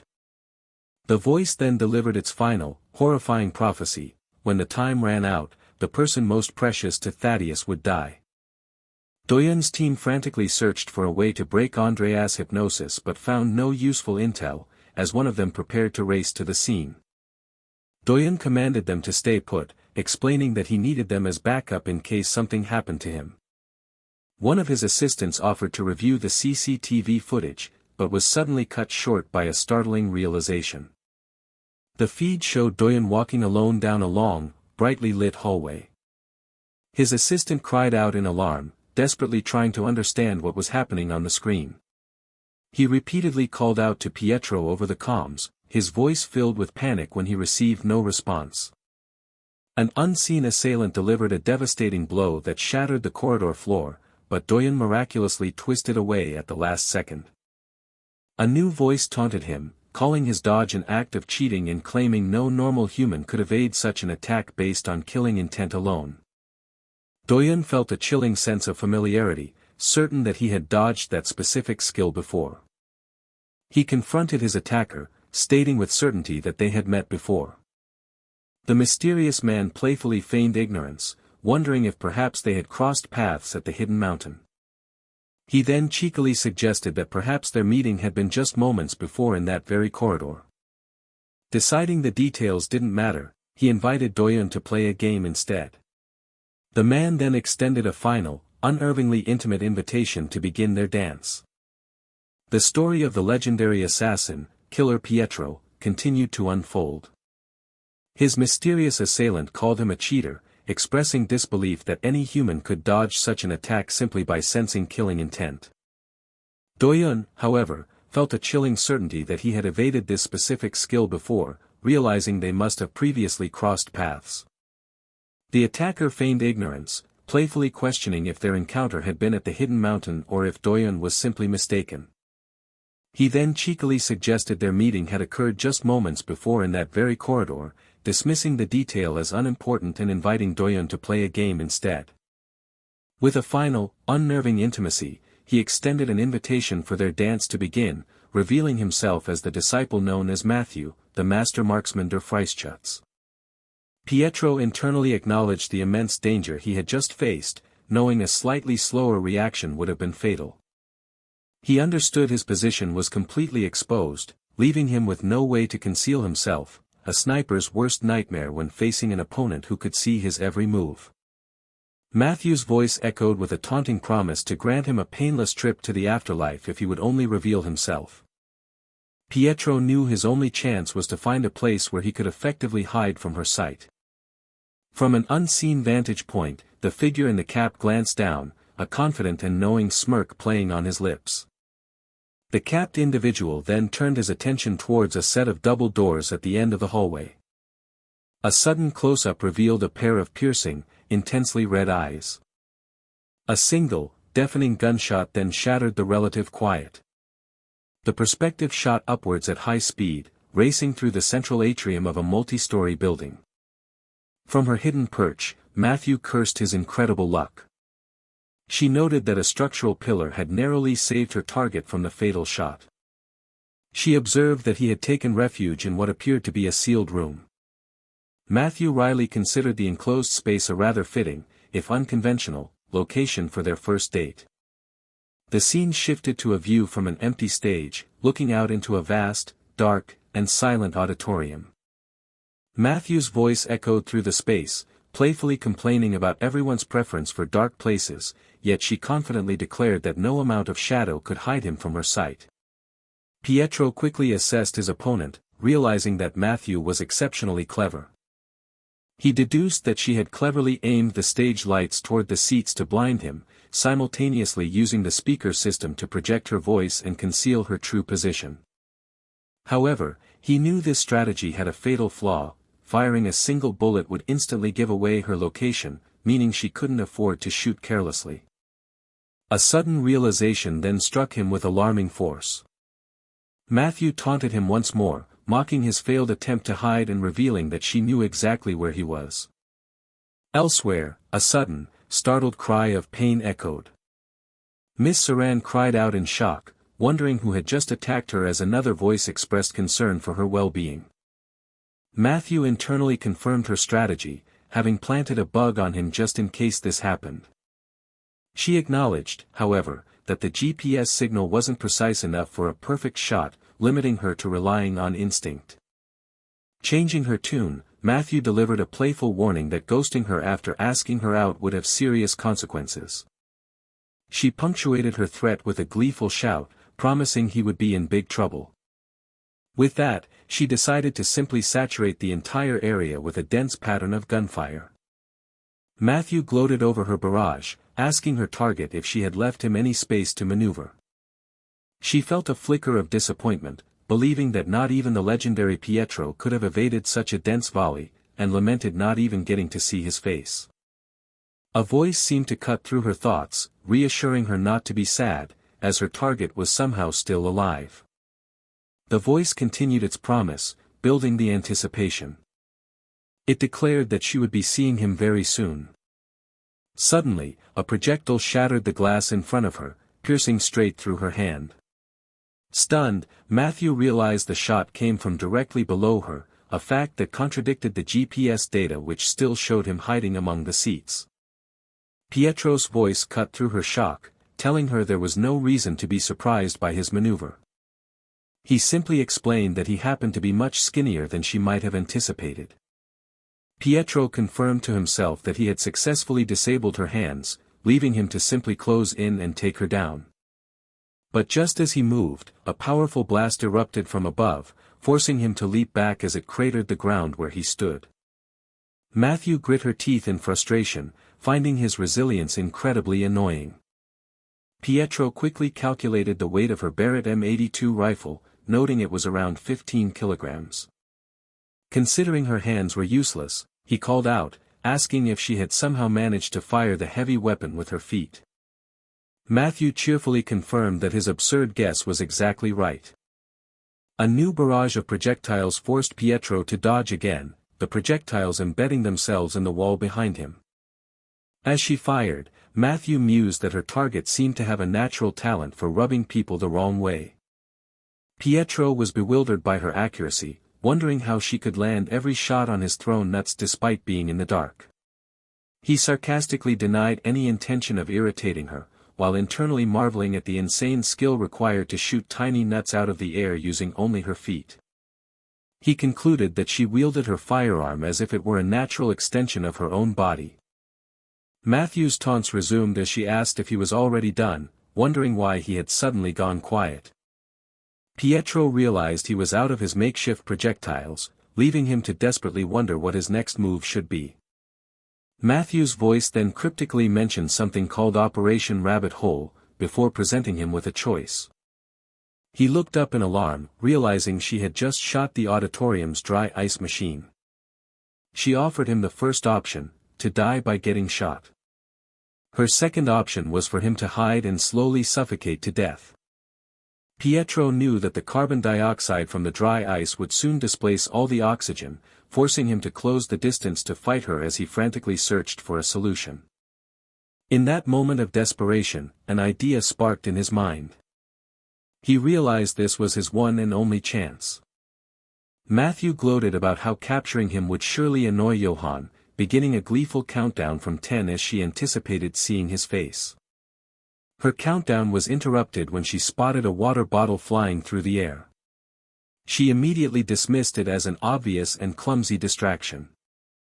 Acting on pure instinct, she fired her rifle at the object, triggering a massive, unexpected explosion. She reeled back in shock, trying to comprehend how and when he could have possibly made a dry ice bomb. Pietro had known that by sealing dry ice in a container, the immense pressure buildup would create a makeshift explosive. He had counted on the fact that a master marksman like Matthew would react instinctively to any thrown object, moving her body to shoot it without a second thought. Blinded by the blast and the spreading fog, Matthew frantically scanned the area, desperately wondering where Pietro could have gone. A close-up captured her wide, startled blue eyes, a strange collar visible around her neck. She then looked up in horror as the entire lighting truss began to descend, threatening to crush both her and her rifle. She realized he had somehow activated the truss control system, a feat that should have been impossible from his last known position. Pietro's voice narrated that a marksman's greatest strength was their stealth. The image of a bloodied man falling backward over a railing flashed through his mind. He continued his thought, explaining that this very strength created their biggest weakness. That weakness, he concluded, was close-quarters combat. Confronted by him at last, Matthew remarked with a grin that she finally understood why Johann was so fond of him. Pietro dryly replied that he was in too much of a hurry to appreciate her humor at that particular moment. He then moved to end the fight, bidding her a final good night. He was stopped short by a sudden impact, realizing the shot had somehow come from her very finger. An informational overlay revealed the weapon to be a ring pistol, an incredibly small firearm worn on a finger. Pietro cursed his own carelessness, understanding now that she had been waiting for him to get close from the very beginning. He pieced it together, she had deliberately dropped her main rifle to lure him into what he thought was his advantage. Matthew cooed a gentle warning for him not to let his guard down. She then unleashed a powerful kick, sending him flying backward over the railing. As he fell, she teased him about being distracted in her presence, warning that she might get upset. Pietro retorted with a sarcastic apology, claiming he suffered from a rare disease that prevented him from recognizing beautiful women. Matthew let out a short, amused laugh, calling him too much. She boasted that she actually had countless stalker fans who were desperate for her attention. The man's mind raced as he realized his opponent had managed to block the ring pistol's bullet chamber with a tiny tool in that split second of combat. Matthew then threw his own earlier words back at him, asking what he had said about not dropping one's guard during a fight. He calmly replied that it was, indeed, the golden rule. He then suggested they postpone her fan meeting for another time. With a decisive motion, he pointed her towards the exit. Suddenly, a new voice called out, demanding to know who was there. The guards found Miss Saran, who immediately began screaming for help, frantically explaining that a terrifying, unknown assailant had just attacked and fled. Meanwhile, an injured Pietro hurried down a nearby staircase, escaping the scene.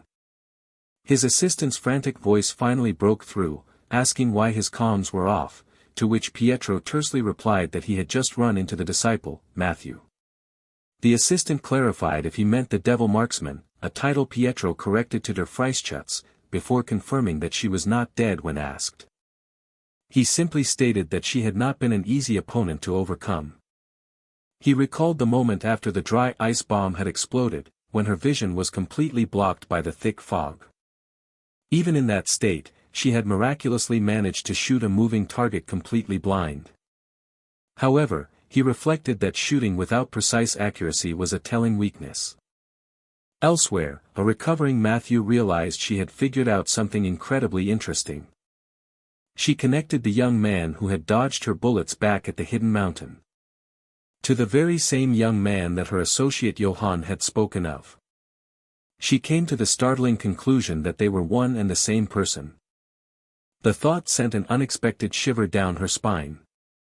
She found the revelation to be incredibly, irresistibly sexy. For centuries, the world of Vera had only known suffering as rifts opened and chaos poured forth, leaving no corner of the realm safe from the encroaching darkness, while in Eridor, the last human kingdom, hope merely flickered. The very fabric of reality itself had begun to tear apart at the seams. A desperate plea went out to a prophesied hero from another world to save them from ruin, which was met with utter confusion. A systemic message then welcomed the summoned one, informing them that they had officially entered the world of Vera. The newcomer was immediately presented with the fundamental roles of this world, from the arcane destruction of mages to the deadly aim of hunters, alongside a tutorial on taming powerful beasts as companions. Next, the system explained the importance of character stats, the collection of loot, and the necessity of joining a guild to tackle the most difficult dungeons. Finally, the hero learned of event raids, which required guild-wide cooperation, and the ultimate challenge of facing mighty boss mobs for the rarest of rewards. With the tutorials complete, a message declared that the journey was about to begin as they were formally welcomed into Vera. In another place and time, a senior operative demanded that their subordinate, Jaiwan, report their findings. Jaiwan confidently retorted, asking who their senior thought they were, before adding that the information they had uncovered was truly fascinating. They explained that after going through all of Andreas' credit card records, they had found something truly surprising, which their senior was eager to hear. As the senior pressed for details, Jaiwan confirmed the strangeness of the discovery, noting the number 2. They revealed that Andreas had purchased everything in pairs, from plane tickets down to a simple toothbrush, leading them to theorize about a hidden accomplice. The senior immediately wondered if this new clue could help them uncover information about a woman named Hannah. Jaiwan confirmed their team would investigate that lead, while the senior remarked that the conclusion seemed rather obvious. The senior acknowledged that, despite its brevity, their conversation had yielded a significant amount of valuable information. Jaiwan sought clarification on whether a helper meant someone was directly assisting Andreas, which their superior confirmed based on their own perfect deduction. However, Jaiwan expressed skepticism, pointing out that Andreas was known to work alone and questioned why a powerful apostle would ever require an assistant. The senior immediately dismissed the notion as complete nonsense. They insisted that one only had to look at Andreas' actions so far to understand the truth. The senior elaborated that the man had never once fought directly, instead controlling others to do all of his work for him. This led to the conclusion that Andreas, much like Matthias, was incapable of fighting himself, making his bold actions all the more suspicious. They were certain that he must be relying on some other, hidden advantage. The chilling possibility arose that another apostle, aside from Matteo, might be involved. The senior confidently stated that if another apostle was indeed in play, they would uncover the truth very soon. One of the agents offered to go with Kageo to confront Andreas, but their boss immediately shut down the suggestion. The boss explained that they couldn't risk provoking Andreas unnecessarily, as it might endanger their captured comrade, Tadeo. Just then, an urgent communication came in from their allies, Pedro and Shondi. The name Tadeo was uttered in a tone of dread as the voice on the other end connected. The caller's voice was strained, urging them to come quickly as they listened intently. In a devastating revelation, the voice on the line informed them that he had been told he would die in 7 hours. He gave them a single, urgent instruction, to come to the newsroom right away. A subordinate immediately tried to stop their senior from going, frantically warning that the bastard had obviously set a trap. The senior deflected, pointing out that the junior's treasured bag was missing, which sent the younger man into a rage as he vowed to tear the culprit apart. The senior calmly affirmed that they shared that exact feeling, an overwhelming need to get back what was stolen, even if it meant resorting to violence. Now fully committed, the junior asked what their plan of action would be. The senior began by describing Andreas as an exceptionally tricky opponent to face. They explained that maintaining distance was perilous, as it meant facing his long-range White Knight attack. Conversely, closing the distance was even more dangerous, as it would expose them to his devastating Polar Knight ability. This left them in a tactical bind, seemingly unable to approach or retreat safely. The junior asked if they shouldn't devise a strategy first, but their superior confidently announced that a way already existed. A tight close-up revealed the fierce, unwavering determination burning in his eyes. A lone man in a suit stood ready for battle in the center of a brightly lit lobby. He knew the path to the newsroom lay through a single door, and he was certain Andreas had prepared a hostile reception.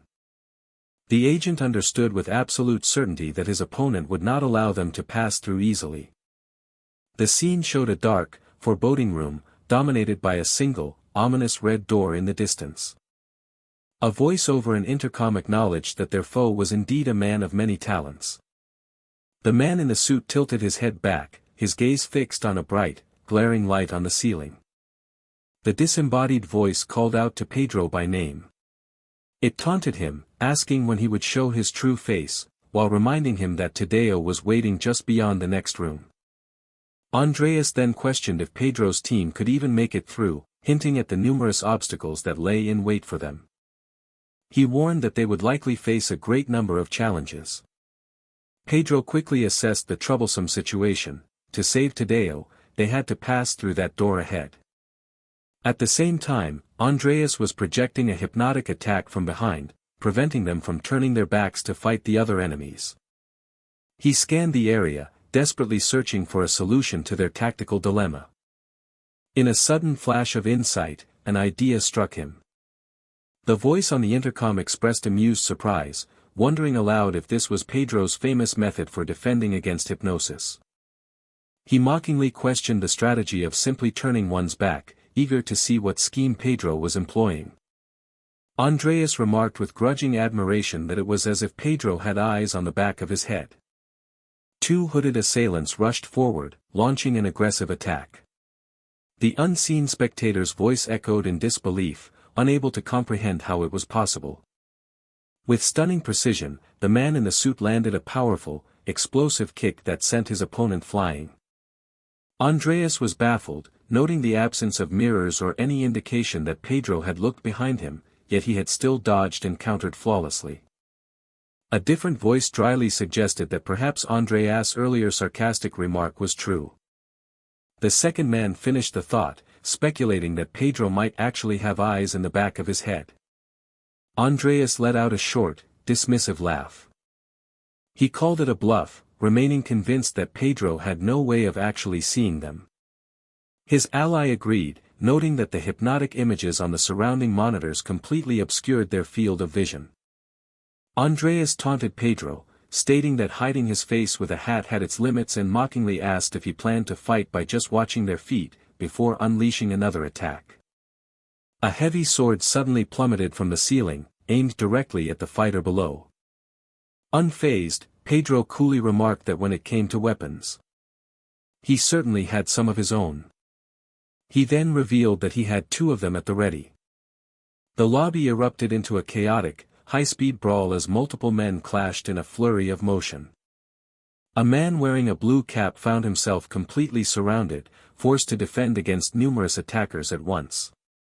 The camera focused on the face of an assailant, his expression a mask of pure shock. The man in the blue cap maintained a tight, determined grip on his bladed weapon. Elsewhere in the melee, a man in a white jacket lunged forward, unleashing a vicious assault on his target. The unseen Andreas struggled to understand how Pedro was blocking attacks from above while keeping his head pointed firmly at the ground. Then, in a moment of clarity, the answer dawned on him. He realized with astonishment that Pedro was fighting by watching the movements of their shadows on the polished floor. Andreas was impressed, marveling at Pedro's ability to make such a brilliant tactical judgment in the heat of battle. He admitted to himself that this man, Pedro, was far more interesting than he had anticipated. Over the intercom, Andreas conceded that Pedro was indeed an interesting fighter. Pedro called back, asking if Andreas would let them pass now that the entertaining show was over. Andreas mockingly replied that since he had gone to the trouble of laying out a red carpet, they should at least show some respect and step on it. Immediately, a volley of razor-sharp projectiles shot across the room directly towards the agents. Pedro retorted that such a carefully laid trap suggested Andreas lacked confidence in whatever waited beyond the carpet. Andreas smoothly denied this, insisting he truly wanted them to hurry up and witness what he had in store. One of the agents noted that Andreas' confidence was understandable, as this was his home turf and filled with tactical advantages. He analyzed their grim situation. A single, 30-meter-long corridor was their only path, too narrow to evade the wide spread of projectiles. As time ticked away, they frantically sought a solution, their thoughts interrupted by a new voice asking what they were doing there. They whipped around in surprise at the sudden interruption. A man's head peeked through a massive metal door that had been split wide open. Pedro addressed the newcomer as Sung, commenting that his hesitation was uncharacteristic. He asked why Sung was there, believing Nathaniel had returned, to which Sung simply replied that he was on night duty and they needed to move. The heavy vault door was shown being forcefully broken apart from the inside. Sung knelt on the ground, having just burst through the thick steel door as his companion watched. The other man wryly asked what he was doing, reminding Sung that night duty was supposed to be tiring. A close-up revealed a silver-haired man observing the scene with a subtle smile. Alarms blared as guards shouted that the intruders were approaching and commanded everyone to stop them. One guard screamed in disbelief, questioning how their targets were still advancing through the hail of bullets and whether they were even human. As orders were given to use all available firepower, one of the heroes remarked on the strange feeling of receiving help from his new ally, who coldly stated it was merely a deal. The hero admitted that it was nevertheless incredibly reassuring, and his silver-haired companion simply warned him to avoid getting shot. Having not heard him over the gunfire, the hero asked him to repeat himself, and the man once again nonchalantly told him to be careful not to get hit by bullets. A frustrated guard yelled that he was out of ammunition and desperately called for someone to reload. A man with blazing red eyes crashed through the enemy lines, delivering a punch with devastating force. A defeated guard could only curse at the unbelievable power he had just witnessed. From a high vantage point, a figure rained down a volley of blades, impaling several screaming men below. Two figures stood back and watched as a massive explosion erupted at the far end of the long hallway they had just cleared. A man with band-aids on his face looked on, his expression etched with concern. The hero turned to his companion, Sungu, and apologized for not hearing him earlier amidst the chaos, asking him to repeat what he had said. The chapter concluded with the ominous display of a demonic, spiky sigil against a black background. The screen flashed with the names of the creative team behind the gripping tale. The hero turned to his companion, Sungu, explaining that he hadn't heard him over the earlier commotion. He then asked Sungu to repeat what he had mentioned about getting shot. Sungu fell silent for a moment, his thoughts hidden behind a stoic expression. He ultimately dismissed his earlier worry, admitting he now felt completely reassured having his powerful friend as an ally. Meanwhile, the man with band-aids on his face confessed to himself that no matter how he looked at it, the situation was utterly incomprehensible. He knew this was no elaborate prank, because the Pietro he remembered was different. In his memory, Pietro was simply an old man, both in body and in spirit. Unaware of the observers, the silver-haired man, Andreas, praised his opponent's current appearance as a disguise too perfect to be believed and challenged him to guess which part of himself was real. Andreas then proposed a deal, offering to release their captive friend if his foe would reveal the real Pietro's location, assuring him that he was known for keeping his promises.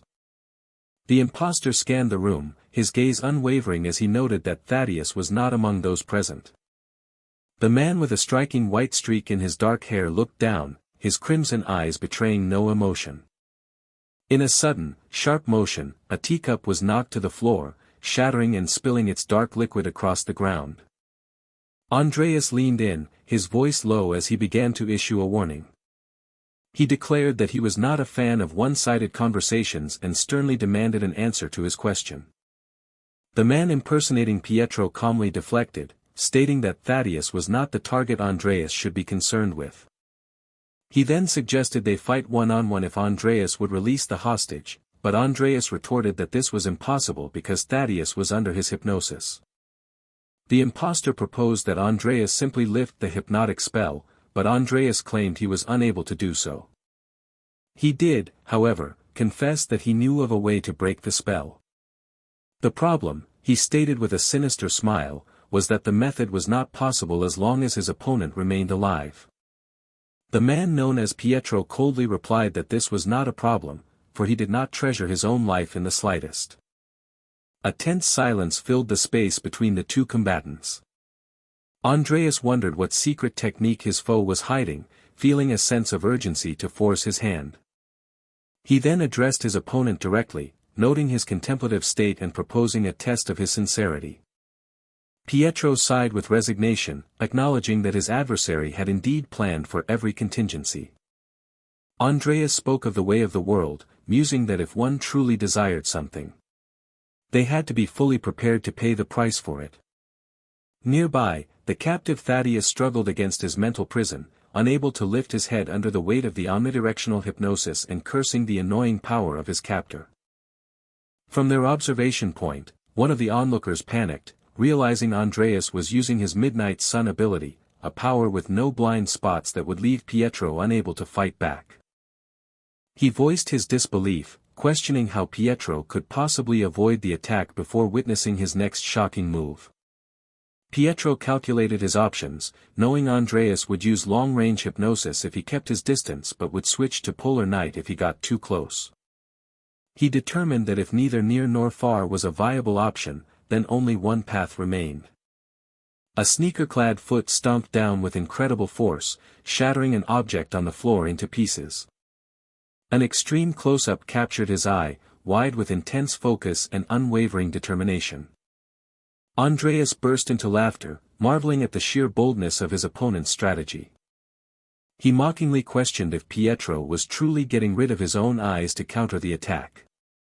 An observer correctly deduced that Pietro had covered his eyes to negate Midnight Sun and was using a long metal pole to defend against polar night, but was left wondering how he could possibly attack.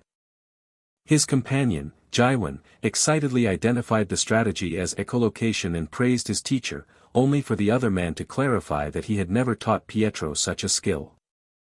He continued his thought, voicing his doubt that even someone as formidable as Pietro could master such a complex ability on the fly. Jaiwan was thrown into confusion, unable to understand why his comrade would blind himself if not to use echolocation. Andreas openly mocked the strategy, dismissing the notion of using echolocation with a simple pole. He angrily asked if Pietro was trying to insult his intelligence. A sharp, sudden sound cut through the air, signaling the start of the counterattack. The man in the suit moved with blinding speed, launching an acrobatic assault with the long pole.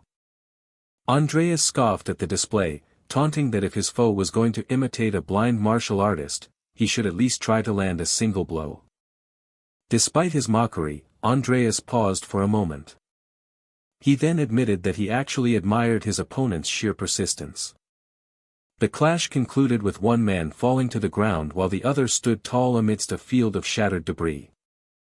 Pietro calmly informed his downed opponent that he was only just getting started. A heavy silence descended upon the room, thick with anticipation for the next phase of the battle. Andreas pushed himself up, remarking that things were clearly not going well for his adversary. He declared his hatred for rumors, concluding that the legendary stories about the amazing Pietro were nothing but fake news. Watching from afar, one of the men realized that simply covering one's eyes was not enough to use echolocation, causing him to question Pietro's true intentions. In a flash of insight, the terrible and brilliant truth of the plan began to dawn on him. Jaiwan wondered aloud why Pietro would go to the trouble of faking an ability like echolocation, understanding that something else was at play. At that exact moment, Andreas finally understood the ruse as well. He realized with a jolt that he had made a grave miscalculation. It became terrifyingly clear that he had never been the target in the first place. Andreas looked around in horror at the shattered remains of his precious monitors, the true sources of his Midnight Sun hypnosis. He sarcastically asked if Pietro intended to pay for the damages, assuming he possessed the influence to cover such an expense. The villain cursed under his breath, comprehending that his opponent had known his strategy from the very beginning. He replayed the initial moments of the fight in his mind, realizing that when Pietro had been looking around, he was actually memorizing the exact locations of the monitors. A close-up view showed the captive's ear, trembling as he listened to the shifting tides of the battle. Andreas shouted in defiance, insisting that even with the monitors destroyed, nothing had fundamentally changed. The hypnotized man's eye widened in shock as he looked over the edge of the blade held to his throat. With a powerful swing, Pietro sent his pipe arcing upwards, launching Andreas into the air. The world turned upside down for Andreas as his face, contorted in shock, was captured mid-flight. A silhouette appeared at the epicenter of a massive impact that sent cracked spiderwebbing across the far wall. The observers noted that Andreas was clearly no fighter and urged Pietro to end the confrontation quickly before reinforcements arrived. They analyzed the situation, recognizing that Andreas was panicking now that both his primary hypnotic abilities had been neutralized. One of the men then voiced his confusion, questioning why Pietro was hesitating to deliver the final blow. His companion agreed, observing that Pietro seemed to be waiting for something, and warned that he should finish Andreas before he could enact another plan. Pietro then addressed his defeated opponent directly, stating that the person he truly wished to speak with was absent. He declared his intention to defeat Andreas first before moving on. A sudden, violent outburst from the center of the fight made the observers cry out, fearing Pietro had been killed, until they noticed a startling transformation. P7 A powerfully clenched fist pulsed with a menacing, violet energy. Narration transition. Steam billowed from the hero's muscular frame as he clenched both fists, channeling an immense power. One of the men watching struggled to identify the fighting style, initially guessing it was Muay Thai. He quickly corrected himself, recognizing the far more ancient and brutal art of Muay Baran. Andreas, seemingly unfazed, commented that it was interesting, as it was now rare to find anyone who knew Muay Baran. Pietro confirmed this, explaining that the martial art had largely died out. He elaborated that its disappearance was due to it being considered far too dangerous for modern practice. A new power was named on screen, identifying the formidable style as the ultimate killing technique, Muay Baran. Jaiwan exclaimed in shock at his friend's sudden mastery of the art, wondering if he had been hiding this level of skill all along. His companion clarified that Andreas, much like a previous foe named Matthias, was not a true fighter, a fact that was obvious just from his stance. He cryptically added that there was a specific reason for this, promising his friend that he would understand soon enough. Andreas spoke to his opponent, admitting he didn't know if he was Pietro in disguise or just an interesting man he had sent, but warned that he had been gravely misjudged. He then dramatically announced that he was about to reveal his true colors. Pietro immediately cut him off, coldly stating that those true colors did not belong to him. He elaborated that they belonged to the real Andreas, a revelation that left his opponent speechless. Overhearing this exchange, Jaiwan asked his brother if their entire theory about the mastermind was wrong. His brother confirmed it, explaining that the man before them was not the singular force behind events, but rather suffered from dissociative identity disorder. He clarified that it was more commonly known to the world as multiple personality disorder. Pietro confronted Andreas directly, asserting that there were two distinct personalities within him, a claim Andreas furiously denied until Pietro presented his proof. He pointed out that a normal person would never place two teacups on a table. He continued that while it was an odd arrangement even for a guest, it was only the first of many clues. Pietro recalled Andreas' earlier words, when he had dismissed the legendary reputation of Pietro as nothing but fake news. He continued his deduction, noting that on top of his voice changing mid-conversation, his proficiency in combat had also been completely inconsistent. Pietro laid out his final conclusion, explaining that the two sides of his personality were clearly categorized for very specific and separate purposes. Now that he had figured out the entire truth, he told the personality before him that the act was over. He suggested it would be far better to call out the host personality for a proper conversation, a demand that sent the current one into a rage. Pietro calmly addressed the man before him by his true name, Andreas. He then made a solemn promise that from that moment forward, he would do whatever it took to draw out the real person hidden within. Jaiwan's brother had just explained the man's condition was known as dissociative identity disorder.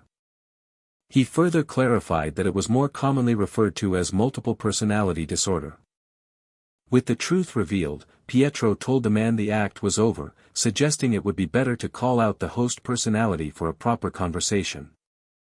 The alter ego snarled in defiance, insisting Pietro knew nothing and questioning his audacity. His rage finally boiled over as he screamed at Pietro for daring to spout such nonsense. A painful memory then surfaced of a time when he was considered disposable, an embarrassment to the Prasatra tribe for his inability to manifest the midnight sun hypnosis skill. He recalled the old saying about a lotus blooming from mud, as this disposable trash had suddenly been touched by a divine blessing. In a vision of the past, a blood-drenched hand reached up from a glowing mound in the middle of a torrential downpour. Witnesses had cried out in terror, questioning how he was still alive and begging him to let go. They recognized the tribe's legendary ultimate skill, wondering how a man who was perfectly fine the day before could have become a corpse overnight. He had manifested the midnight sun, and because of this, the tribal chief had accepted him back as a full member of the tribe. The chief could not mistreat one who wielded the polar night, as such individuals were considered sacred, but this newfound comfort proved to be momentary. The elders had voiced their grave concerns, convinced that Kasem was an omen of chaos and that this unprecedented power would bring disaster upon them. They came to the grim conclusion that this version of the polar night was something that should never have existed, and its wielder was marked for death. The horrifying realization washed over him that he was once again about to face his own demise. He had run for 4 consecutive days and nights in a desperate flight for his life. Each agonizing step was a desperate attempt to put more distance between himself and the death that pursued him. He suddenly cried out in pain as he was struck down from behind. A large, imposing man wielding a hatchet stood over his fallen body on the jungle floor. His attacker coldly told him to understand it was nothing personal, advising him to simply despise his own cruel fate. He let out a final, desperate scream, refusing to accept his end. In that moment, a profound shift occurred within his consciousness. He grunted and convulsed on the ground as the internal struggle raged. He was shocked to find that he couldn't use Midnight Sun, realizing the power was useless to him. Confused, he questioned the new, unfamiliar presence that he felt inside his own mind. The new personality flippantly introduced himself as Som Chai, feigning hurt that the original host didn't recognize him. Som Chai explained their grim reality, arguing that their pursuers would never stop hunting them, forcing the original to ask what they should do. The altar revealed his plan: they had to combine their strength to ensure their chasers could never follow them again. He designated the roles, stating that he would be the one to wield the Midnight Sun. In turn, the host personality would be the one to kill all their enemies using the power of Polar Night. The host recoiled in horror, protesting that he was incapable of killing another person. Just then, their pursuers closed in on their position, shouting that they had finally found the curse. That single word echoed in his mind as he wondered if it was his fault he was born this way and what his true fate was. As he cried out for someone to save him, his captors moved in, one ordering the others to hold him down for a clean execution while telling him to despise his cursed destiny. He lamented his wretched existence, questioning why he was thrown into the world only to be miserably cast aside and endure so much pain. With sudden clarity, he decided that he refused to accept this fate. He remembered the words that everyone had always told him. They had all called him the carrier of Axia's curse. He came to a grim realization that if he could not escape this fate no matter how much he struggled, then there was only one path left for him to take. His face contorted in pure anguish as he wept, a spectral hand reaching out to him in his moment of total despair. In that moment of agony, he made a terrifying vow to become the very curse they all feared. Back in the present, the alter ego known as Som Chai proudly declared that he was the real one, the true host of the body. Pietro calmly refuted his claim, suggesting that the fake personality should not be making such bold statements. Som Chai's eyes widened with rage at being called such a name. He then delivered a veiled threat, telling Pietro that he would soon be hearing news about his rank adjustment. Specifically, he warned of a humiliating demotion to D rank. In a different scene, an observer watched in stunned disbelief as a man with a slender build bent a solid steel bar as if it were paper.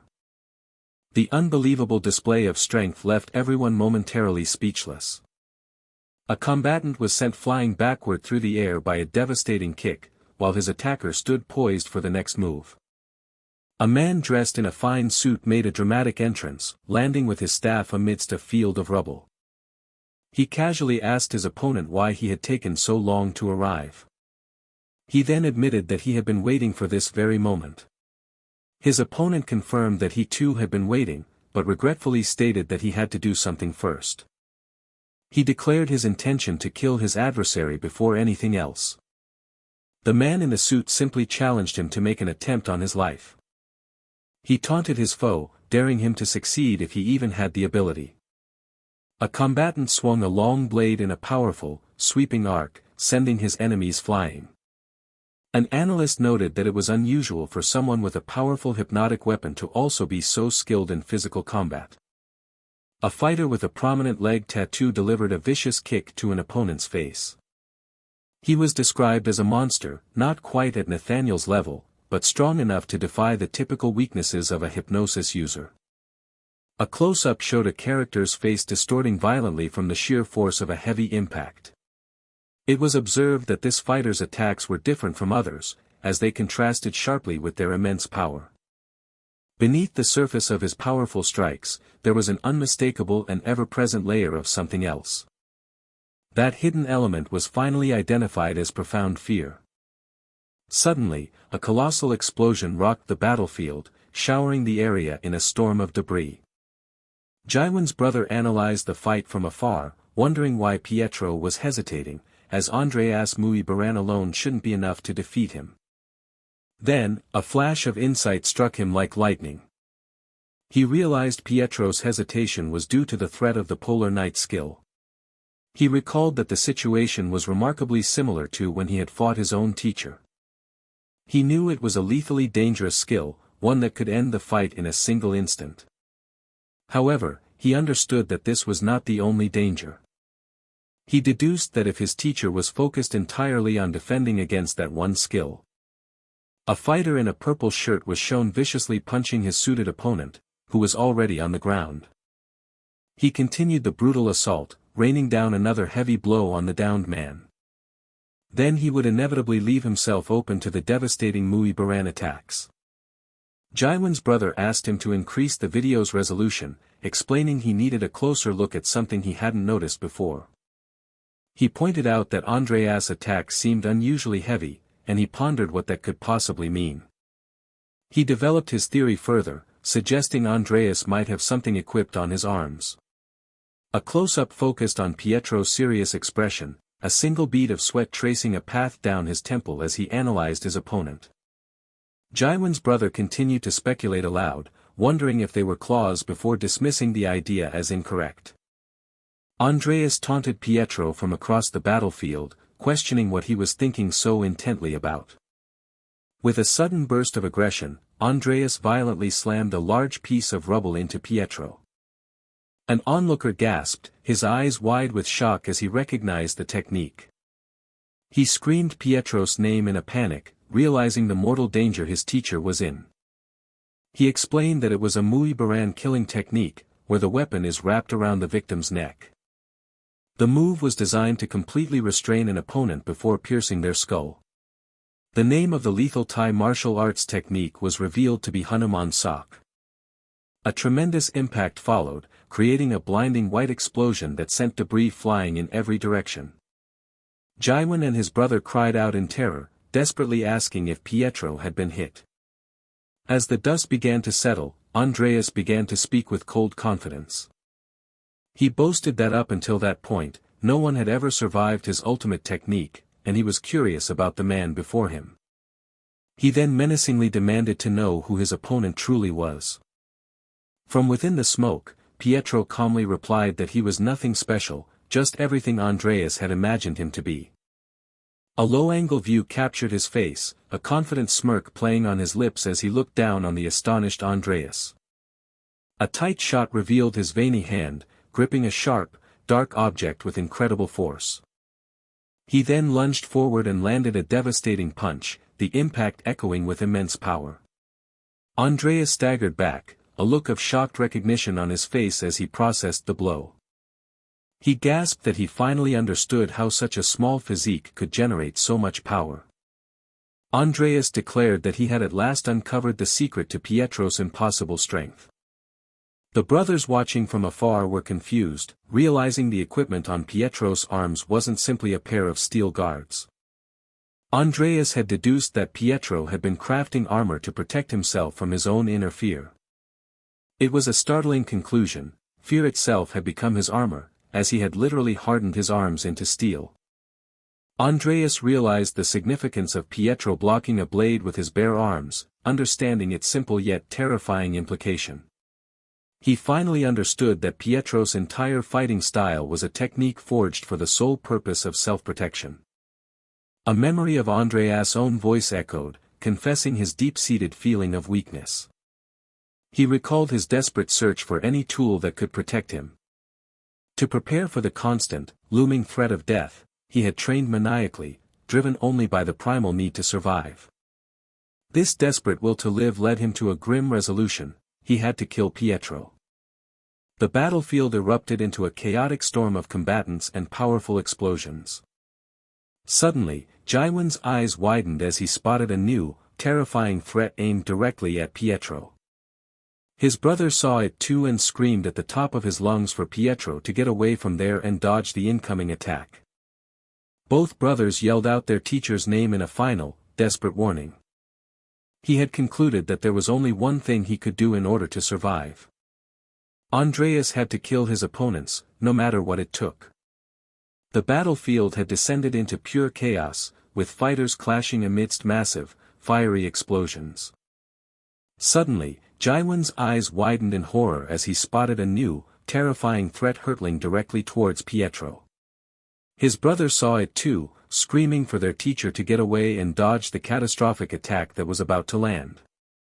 Both brothers yelled out their teacher's name in a final, desperate warning. From the sidelines, four figures could only watch, their faces frozen in expressions of utter shock and helplessness. In a brutal display of force, two men were sent flying backward, their bodies shattering a large glass roof upon impact. The scene then shifted to the quiet, neon-lit streets of a modern city at night. A sinister voice mused that this was all quite fun. An opponent coolly listed off Pietro's techniques, identifying midnight sun, polar night hypnosis, and dissociative identity disorder. He acknowledged Pietro's surprising strength for his size, noting he was a unique foe, but confidently stated that all his cards had now been revealed. The man declared with chilling finality that there was nothing more Pietro could do. But Pietro, with a playful tone, questioned if his opponent truly believed that. He dramatically announced that he still had one more thing left. Pietro revealed with a smirk that his Joker card was still in play, stunning his adversary. An opponent let out a strained grunt, feeling the immense pressure of the fight. An observer realized it was impossible to simultaneously fight against both Andreas' Polar Knight and Thaddeus' relentless attacks. This led them to a grim conclusion about what must happen next. A determined fighter moved like a phantom, becoming a blur of focused, high-speed action. In a sudden, explosive diversion, a wooden crate was smashed open, sending a shower of cash bills fluttering into the night air. On a nearby rooftop, a warrior delivered a powerful kick, sending two opponents reeling from the impact. A spectator wondered if the fighter's attacks were simply haphazard due to Thaddeus' influence or if there was a different, hidden motive at play. The warrior prepared to deliver a finishing blow, looming over a defeated opponent on the cold rooftop. Andreas calmly addressed Thaddeus, suggesting that it was now time for them to end this fight for good. In response, a man closed his eyes and began to focus his energy, causing steam to rise from his body. An onlooker gasped, recognizing the immense power being gathered. The red-haired brother stumbled backward, his face a mask of pure shock at the technique being unleashed. The name of the ultimate attack echoed across the battlefield, the 100 instant blows. Jaiwan worried that while Pietro had blocked it before, the situation was different now, leaving him to wonder what his teacher would do. A devastating strike landed, completely shattering a wooden structure and sending splinters flying in every direction. A strategist noted that simply blocking the 100 instant blows was only part of the equation, as the real problem lay elsewhere. The true danger was the mastermind manipulating Thaddeus' countless strikes from the shadows. They understood they were facing the hidden hands of a true and terrifying monster. It was noted that this situation was entirely different from when Andreas was the host. This new adversary was radiating a pure, unadulterated killing intent that filled the air. A hand, adorned with a ring, shot forward with blinding speed. Pietro looked up in terror as the hand closed in, moments away from striking his face. His allies breathed a sigh of relief as he dodged, but their hope was short-lived as they realized the danger wasn't over. The strategist decided that since fighting both was impossible, he would take out the primary threat first to prevent Thaddeus from burning out. Suddenly, a gasp of disbelief escaped someone's lips. A tight shot captured a single eye, wide with utter shock and incomprehension. The scene changed dramatically to a lone figure standing atop a building, gazing at a colossal, glowing ring in the night sky. In the dim light, the man looked down to his side with a subtle, knowing smile. A panicked voice questioned the impossible situation, wondering how and why this was happening. A command was given for someone named Kageo to go, who immediately affirmed the order. Confusion mounted as someone realized Pietro hadn't dodged everything like they'd thought, questioning why things had gone so wrong. The victor coldly told Pietro that he was far less aware than he had imagined. He explained that if Pietro had attacked instead of defending, he could have blocked the blow.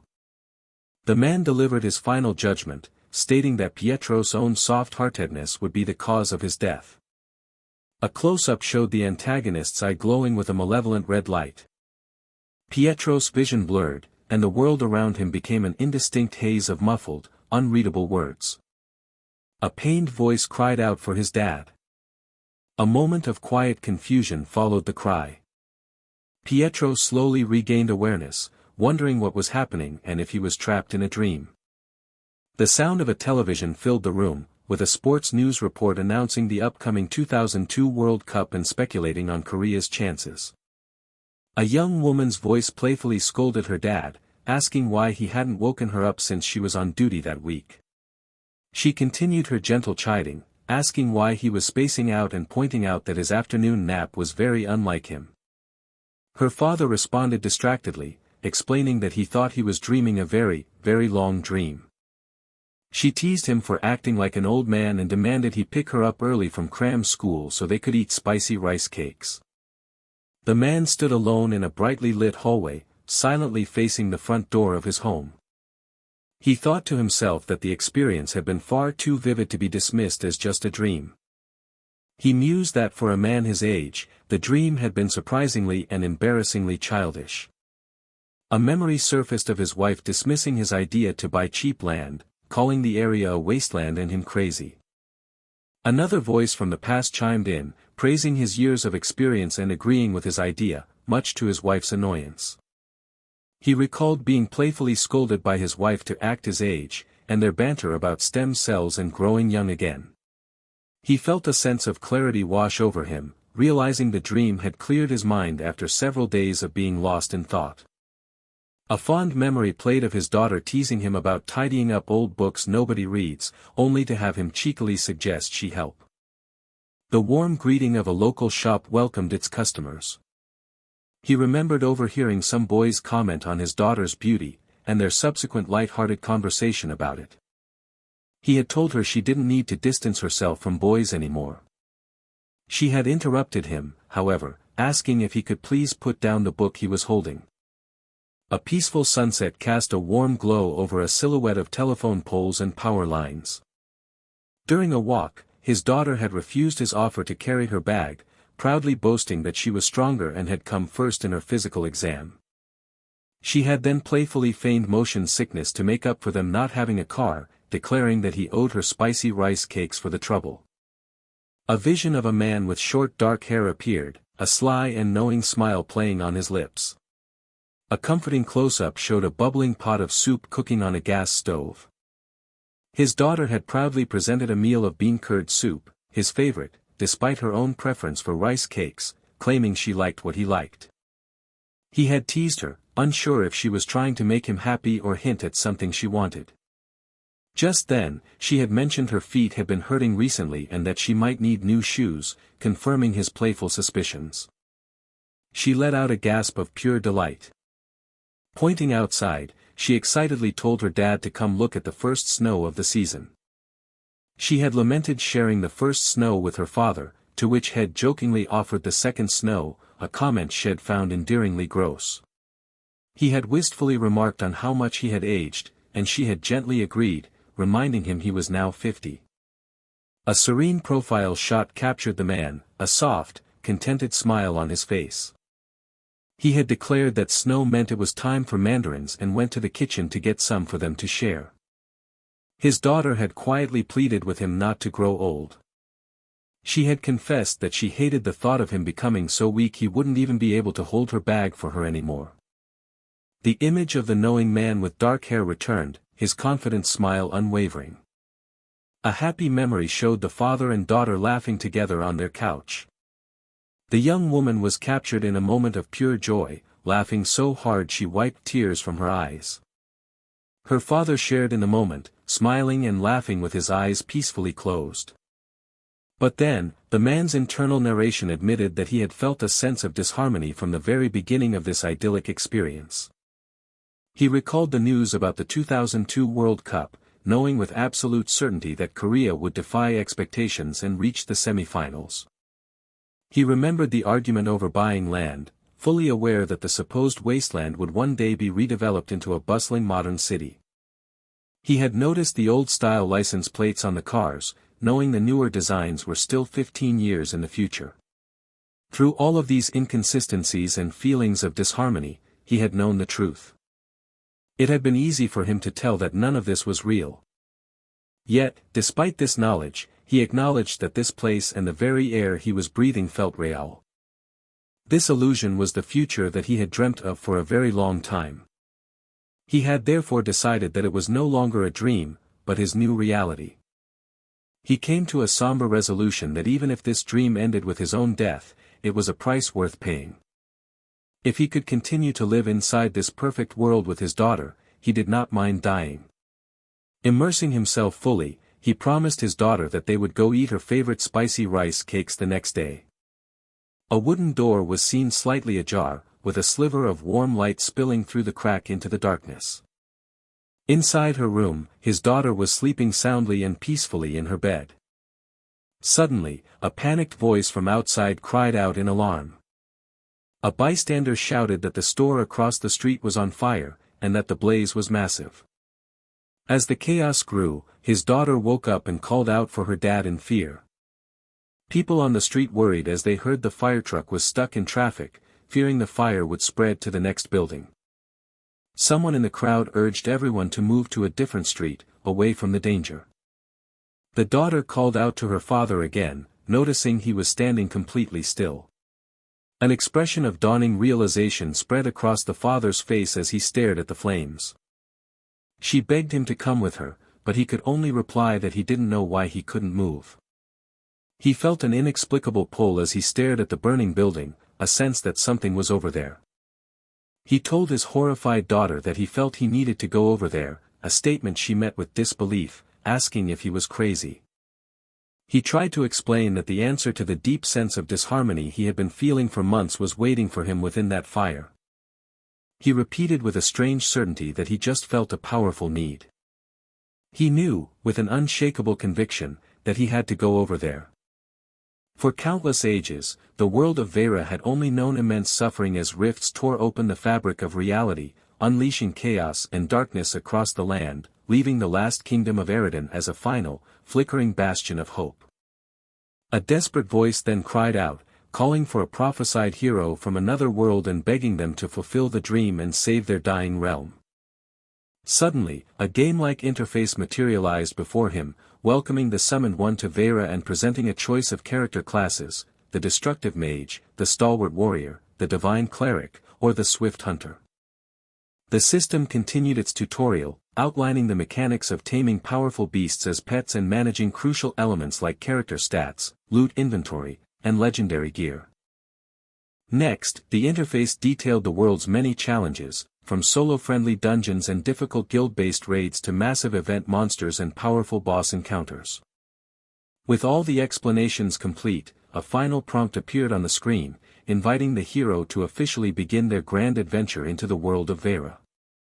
The scene then shifted back to the man and his daughter, where she gently broached a subject by asking if he was aware of something she had noticed. She candidly told him that lately, he seemed just like an old grandfather, always speaking as if he had already lived a full and complete life. He paused and admitted that looking back, his life felt incredibly long, far more than just 50 years, which only prompted his daughter to point out he was doing it again. He fell silent for a moment before conceding with a quiet sigh that she was indeed correct. He mused aloud that perhaps he had already experienced everything life had to offer, before changing the subject by offering her some tangerines. She looked at him with a serious expression and made a simple, heartfelt plea for him not to grow old. She explained that she truly hated the thought of him becoming too old and weak to even carry her bag for her someday. With profound sincerity, she made him promise that he would not die until after she herself had passed away. This tender memory shattered, returning to the chaotic present where his daughter screamed in disbelief, asking if he had completely lost his mind. She pleaded with him, pointing out that the fire trucks would be there soon and that running into the inferno was nothing short of a suicide mission. The man in the green jacket could only stare forward, his expression frozen with a dawning, almost stunned realization.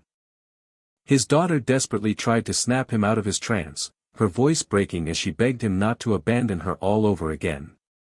He struggled to find the right words to explain the pull he felt, beginning to say it was just a strange feeling. A sharp gasp escaped his lips as a profound and sudden understanding washed over him. His expression hardened in an instant, shifting from utter confusion to a look of tense, unshakable determination. Utterly terrified, his daughter begged him to come back with her quickly, confessing her deep fear of being apart from him. An extreme close-up revealed his eye, the pupil glowing a deep crimson, wide with a shocking revelation. Her voice trembled as she repeated her deepest fear, confessing that she never wanted to be separated from him ever again. The camera zoomed in once more on his wide, crimson eye, reflecting the terrible and irreversible choice he was about to make. A raw, desperate scream tore from her throat as she implored her father not to go into the flames.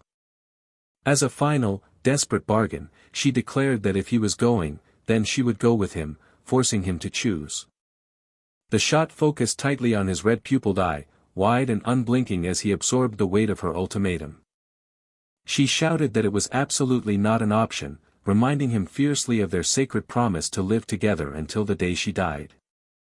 Her pleas grew more frantic and shrill as she repeatedly screamed for him not to go, her words morphing into a desperate cry for him not to die. Her spirit finally seemed to break as she tearfully begged him to please stop leaving her behind all the time. Just then, a bystander grabbed the distraught girl from behind, restraining her as she thrashed against his hold. The man thought to himself that his child was absolutely right in everything she was saying. He acknowledged the truth that in this moment, in this perfect world, he was completely and utterly fine. He knew that the only logical course of action was to forget his strange feelings and simply be an ordinary person. The normal thing to do would be to feel sympathy for the fire victims, go grocery shopping as planned, and return safely home. A normal person would then watch the evening news on television and worry about the tragic accident from the comfort of their living room. But despite knowing all of this, he could not shake the overwhelming question of why he felt this unstoppable pull towards the blaze. He desperately wondered what could possibly lie beyond that inferno, something so powerful that it was making him ignore the tears of his own child. He found himself trying to mentally shake off the weight of her clinging to him, resolving to deal with the inevitable consequences later. Turning back to her, his large hands gently cupped her smaller ones in a final, tender gesture of farewell. She reacted instantly, pulling her hands away from his grasp in a moment of heartbreaking rejection. Despite her pulling away, he made a solemn promise that he would definitely come back and save her later. Her only response was a final, anguished scream of his name that was swallowed by the surrounding chaos. The crowd reacted with shock and horror as he turned towards the blaze, with someone shouting for him to be stopped, calling him insane. His daughter could only watch in terror, tears flooding her eyes as a bystander pointed towards her father's disappearing form. His boots crunched down hard onto the glowing embers, marking his very first step into the raging inferno. In an instant, he found himself standing alone within a hellscape of fire and molten lava, the city around him completely destroyed. He glanced down, noticing strange, burning cards floating ominously amidst the fiery landscape, a clear sign that this world was an illusion. It is often said that there exists a scientific scale created specifically to measure the varying levels of pain. A guttural groan of agony escaped his lips as he began to experience firsthand why the pain of being burned is considered one of the most severe. He understood that this torment was described as being exponentially worse than the anguish of childbirth or even the trauma of losing a limb. The sensation was akin to having layers of his own skin slowly and meticulously peeled away with a razor-sharp knife. This was immediately followed by the feeling of tens of thousands of sharp awls being stabbed repeatedly into his exposed muscles all over his body. An earth-shattering scream was ripped from deep within his soul as the overwhelming and absolute pain took hold. Through the blinding haze of his suffering, his daughter's desperate cries echoed in his mind, begging him to come back and pleading for his safety. He quickly discovered that even the simple act of taking a single forward step was an overwhelming and monumental effort. Unlike other forms of injury, the searing, all-consuming pain did not lessen or become numb over time. Instead, the agony seemed to engrave itself directly onto his very bones, viciously mocking his willpower with every torturous second that passed. He could physically feel his mind deteriorating as millions of his brain cells were systematically obliterated by the sheer trauma of the experience. The agony was so indescribably intense that the very reason he had chosen to enter the fire in the first place began to fade from his memory. His existence devolved into a horrific cycle of his consciousness fading away, only to be violently jolted awake again by a fresh wave of pain. He began to rationalize that there must be a profound reason for him to be enduring a level of suffering far too great for any mere human to bear. He became convinced that the answer to the deep-seated desire driving him, a desire even stronger than the pain itself, had to lie just beyond the pillar of fire before him. With a final surge of resolve, he knew that he had no other choice but to push forward and see what was on the other side. He became a lone figure completely engulfed in flames, a moving silhouette of pure will standing against the backdrop of a burning, destroyed landscape. His determined advance triggered a massive, fiery explosion that ripped violently through the ruined environment. Yet, even as the cataclysmic blast washed over him, his lone figure remained standing, completely unyielding. As the last of the flames finally subsided, he looked around at his new surroundings, stammering in utter disbelief. He struggled to comprehend the impossible scene before him, muttering that there was no way it could be real. He had somehow managed to come back alive from that fiery hell, a feat that should have been utterly impossible. He then began to question whether what he had just experienced could truly be considered the ultimate suffering of hell. He decided then and there that if that was truly hell, then it was nothing special at all. A flood of fragmented memories returned to him, showing him leaping away from a concussive blast amidst a storm of flying debris. He came to the grim and certain realization that he had already survived a hell far, far worse than any mere fire. The scene then abruptly cut to a tall, modern skyscraper piercing the night sky in the middle of a sprawling city. A furious voice demanded to know what a man named Kasem had done, before immediately dismissing the thought, certain that no human could ever break the polar night illusion. Another, much calmer voice coolly inquired if the other man's frantic shouting was his pathetic attempt at begging. He then mockingly suggested that if one was truly going to beg for their life, they should at least have the decency to get on their knees first.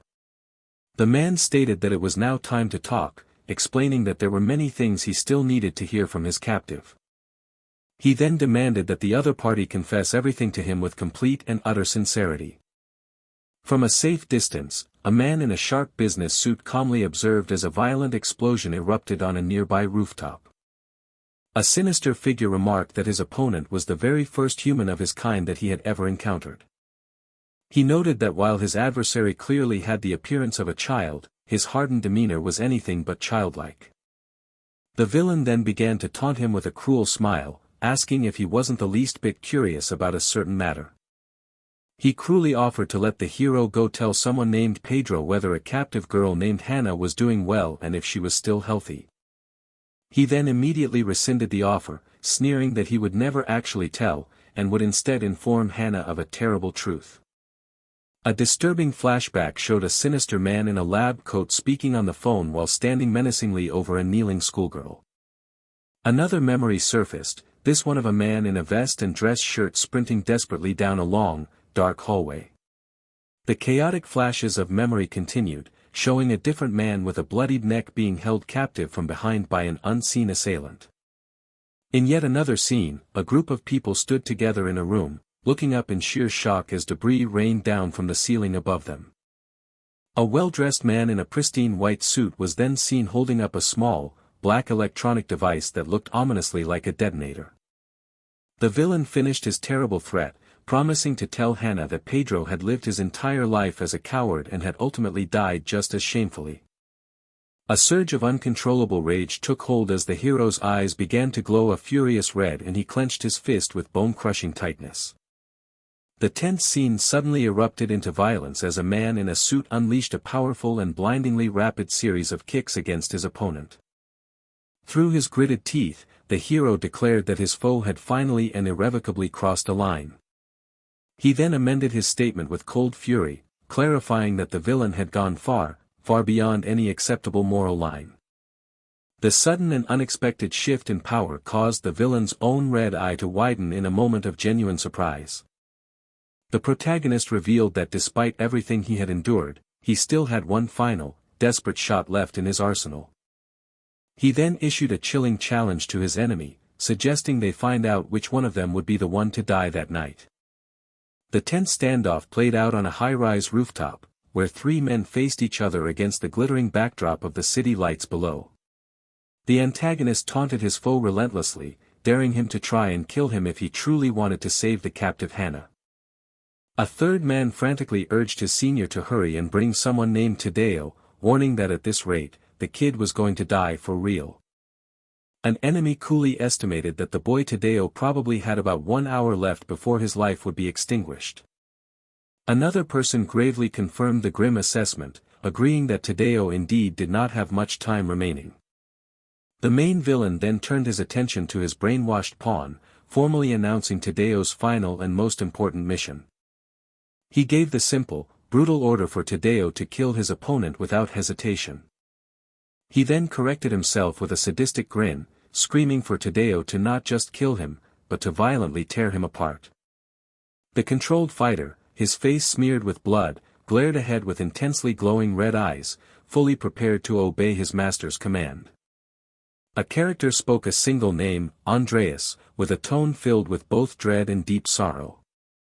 A desperate scream of denial echoed across the rooftop as the inevitable and tragic conflict finally began. Watching the chaos he had orchestrated unfold, the mastermind behind it all simply smiled, a wide and utterly malicious grin spreading across his face. In stark contrast, the hero's expression turned deadly serious, his profile showing nothing but pure, unwavering determination to end the fight. With his shirt torn open from the battle, he lunged forward, throwing a powerful and desperate punch directly at his enemy. A voice declared with cold and undeniable finality that the long and brutal fight was now over. The ultimate hypnosis known as polar night was an absolute law of nature, a guaranteed sentence of death from which there were no exceptions. A wave of confusion washed over the hero as the situation took an impossible turn. With a blinding flash of energy, one of the fighters was sent hurtling backward through the air from the sheer force of the impact. On the rooftop, a lone figure stood stoically as a massive explosion bloomed like a deadly flower behind him. Raphael screamed in disbelief, questioning how Thaddeus, a man under the unbreakable control of Polar Night, could possibly attack him before his rage settled on a single name, Kasem. A jolt of sudden, dawning horror shot through the hero. Raphael furiously accused Kasem of orchestrating the betrayal, demanding to know what he had done, only to hear the simple, chilling reply that it was merely insurance. Another man stammered in shock, speculating that this must have been Kasem's second line of defense. The hero voiced his complete confusion at the cryptic exchange, a flicker of alarm crossing his face.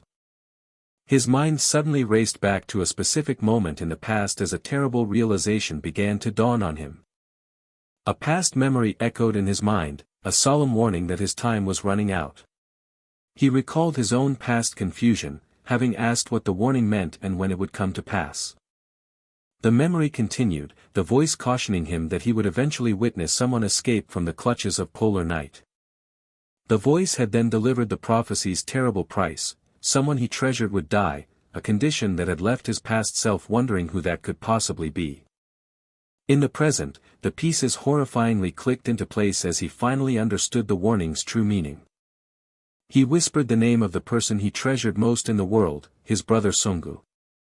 Elsewhere, Raphael cursed his own foolishness, realizing he had been completely fooled. The treasured brother in Thaddeus' mind was never him, but the hero himself. The hero stood in stunned silence, grasping that he was the one who had been implanted in Thaddeus's manipulated memories. Raphael's voice cracked with fury as he screamed at Kasem, reminding him that he was the one who gave him a life, only to be betrayed for a mere girl. Kasem let out a short, bitter laugh before calmly accepting the dire situation. With one of his pawns turning on him and the other on the brink of death, Raphael came to a grim decision. He declared with manic glee that if he was going down, they would all die together. The hero watched in disbelief as his opponent, a man who should have been dead within hours, moved with impossible speed. He questioned how it was even possible for the man to be dodging his attacks. He quickly decided he needed to create distance between them. His new strategy was to fall back and prepare for another attack. But a sudden panic seized him as he realized what lay directly below their precarious battlefield. One of the men crashed down onto a massive glass skylight, the surface instantly fracturing around him. A shower of glittering green glass shards rained down from the shattered ceiling. High above the city streets, the man found himself desperately hanging from the broken frame of the skylight. He looked up at the hero and began to bargain, confirming that his opponent was allied with a man named Pietro. He quickly offered to switch sides and join Pietro, claiming he disliked Raphael and could serve as the perfect spy. He pleaded for his life, insisting his offer was a great one and promising to be good if he was just pulled to safety. His desperation escalated as he swore he would do anything, even offering to hypnotize Raphael and reveal Hannah's location, if the hero would only save him. A dreadful realization dawned on the man as he felt his strength failing. Announcing that he was losing his grip, he unleashed a final, venomous curse at the very person trying to save him. His voice rose into a final, enraged scream. Despite the betrayal and curses, the hero reached down and hauled the man back up from the ledge onto the safety of the rooftop. Catching his breath, the hero confronted the other man, now certain that his goal from the very beginning had been to test him. He reasoned that if the man's plan had been simple capture, using Hannah as a hostage from the start would have been far more advantageous. Continuing his line of thought, he concluded that when Thaddeus was hypnotized, the intent was to use him, but never to actually kill the hero. He then addressed the man before him not as Andreas, but by his true name, Kasem. Kasem finally admitted the truth, confirming that the entire ordeal had been a carefully constructed test. He revealed that the purpose of the test was to determine if the hero was truly capable of saving Hannah. Kasem began to recount his past, explaining that his life had been no better than a rat's, yet even the filth of the streets was nothing compared to the hell he once lived in. He recalled a memory of himself on the run, begging his pursuers to stop chasing him as he tried to escape that hell. A vision of his past self, gasping for breath, flashed through his mind. He remembered being told that even if he ran, he could never escape his people, the Prasetra tribe, as long as he remained in that country. The voice from his past had told him he was no different from a dog on a leash, trapped in just another kind of hell. He remembered the moment he was identified as Kasem, his identity intertwined with the concept of an endless, inescapable hell. A flashback showed a frightened Kasem telling a stranger to go away, only for the man to calmly reassure him that he was not an enemy and had come to help. The stranger explained he had searched the entire country for Kasem, claiming they were the same, a statement that had left Kasem utterly bewildered.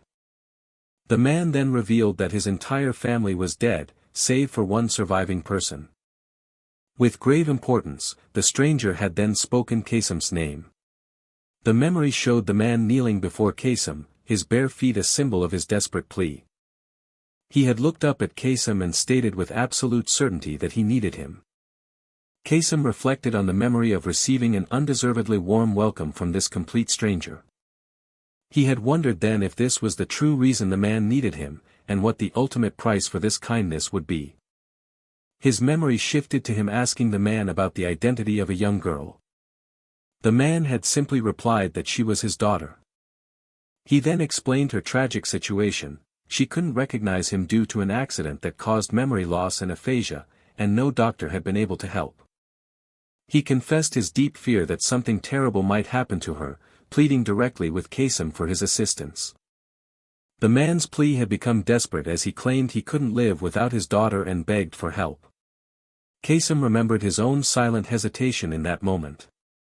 He had initially refused, explaining his belief that he was a curse and that everyone he touched died, referencing the grim reputations of their respective tribes. The man had offered him everything he could possibly want, a house, food, clothes, insisting that saving his daughter was a fundamentally good deed. Kasem's internal monologue from that time revealed his deep-seated paranoia. He believed the man was no different from the others and would simply use and discard him. Overwhelmed by his distrust, he had decided to turn his back on the offer and leave. Yet, the memory showed the man patiently watching as Kasem stood barefoot and conflicted in the yard. In a sudden reversal, Kasem had called out to the man, Som Chai, and began asking about the specifics of the life being offered to him.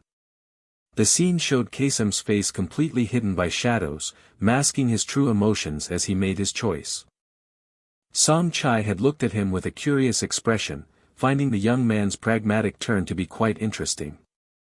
He had then told Kasem not to bother asking about such trivial things as food and shelter, for everything he saw now belonged to him. The memory conjured an image of a traditional, warmly lit house at night, a symbol of the comfort and sanctuary he had been given. Som Chai's instructions were clear. Kasem was to continuously hypnotize the girl to make her recognize him as her father, telling her he was waiting for her. The narration clarified that it was Som Chai who forced Kasem's hand, making him use the powerful midnight sun hypnosis on Hannah. The girl's face was shown in a state of wide-eyed distress, a silent testament to the mental violation she was enduring.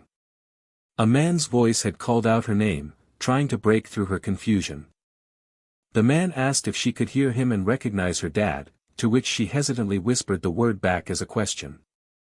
With the hypnosis taking hold, she suddenly reacted with relief, telling her supposed father that she had been so worried he was going to die. A flicker of her old self returned as she asked if she could call him dad, a question he eagerly affirmed, stating his name was Pietro and that he was, of course, her father. With all doubt erased, she cried out to her dad, fully accepting the fabricated reality. She continued to call for her dad while Pietro, filled with relief, thanked his daughter Hannah for being healthy. His gratitude, however, carried a dark undertone as he commanded that she must continue to be healthy. Kasem explained that after that day, he earned Raphael's favor and was granted a life of unbelievable comfort. However, he quickly learned that this comfort came with a terrible price, as his skills were now in high demand.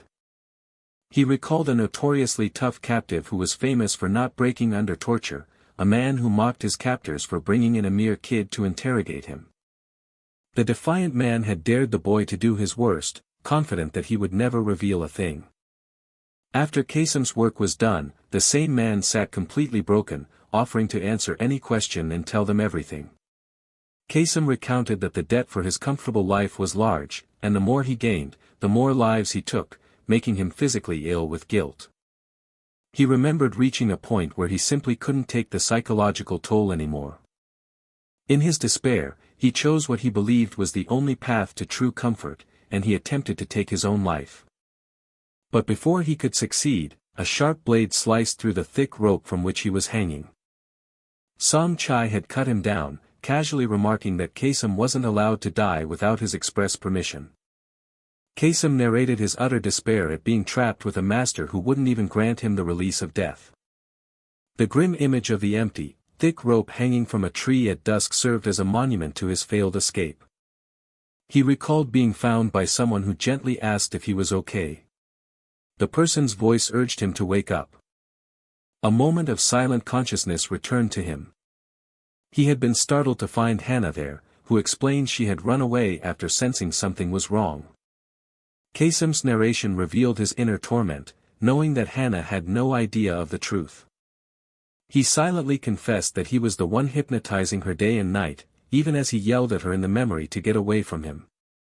He had weakly repeated his plea for her to stay away, desperate to protect her from his own cursed existence.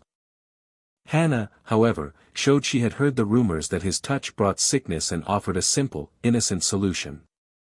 She presented him with a pair of dolls, reasoning that they wouldn't get sick since they weren't real people. He could never forget her eyes in that moment, filled with genuine worry for his well-being. Yet he also saw that those same kind eyes were slowly being extinguished by the very hypnosis he performed. It was a terrible irony that her fading life was the one thing that kept him alive and gave him purpose. And so, the torturous process of layering hypnosis upon hypnosis had continued relentlessly. Kasem was forced to continue his work day after day, and through it all, Hannah continued to smile, blissfully unaware. He recalled a tender memory of her chiding him for not buttoning his shirt properly. She had playfully teased him about not being able to get married, but his fear of the truth being discovered made him push her away. He remembered her innocent chatter about saving up billions of dollars, and the immense fear he felt that she might one day learn the awful truth. Her naive admission that she didn't even know what she would do with the money only strengthened his resolve to keep her in the dark. Another memory surfaced of Pietro finding Hannah holding a gift for him. Hannah spoke of a cherished memory of giving him a carnation, a beautiful moment that was entirely a product of Kasem's hypnosis.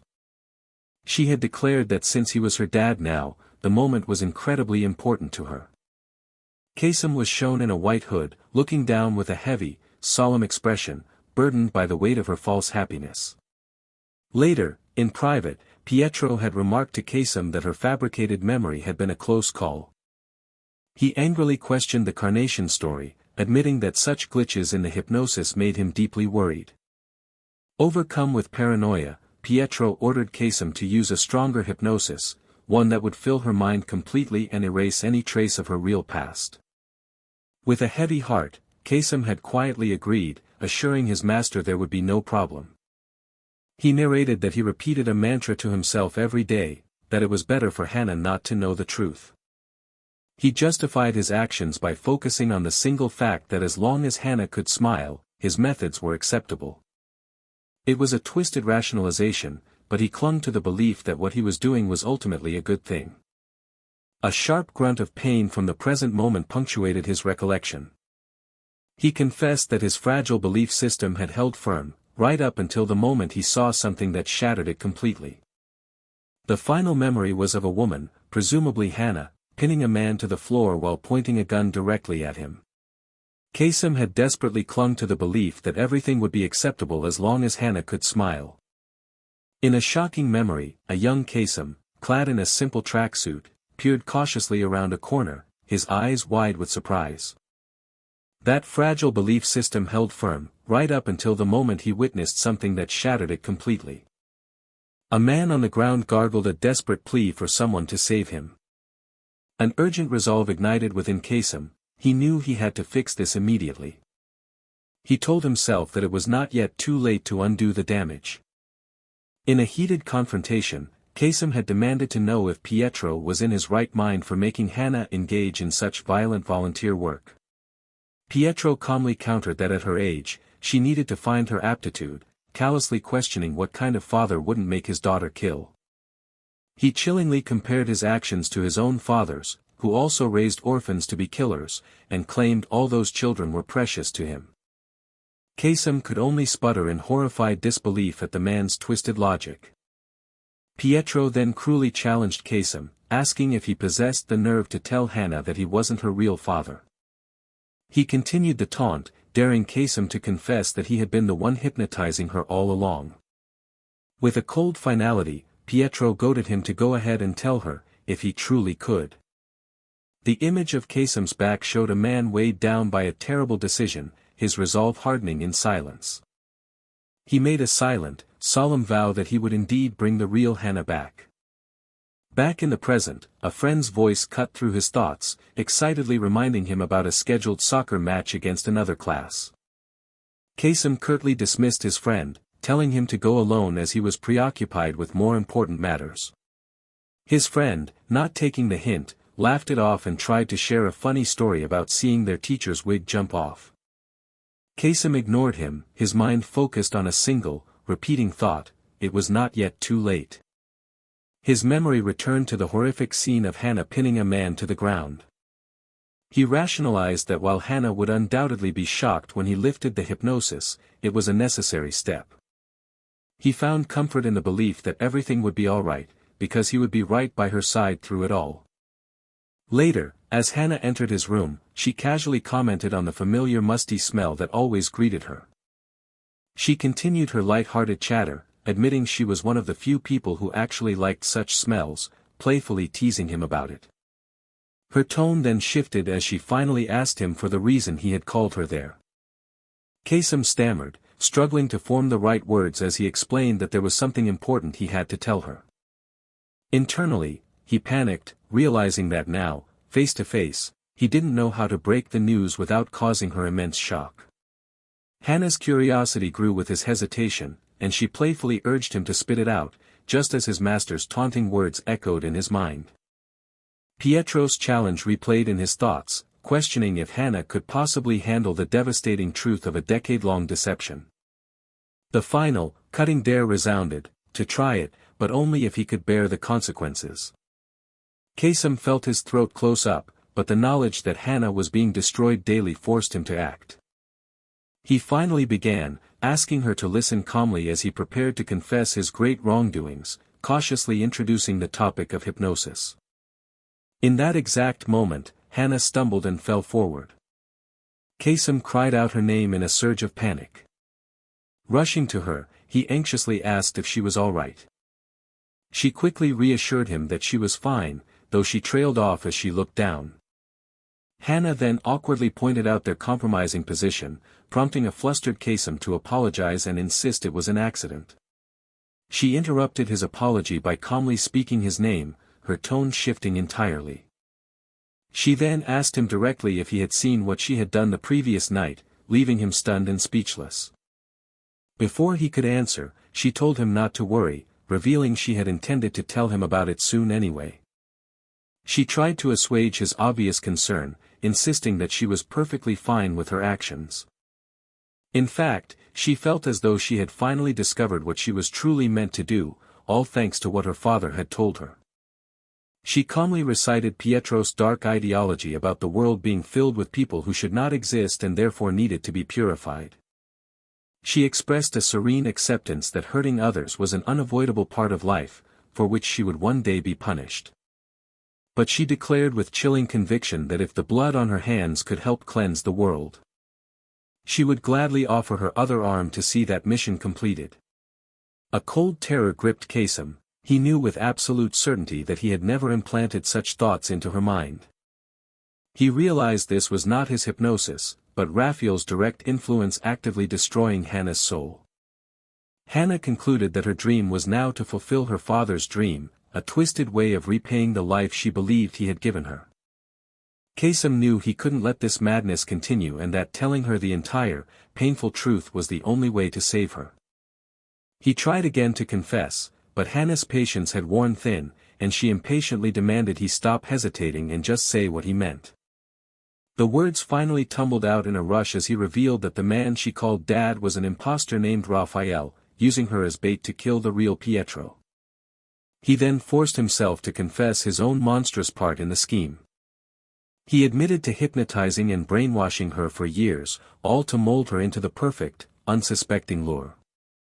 Crushed by the weight of his confession, he could only offer her his deepest, most sincere apologies. Hannah's reaction was disturbingly calm as she simply replied that she had always felt something was strange. She then laughed it off, playfully connecting his dramatic confession to his well-known love for manga and movies. She completely dismissed the gravity of his words, even suggesting that a creative job would suit him well, much to his disbelief. Then, with a gentle smile, she simply thanked him. She grew pensive for a moment, remarking that she often thought about a particular what-if scenario. She wondered aloud how her life might have turned out if she had never met him. Faced with her complete inability to grasp the truth, Kasem found himself utterly unable to say anything more. As Hannah cheerfully said her goodbyes and left, he was struck by the devastating realization that Raphael had been right all along. In that moment of defeat, he knew with crushing certainty that he could absolutely never tell her the truth. He resigned himself to the only path he felt was left, to continue doing exactly what he had been doing. It was a twisted rationalization, but he believed it was the only way he could remain in the role of protecting her happiness. He deluded himself with the idea that they could live out their lives this way, happily ever after, a final hypnosis cast upon himself. The memory faded, replaced by a turbulent night sky over a city, filled with ominous clouds and floating embers of destruction. The scene snapped to a tense confrontation taking place in the present. The man now revealed to be the true Pietro was asked to confirm his identity. Pietro calmly affirmed that the guess was correct, he was indeed the man they sought. His opponent, Kasem, acknowledged that this was what he had suspected. Kasem then made a request of Pietro, who agreed to grant it on the condition that Kasem join him on the rooftop. Kasem began his desperate plea, explaining that the hypnosis layered upon Hannah was so profound that even he couldn't grasp its full depth. He warned that if the spell were to be broken, the resulting psychological shock she would suffer would be immeasurable. But, he continued, his hope had been renewed after witnessing Pietro's incredible feat of breaking out of the polar night. He professed his belief that Pietro was the only one who could embrace the pain, wounds, and sadness Hannah was destined to face. He confessed his own lack of courage, insisting that Pietro was the one person who could surely grant Hannah true happiness. Kasem explained that while the polar night would dissipate upon his death, Hannah's mind was still trapped by a separate, powerful hypnosis. He started to detail the difficult process that would be required to finally set her free. He paused, gathering his resolve for his final gambit. He declared that if Pietro had the strength to shatter the polar night, he could break Hannah's conditioning too, reminding him of his promise. Kasem then urgently relayed Raphael's location and warned that his master plan was nearing its terrible fruition. He impressed upon Pietro the absolute necessity of stopping Raphael at all costs. Pietro shot back that Thaddeus would die if the polar night wasn't cured, but Kasem flatly refused to come up. With grim finality, Kasem stated that his own death was the only way for Thaddeus to survive. High above the rain-swept city, the two men clashed in a fierce aerial battle between skyscrapers. A close-up showed Pietro's face, etched with grim determination as rain poured over him. With a final, decisive blow, Pietro looked down as Kasem, mortally wounded, began to fall backward. As he fell, Kasem used his last breath to beg Pietro to please take care of Hannah. In his final, fading thoughts, Kasem spoke to Hannah in his mind. He accepted the sorrowful truth that he would never be able to see her again. He acknowledged that while meeting her had been his salvation, he had repaid that gift with betrayal. He confessed that he had consistently led her toward death, all under the false pretense of protecting her. Yet, as his life slipped away, he found a sliver of solace. He was genuinely glad that someone who could truly love and embrace her had finally appeared in her life. And so, as he plummeted towards the ground, he decided what he would take with him into the afterlife. He would carry nothing but the crushing weight of his guilt toward her. Far below, Pietro's subordinate urged his senior to hurry and finish up so they could leave before another attack. Growing impatient, the subordinate called out again, asking if Pietro was even listening. Pietro, feeling drained from his earlier exertion, murmured his assent, his focus on retrieving Thaddeus and escaping. But just then, a sudden, violent impact from below seized his attention. Kasem's body slammed onto the roof of a parked car, the force of the landing obliterating the vehicle in the pouring rain. A guttural scream of denial ripped from Pietro's throat. A massive shockwave of glass and raw energy erupted upwards from the point of impact. Pietro's subordinate cried out in terror, calling for his master and senior, desperately seeking a response. He screamed for his master to answer even if he was dead, just as a new voice calmly stated that the deed was done. The subordinate recognized the voice, his mind reeling with confusion and disbelief. He stammered, trying to comprehend what was happening. A figure appeared, coolly remarking that such an emotional outburst was very unlike his brother. He then extended a chilling invitation to his brother, whom he called Songu, to finally come home. A narrator's voice began to tell an ancient tale of a race whose entire existence was war, conquerors who were called the wrath of God. It spoke of how terrified onlookers could only pray as these invaders trampled everything in their path, including sacred grounds. Their prayer was a desperate plea to their Lord to deliver them from the fury of the Northmen. The story explained that the great Lord who commanded such fearsome warriors was known by the title of Kanangra. This title, the narrator concluded, meant none other than the Viking king. The air buzzed with frantic questions about the country's state, echoing a profound sense of disbelief and turmoil. Urgent voices declared a fatality, demanding an ambulance immediately and questioning the delayed arrival of the forensic team. The dark, rainy night enveloped a city alley, where wet pavement reflected the faint, upward gaze of unseen observers. Someone remarked on the surprising speed of the police, noting their almost late arrival, before a subordinate addressed their master. A sense of unease settled in as one person observed something strange, questioning why, if two of them had arrived, a particular situation persisted. One complained about being the sole carrier, attributing their armlessness to another, who then insisted they could manage both the umbrella and the burden, dismissing the master's troubling self-blame. They inquired about Nathaniel's whereabouts, surmising he had returned earlier, leading to a musing on the distinct loyalties of old Danny versus new Danny and questioning if they were even the same person. From above, a pink ice cream truck stood out on the slick, rainy street, illuminated by the night's glow. A lone figure rested their hands upon a ledge, their gaze directed downwards towards the rain-swept street below. Amidst a furious lightning storm, a silhouetted figure stood defiantly, shielded only by an open umbrella. News of Ondaunun's tragic death spread, detailing his involvement in a presumed terrorist attack at the YYN broadcast station and announcing a police investigation into the exact circumstances. The station's interior suffered severe damage, and authorities were probing potential links to a recent Xinjiang high school terror incident, with no group yet identified as responsible. Online, an outpouring of sorrow accompanied the news of Ondaunun's sudden demise, as netizens shared condolences and reflected on the fallen entertainment star's career across various platforms. In response, the Glory Foundation, parent company of Ondaunun's agency, Glory Entertainment, reportedly expressed regret and allocated funds for recovery efforts. Someone exclaimed in awe, drawing attention to a remarkable sight. One person grumbled about Raphael's showboating, then wondered about their missing nephew, speculating he was likely eating alone again, before inviting Macking to join a search. An uncle called out to his nephew, inviting him to try a trending Dubai dessert, and the nephew quickly assented. Someone questioned the duration of a washing, wondering if internal cleansing was involved, to which the answer confirmed the intent to eat more, before urging Tadeo to enjoy the dessert, a massive 100-piece serving, as his appetite surged after the hypnosis faded. A solemn voice chanted sacred words, invoking the Mahaprajnapara Heart Sutra and Avalokiteshvara Bodhisattva. One person remarked on the unusual manner in which food was offered, expressing their gratitude.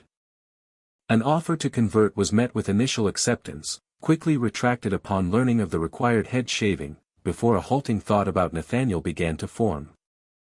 A voice abruptly called out Nathaniel's name with urgency.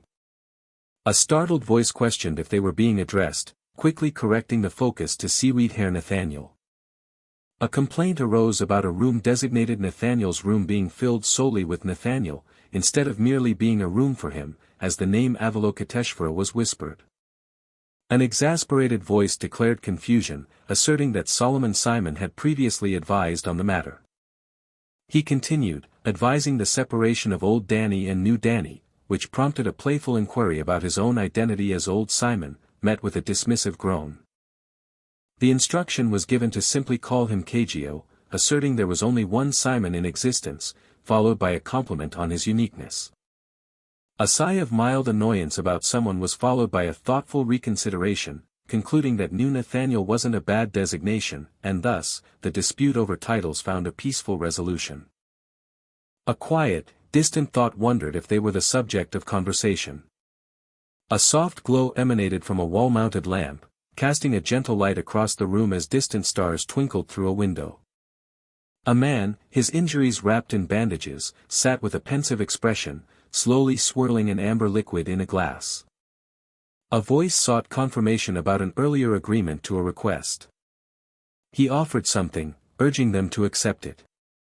He explained that the item contained information about someone, expressing confidence that the recipient would be able to locate a specific place. A bead of sweat traced a path down a man's forehead, captured in a close-up of his intensely focused eye. A young woman reacted with wide, surprised eyes and an open mouth, clearly taken aback. A man and woman sat across from each other at a table, the woman's appearance slightly disheveled. Within a spacious room adorned with large windows, a man and woman stood facing each other, their gazes locked. A woman laughed with unrestrained joy, tears welling in her eyes as she touched her face.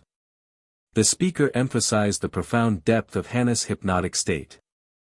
He elaborated, stressing its immeasurable depth, beyond even his own comprehension, and then posed a hypothetical scenario. He warned that even if the hypnosis were broken, the resulting shock to Hannah would be unimaginably severe, but then offered a glimmer of hope. He expressed a firm belief that the listener possessed the unique ability to bring Hannah happiness. He made a heartfelt plea to Pedro, entrusting Hannah to his care. With bandaged fists clenched, a man with fiery red eyes stared forward with unwavering intensity. A loud, authoritative voice commanded someone to approach. An indignant voice expressed disbelief at the lack of a greeting upon his arrival, proudly declaring himself Ian Jaiwan, CEO of Maison de Val Extra Moina International Pugoyard and a close associate of the Dewa Group chairman. He was acknowledged upon his arrival, confirming his presence with a brief interjection. A casual greeting acknowledged Yunchang's presence after a long absence, noting he had been awaited, while an unseen observer internally questioned the young man's lack of manners when addressing the chairman. An effusive, flattered chairman was greeted with exclamations about his youthful appearance, a confession of nearly not recognizing him, and then a hearty inquiry about the hideout's use, met with an assurance of gratitude and a transition to the next step. The chairman suggested discussing the details privately in his room, receiving an immediate agreement. Someone forced an overly cheerful observation about the nice weather, exclaiming at the clarity of the sky. He complained about performing alone and asked the senior why they were there, learning they had come to meet someone important, a revelation met with a questioning echo. The speaker revealed their destination was not on any map, prompting an immediate inquiry about its location. The mysterious location was identified as Soyagobo's laboratory. Clues from Andreas and Nathaniel indicated that a very terrifying experiment was underway within Soyagobo's lab. The speaker expressed an intent to uncover the specific nature of that experiment. He also sought to understand its connection. Specifically, how it related to Raphael's ultimate, overarching goal. He declared his firm intention to uncover these truths. However, the problem arose from the location being inaccessible to humans, a revelation met with confused questions about the reason for this restriction. The speaker began to offer an explanation, trailing off. Through a heavy snowstorm, a distant building emerged as a faint silhouette amidst the mountainous terrain. A voice respectfully addressed their father. They reported that the anticipated guest had seemingly arrived, currently positioned 3.65 kilometers away. A thoughtful hum acknowledged the report, followed by a prediction of their imminent arrival. A military vehicle ascended a snow-covered hill, passing a solitary outdoor table almost buried in the drifts. A close-up revealed a dilapidated building, heavily encrusted with snow and sharp icicles. A name, Philip, was spoken with a tone of recognition or command. In the vast, snowy landscape, a hand cradled a steaming mug, offering a small comfort against the cold. An inventory of armaments was recited: 3 grenades, 5 flashbangs, and a single military combat knife. The list continued with 1 pistol, 8 magazines, and 160 rounds, leading to an observation about the visitor's complete armament. The speaker concluded that the visit was far from a casual one. An internal thought registered surprise at the precise knowledge of his gear, marveling at the uncanny ability, and then reflected that for a soldier, being armed was as natural as wearing clothes. Observing the loaded gun, the host expressed doubt that the visit was merely for tea, directly inquiring about the true purpose of their arrival. The host acknowledged that they could guess the reason but expressed a willingness to listen nonetheless. The visitor delivered a message from the boss, stating that the plan was entering its final stage, to which the host confidently asserted their superior knowledge of this fact. The visitor revealed Andreas had been neutralized, a fact the host was unaware of, leading to the implication that their location might now be exposed to Pedro, prompting a sharp "so." In response, the visitor explained that leaving no traces, unlike the 9 Dragons Hell incident, necessitated an order to withdraw from the location, but then the host interjected. The host confidently asserted their unparalleled understanding of Pedro, including his thoughts and even his forthcoming actions. He concluded that observing the fight's outcome was therefore pointless, adding that even boss Raphael held no control over him in this particular location. He instructed the visitor to leave if they understood, stating that he would not bother with a lengthy farewell. After a pause, the visitor acknowledged understanding the host's intention. Over the phone, he issued commands to relocate all of Soyogobo's research materials to Area C, including Arvid, before an abrupt pause. A masked figure, clad in a winter coat, forcefully tossed a telephone receiver away. The telephone receiver landed with a distinct splash, sinking into the soft snow. A voice stated the severe consequences of disobeying the boss order under military law. The ultimate punishment for such an act, it was declared, was death.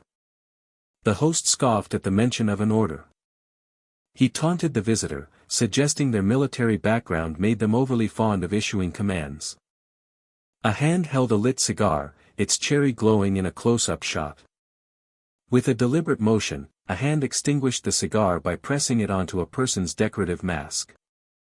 Declaring himself the one who controls the extreme cold and the deadly vaccine, he asserted that from that moment, he would be giving the orders to Philip. He issued a humiliating command for Philip to immediately turn around and walk away like a toddler. A single word, rank, was uttered, implying a challenge to authority. The command was given to execute, revealing the subject's codename as Soyogobo, identified as the 9th apostle of the Glory Club, whose specialty remained unknown, but who bore the ominous nickname, the Deadly Vaccine.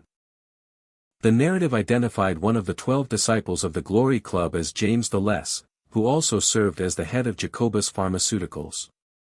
It was explained that inside his laboratory, heinous experiments were conducted on human bodies, and the primary mission was to discover their exact nature. The secondary objective, once the truth was uncovered, was to completely destroy the entire operation. A companion noted that while the plan sounded cool, he had heard that the location was completely inaccessible. He questioned the reason for this inaccessibility, wondering if a monster guarded the area, to which his partner confirmed that monsters were indeed present. The man gestured to himself and his partner, humorously pointing out that 2 such monsters were right there with them, but insisted that was not the real problem. He gravely explained that the location was a place where living beings simply could not survive, prompting confusion about whether it was even on Earth. The region was described as lethally cold, with temperatures plummeting to 80 degrees below zero, a climate so brutal that a careless breath could lead to death. Back in the desolate, snowy landscape, Philip reminded his adversary that according to military law, disobeying the boss' orders was a grave offense. He declared that the ultimate consequence for such insubordination was death. Soigobo scoffed at the mention of orders, taunting Philip for his soldierly obsession with commands before stating it was his turn. With a deliberate and contemptuous motion, he pressed his lit cigar against Philip's ornate mask, extinguishing the glowing embers on its surface. Seizing authority, he declared that he was now issuing a direct order to Philip. He commanded Philip to immediately turn around and waddle back down the way he came like a small child. A profile identified this man as code name James the Less, the ninth disciple of the Glory Club, with an unknown specialty but the ominous nickname of the fatal vaccine. An imposing gray and red mask stood defiant amidst the swirling blizzard, its design radiating menace. An internal calculation registered the current temperature at a deadly -82 degrees, allotting an approximate operational time of only 7 minutes and 30 seconds. Taking into account the climate and their respective abilities, the analysis concluded that the probability of his opponent being alive in 3 minutes was staggeringly low. The probability was calculated to be a mere 17%. A different voice corrected the calculation, stating that Philip had misjudged the situation.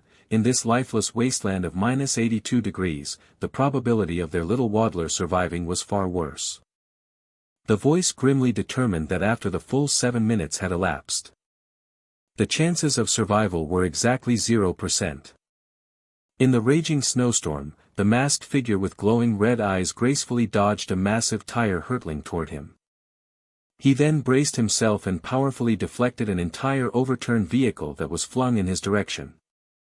An observer was astounded, noting that the kinetic energy of the 2-ton car should have been immense, yet Philip had deflected it with ease, proving his monstrous strength was even greater than the rumors suggested. Despite this incredible feat, the observer remained confident that such monstrous strength was ultimately useless against the one they called father. Suddenly, the figure in the white suit, James the Less, was sent flying backward by a powerful explosion in the snow. Philip taunted him from a distance, remarking that if he had simply followed the boss' orders, his life could have been spared, and sarcastically asked if those were the final words of a fallen soldier. From the snow, James the Less calmly stated that this level of attack was just about enough. Philip, confused by the cryptic statement, demanded he come closer instead of babbling from afar, all while an internal clock noted 2 minutes and 12 seconds had passed since the fight began. The combat timer ticked past 2 minutes and 12 seconds. Philip's eyes widened in sudden realization as he spotted a grenade, wondering with shock when his opponent could have possibly planted it. He pieced it together in a flash. James had planted the device on the ground at the apex of his flight, a calculation so precise it seemed impossible to perform in a split second. Philip recognized the trap. The grenade was timed to detonate at the exact moment his foot touched the ground. He stared in utter disbelief at the outcome, unable to comprehend how it could have happened. The explosion should have blown James to pieces, yet somehow, against all logic, he had survived. James the Less mockingly acknowledged Philip's reputation as a one-man Special Forces brigade, but added that he never would have earned such a title. He confidently asserted that if he himself had ever chosen to be a soldier, Philip's fame would not exist. A thought suddenly struck Philip as he tried to understand the impossible survival. He recalled a strange, uncanny quality to his opponent's reflexes even when they had worked together in the past. The only logical explanation was precognition. James had somehow known the exact ambush position and detonation timing of the grenade and had avoided it beforehand. James confirmed that the rumors about his abilities were indeed true. A massive secondary explosion erupted across the frozen battlefield, sending both combatants flying in opposite directions. An assessment confirmed the temperature was holding at a frigid -80 degrees. The extreme cold was becoming a critical factor. Philip's body temperature would drop rapidly, impairing his accuracy and stiffening his movements. However, due to Father's unique characteristics, a prolonged fight posed no issue for him, meaning time was a weapon that would only work against Philip. Philip acknowledged his grim situation, knowing he would freeze to death in minutes, but affirmed that a soldier always makes the appropriate decision, implying begging was not an option. James the Less watched in disbelief, muttering that his opponent was a crazy bastard. Amidst the snow, Philip opened a container, revealing a glowing green orb nestled inside. His logic was brutally simple: if the temperature was too low. He held the green sphere, a source of immense potential energy, ready to be unleashed. He just had to raise it. James realized with alarm that Philip was about to blow up the nearby car. A massive, fiery explosion engulfed Philip, turning the frigid white landscape into a roaring inferno. Emerging from the flames, Philip sarcastically commented that if James was cold, he should have just said so, as he could have brought a heater, before announcing that only 4 minutes and 23 seconds remained. He gave James an ultimatum: follow the boss orders to live, offering him 5 seconds to decide. Philip began the countdown, but before he could finish, James interjected.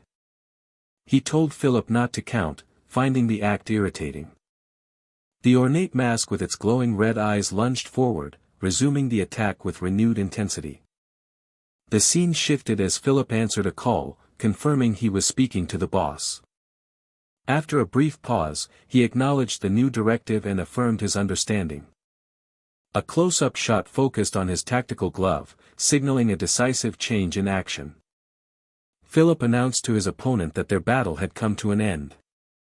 James expressed his disappointment, questioning why he would leave just as things were heating up, to which Philip simply stated it was the boss orders. He then issued a stern warning: if James ever disobeyed the boss command again, their next encounter would not end so peacefully. James replied with a smirk, telling Philip to call ahead next time he visited so he could have the place nice and warmed up for him. An assistant approached James, respectfully addressing him as father. The subordinate asked if Pietro was expected to arrive and if he should have them prepared in advance. James' interest was piqued, and he mused aloud whether he would finally get to see the legend he had only heard about in person. In a dark room, the silhouetted figure of a man in a suit held a cigarette, a silent promise of an impending meeting. The figure expressed his deep anticipation for what was to come. The scene shifted to an imposing, dark, and futuristic building set against the vast night sky. A red-haired woman with tattooed legs sat casually on a set of steps, a picture of relaxed confidence. She smiled, recognizing the newcomer and remarking on what a welcome face it was. She then pried, asking what brought him there and if he was on a mission, but he bluntly told her it was none of her business. Undeterred, she glanced at his mission file, deciphering the complicated objective to secure a target named Arvid in the frigid Verdun Bay, remarking that she herself wouldn't go because it was too cold. She then questioned why Johann was needed for a mission in James the Less territory, but he simply stated he wasn't interested. As Johann turned to leave, he nonchalantly told her she could take the mission if she wanted, prompting her to call after him. She revealed that she had met the young man Johann had previously mentioned, but he dismissed her, saying he didn't care who she met. When she mentioned the young man Johann had talked about, his demeanor instantly changed, and he demanded to know the bastard's whereabouts, surprising her with his sudden interest. She playfully described the man, noting he didn't look like a grandfather at all, and evaded his question, declaring she wasn't an easy woman who would tell him just because he asked. Johann threatened to force the information out of her, prompting her to tease that his aggressive attitude wouldn't make him popular with women. Finally relenting, she told him that the man seemed to be on his way to meet James the Less. Johann's mind immediately made the connection, and he uttered the location from the mission file, Verdun Bay. Confused, the woman asked why he was taking the mission paper when he had just said he wasn't doing it, but he had already made up his mind to go. As he walked away, she asked where he was going, and he retorted that he was obviously going to do the mission, telling her to get lost and threatening her life if she dared to follow. She watched him leave, musing on his fickle nature and admitting she had only come to deliver the papers anyway. With a cheerful wave, Saren announced she was leaving and wished him well. A tranquil shot showed a single rose in a vase, placed neatly on a table next to a cookie and a pitcher. The setting changed to a bright, sunny day, featuring a tall, modern skyscraper made of glass.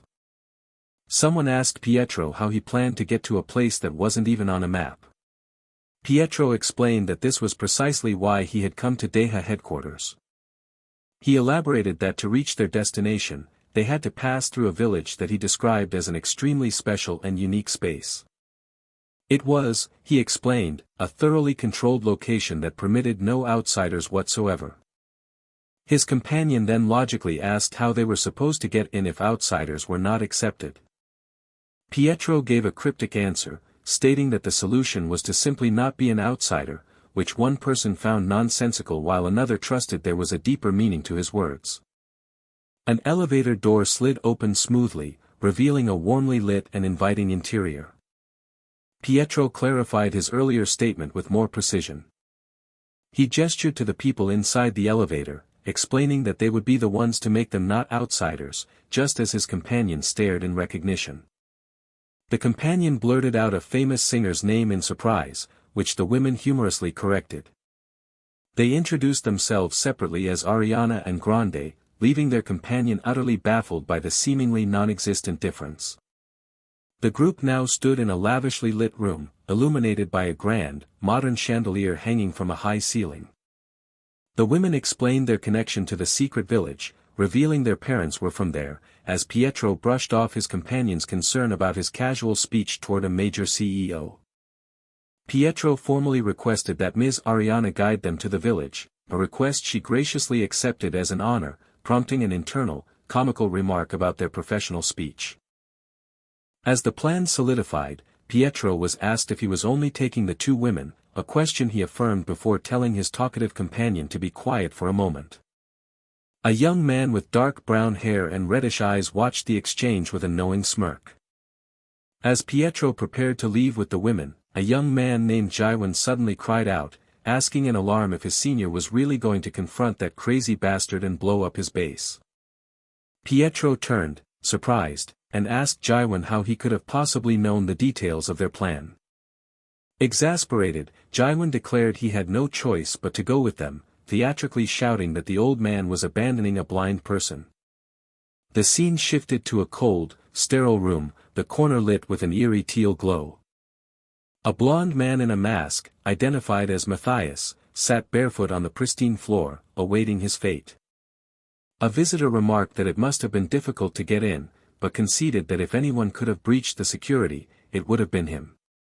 Matthias looked up and calmly asked if it was now his turn. He resignedly questioned if he was the next target designated for purging.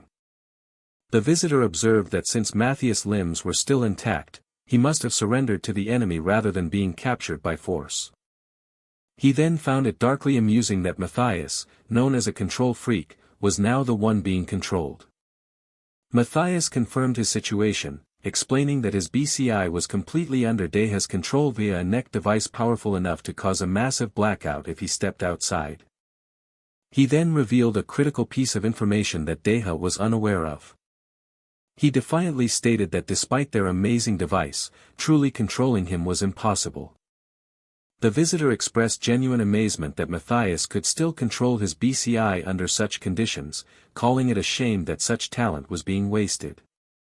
However, he then looked down on Matthias and ominously wondered about the effectiveness of such tricks in his presence.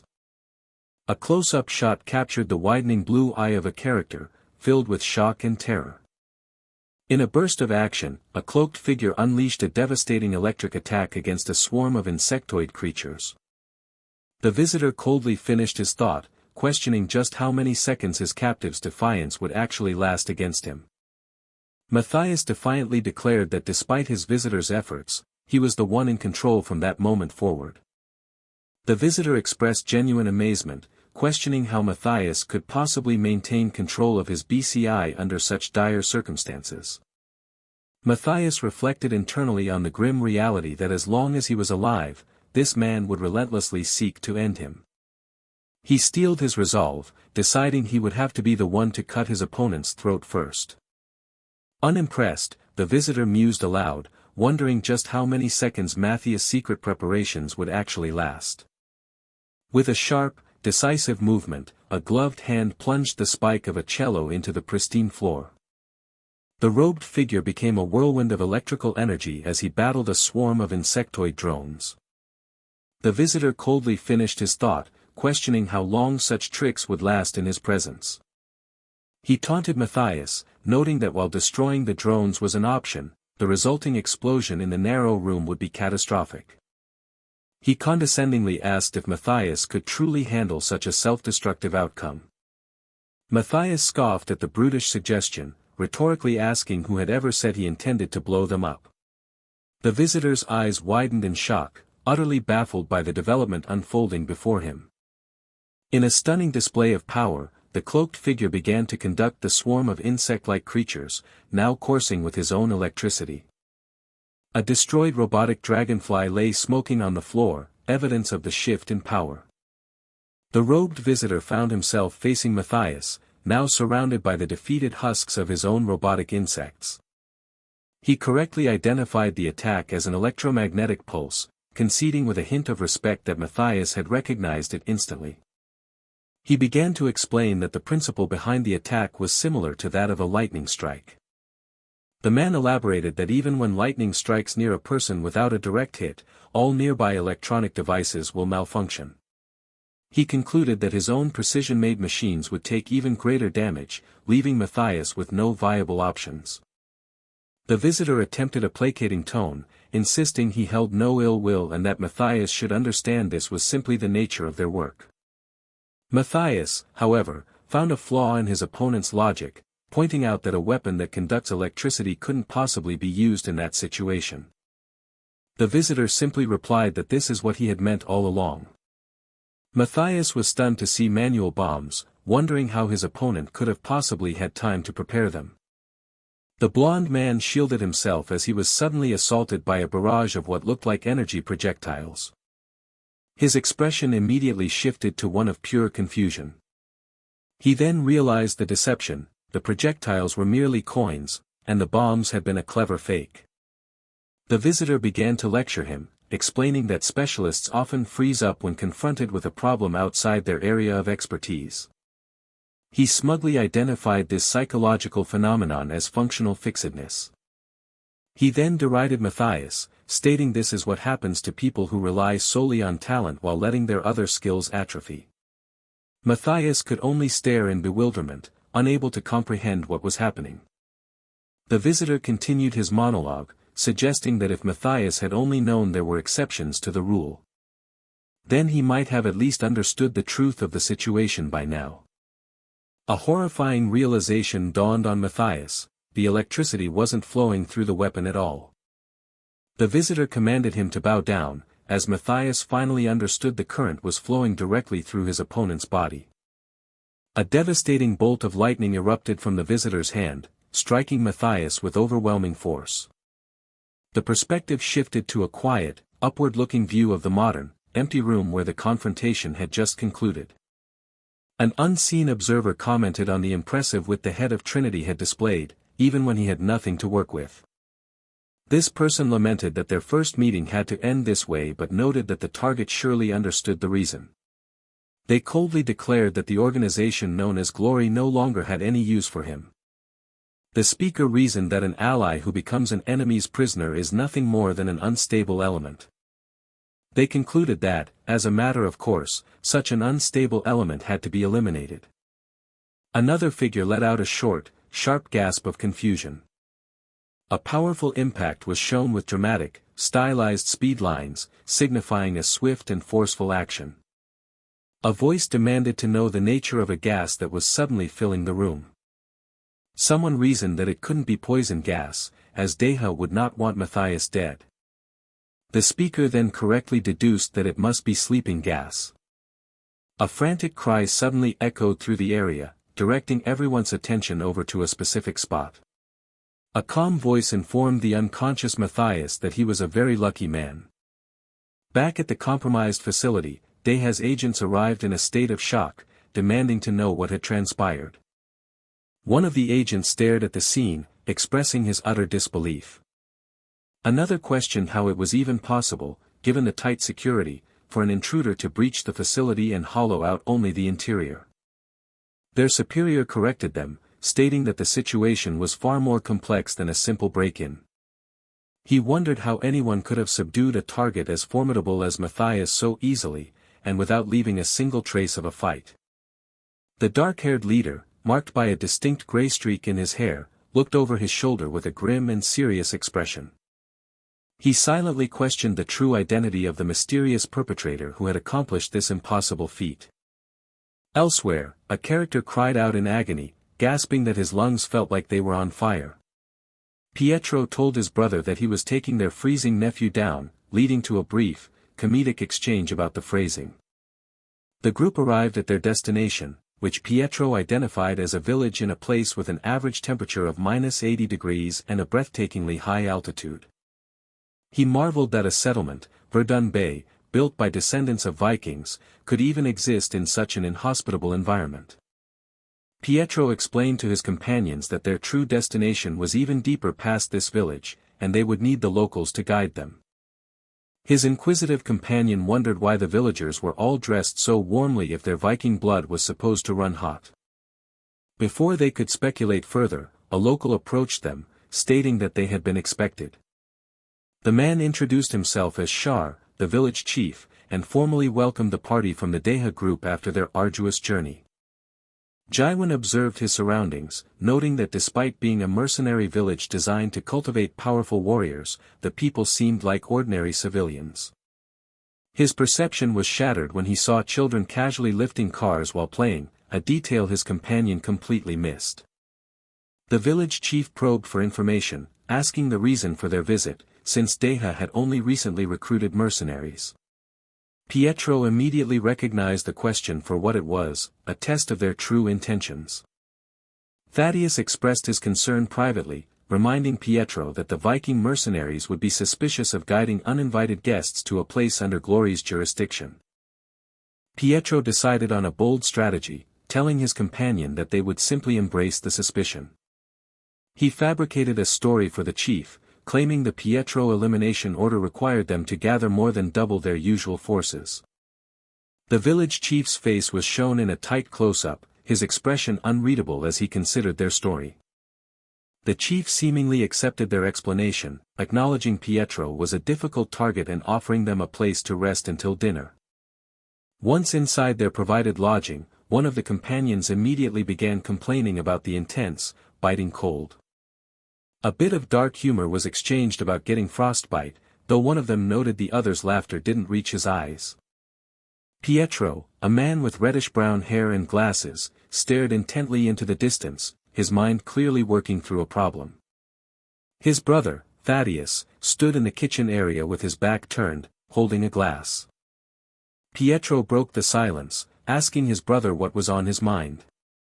He then asked Thaddeus if he had noticed anything strange about the village, to which his brother jokingly mentioned the infinite supply of shaved ice. Pietro cut through the levity with a chilling observation: there were no kids. He elaborated that there were infants and young children, but a significant age gap with a complete absence of teenagers. One of their companions quietly commended Thaddeus for his sharp perception. Jaiwan wondered aloud how the village could survive without teenagers, prompting his senior to point out the seriousness behind his smiling facade. Pietro turned his attention to one of the women, Ariana, and asked if she knew the reason for the missing generation. She hesitated, looking troubled as she began to speak. Her explanation was cut short as her attention was suddenly drawn to something happening outside. Peering through the window, she nervously asked about the identity of the people who were approaching. A wave of alarm washed over the entire group. The brothers urgently instructed everyone to hide and not go outside for any reason, ignoring demands for an explanation. Their eyes widened in shock as they saw who had arrived.